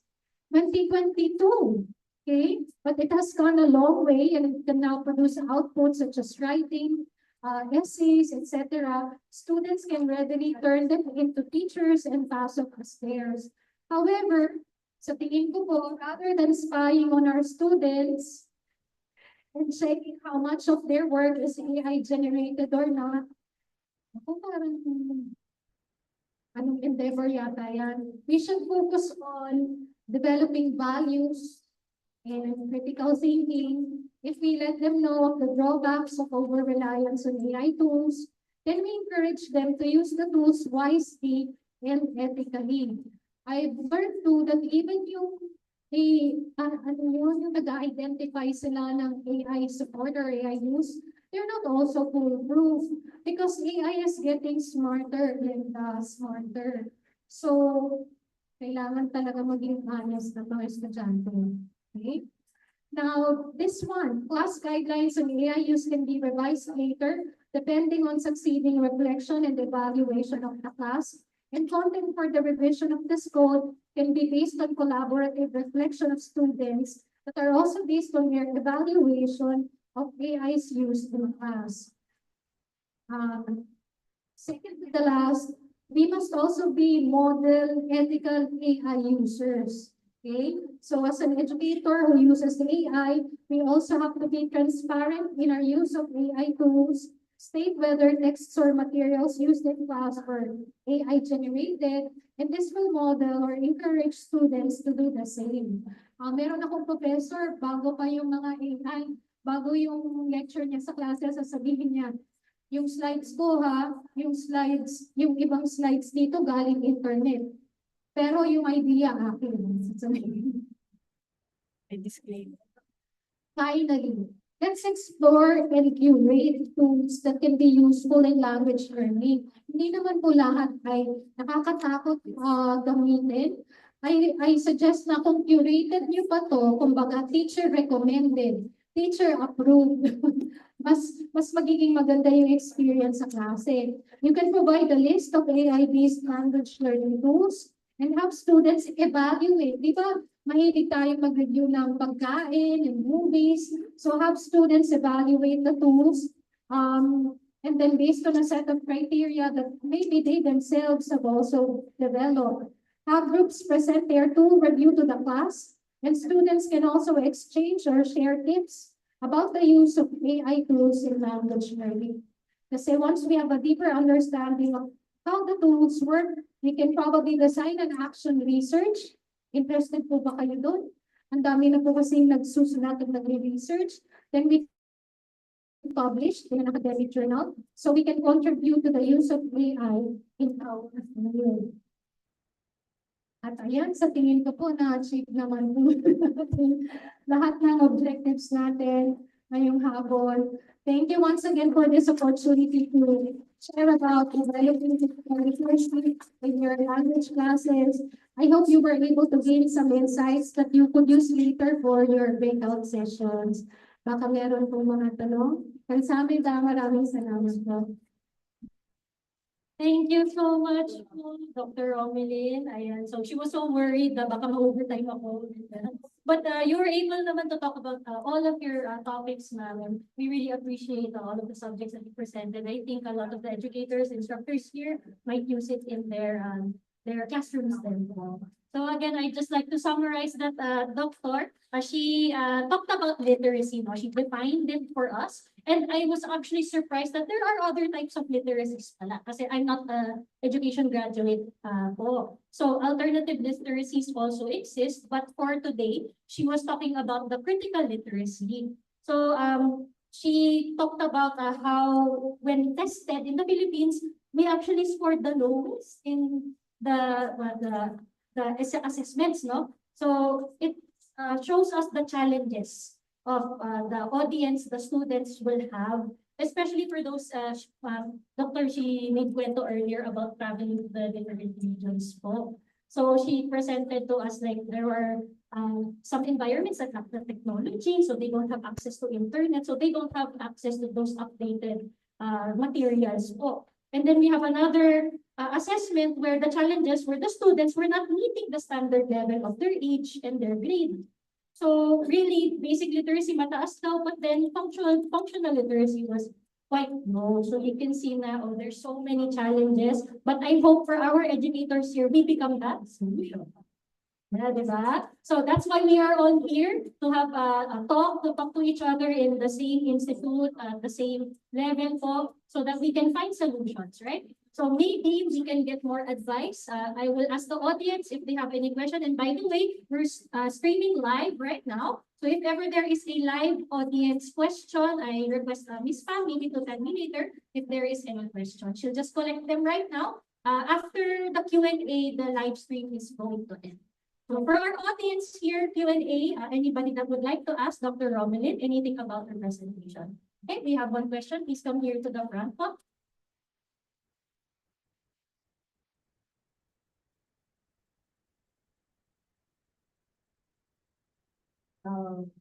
For your presentation, it was actually very substantive and as like a part of the Gen Z, like very prominent of way as So in connection to that, my question is in terms of fighting misinformation to further improve critical literacy in the nation. So on the assumption that in the future that we have collectively reached the unfortunate state that which information may be inaccurate, what more can citizens do if telecom hacking and website hacking of major companies and universities, together with the deceptive use of AI to manipulate receipts, for instance, is the norm? So I think we've heard of these issues online. For instance, Globe and Gcash, we receive from their official text numbers na do not click on links that were sent by our own number. So, and then there's also this issue na sa UP, for instance, more than 1,000 websites under UP have been hacked by gambling sites. So, with those information in mind, where do we exactly draw the line between individual responsibility and government accountability? I guess, in many aspects of our lives as Filipinos, I guess when it comes to this one, we have to rely more on ourselves than the government. And wait for the government to think policies maybe to better protect us. Kasi ito nangyayari na, and I've heard about yung receipts being duplicated or edited. That scared me because I also buy online and I send exactly the same receipts to the sellers. So I have to be more careful pala. I've come across a tagline that says, think before you click. Mukhang ganun dapat talaga yung practice natin. And that goes against our nature na whenever we see something we like, we put a heart on it. Like, sabi ng friend ko, like her ka. You like everything. Pero I'm trying to control that because I noticed that yung algorithm of my feed is also influenced by the things that I like. And even the seconds that you spend pala looking at the post, hindi na ako nagla-like, ano, pero matagal ko na lang, matagal kong tinitingnan yung interested ako. Ako yung feed ko, puro ganun na, puro pagkain na.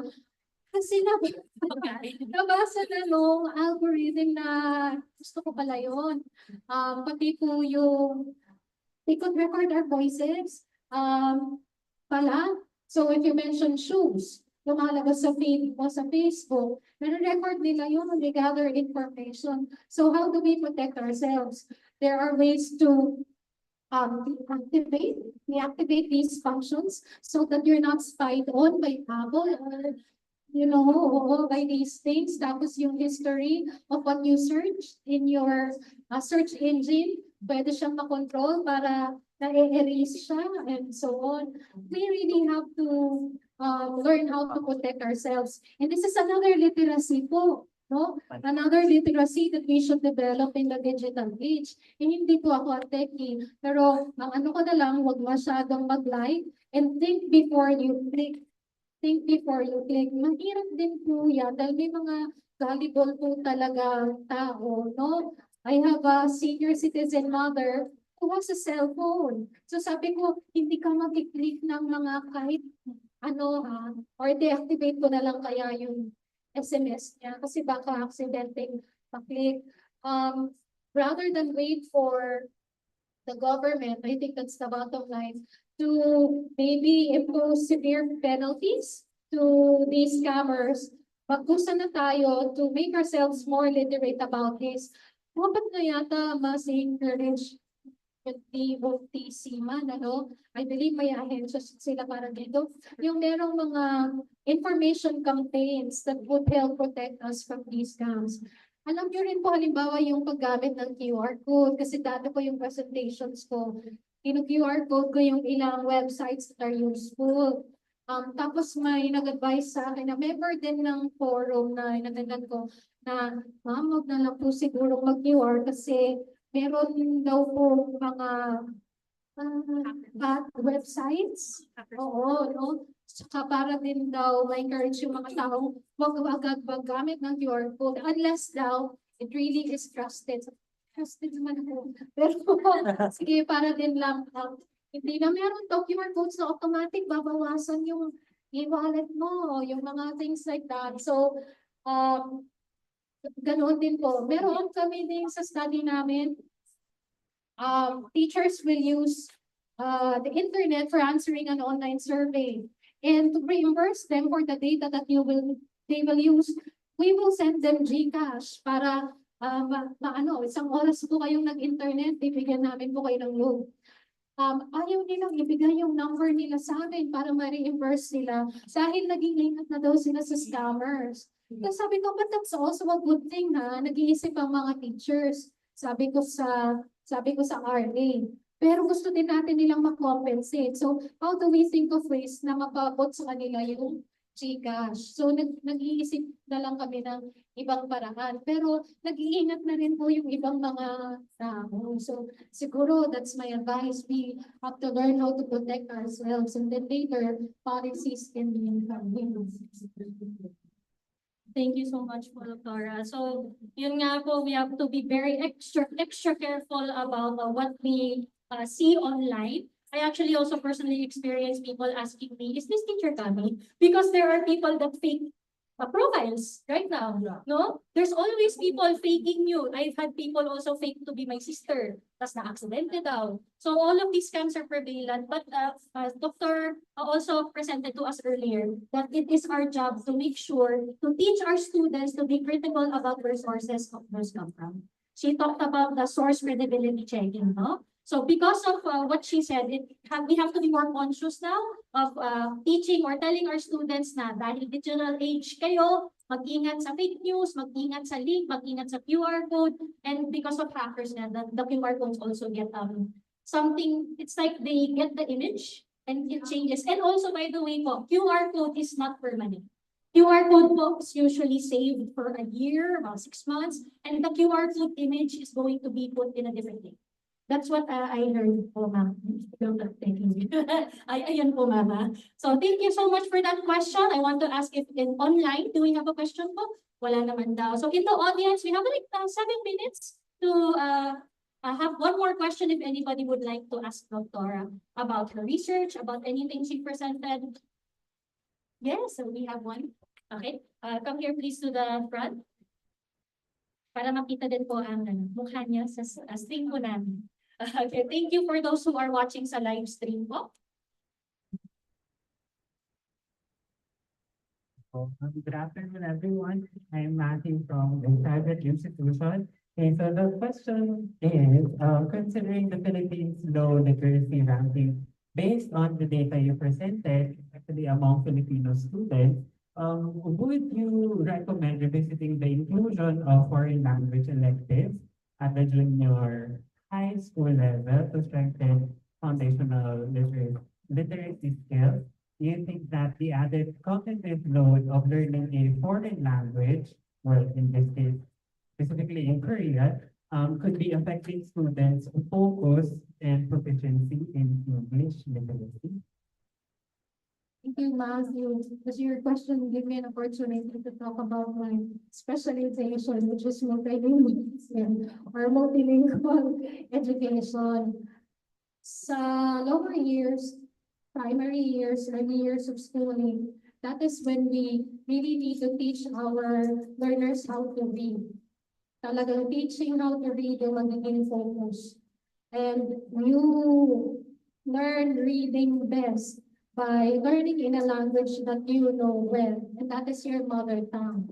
You only learn how to read once, and then natatransfer na lang yung reading skills sa ibang languages. Nakuha niyo po yun? So, aaralin mong pagbasa sa mother tongue mo, pagpasok ng ibang wika, i-apply mo na lang yung reading sa English, sa Filipino, sa Korean, and so on. So, kaya dapat simulan talaga ang pagkatuto ng pagbasa sa mother tongue ng mga bata. At meron din yung karambatang transition para hindi malito yung mga bata sa phonology ng, halimbawa, Hilidayon, tapos phonology ng Filipino and phonology ng English. So dapat lang po may tamang transition yun. Yung the learning of a foreign language comes later. It should come at the time when students already have a good foundation in their mother tongue and other succeeding languages. You don't add another language like a foreign language if that foundation is shaky. Kasi hindi rin po magiging maganda yung pagkatuto ng foreign language na iyon. Yung meme na ipinakita ko kanina, no, na hindi naman insecure or threatened yung English advocates about the growing interest of Filipinos to learn Korean. There was a time, Mandarin naman, yung pinag-uusapan na, mag-aaral ng Mandarin ng mga Pilipino, magiging na raw subject. Para po sa isang advocate ng multilingual education, hindi dapat nag-aaway-away yung mga wika. At dapat mas maraming alam na wika, mas maganda para sa iyo. Ikaw ang nagbe-benefit niyan. Bawat wika ay isang tool. Okay? Ilalagay mo yan sa resume mo. Marunong kang magsalita ng ganito. That's an ability that you have. So, i-develop lang po yan.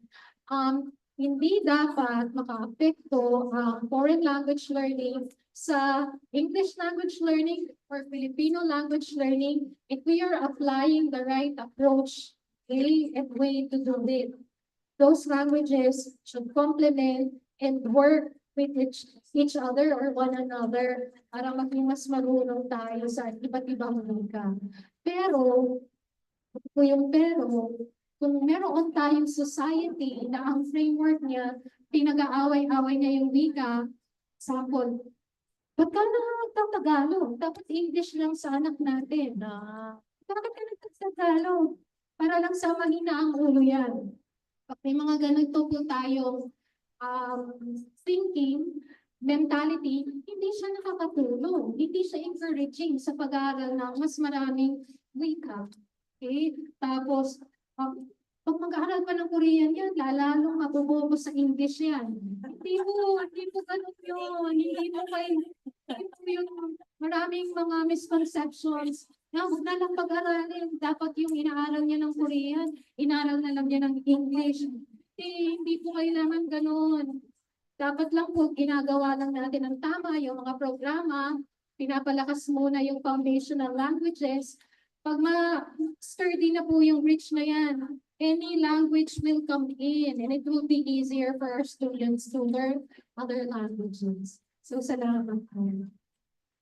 Thank you so much, Rosa. So right now, we don't have any more time to accept other questions, but I really do thank you po, ma'am, for presenting all of the information you shared with us because it's very useful, I think, as a resource now. We're going to have a breakout session later, right? So during the breakout session, everybody's going to be seated together according to their institutions, whether public or private. And before that, we'll have a short coffee break naman po. So for 10 minutes, we'll have a coffee break. But before then, of course, we should appreciate naman those that spend their time to present to us. Because it's hard to come on a Saturday and do these kinds of seminars and workshops. So again, I would like to present the certificate of appreciation to Dr. Romilin A. Medina. A short photo ako in the center, ma'am. A picture with our lovely Dr. Rex from the UP Korean Research Center.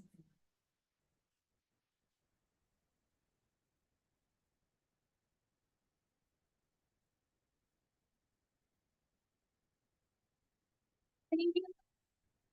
And again, for the live stream po, thank you for those who are watching. And we hope that you learned a lot from today's topics. And we hope to see you in future events. So now we will have a 10-minute coffee break. So coffee break, CR break, water break, whatever break you like. Balik po tayo ng 2:50 to start our breakout session. Kamsahamnida. Coffee break.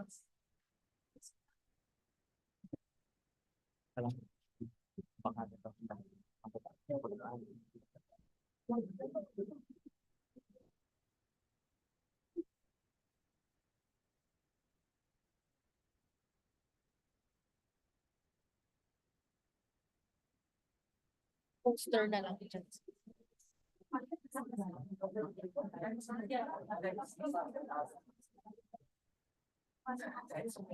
Thank you very much.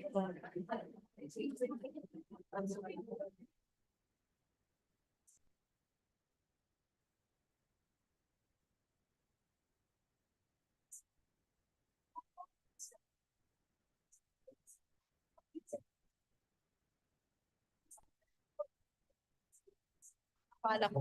Akala kay ma'am.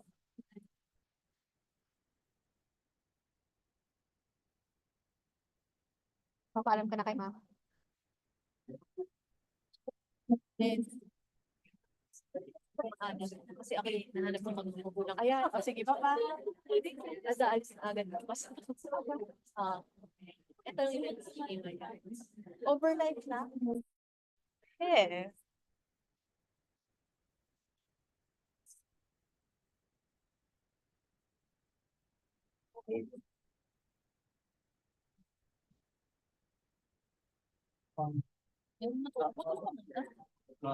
Thank you, James.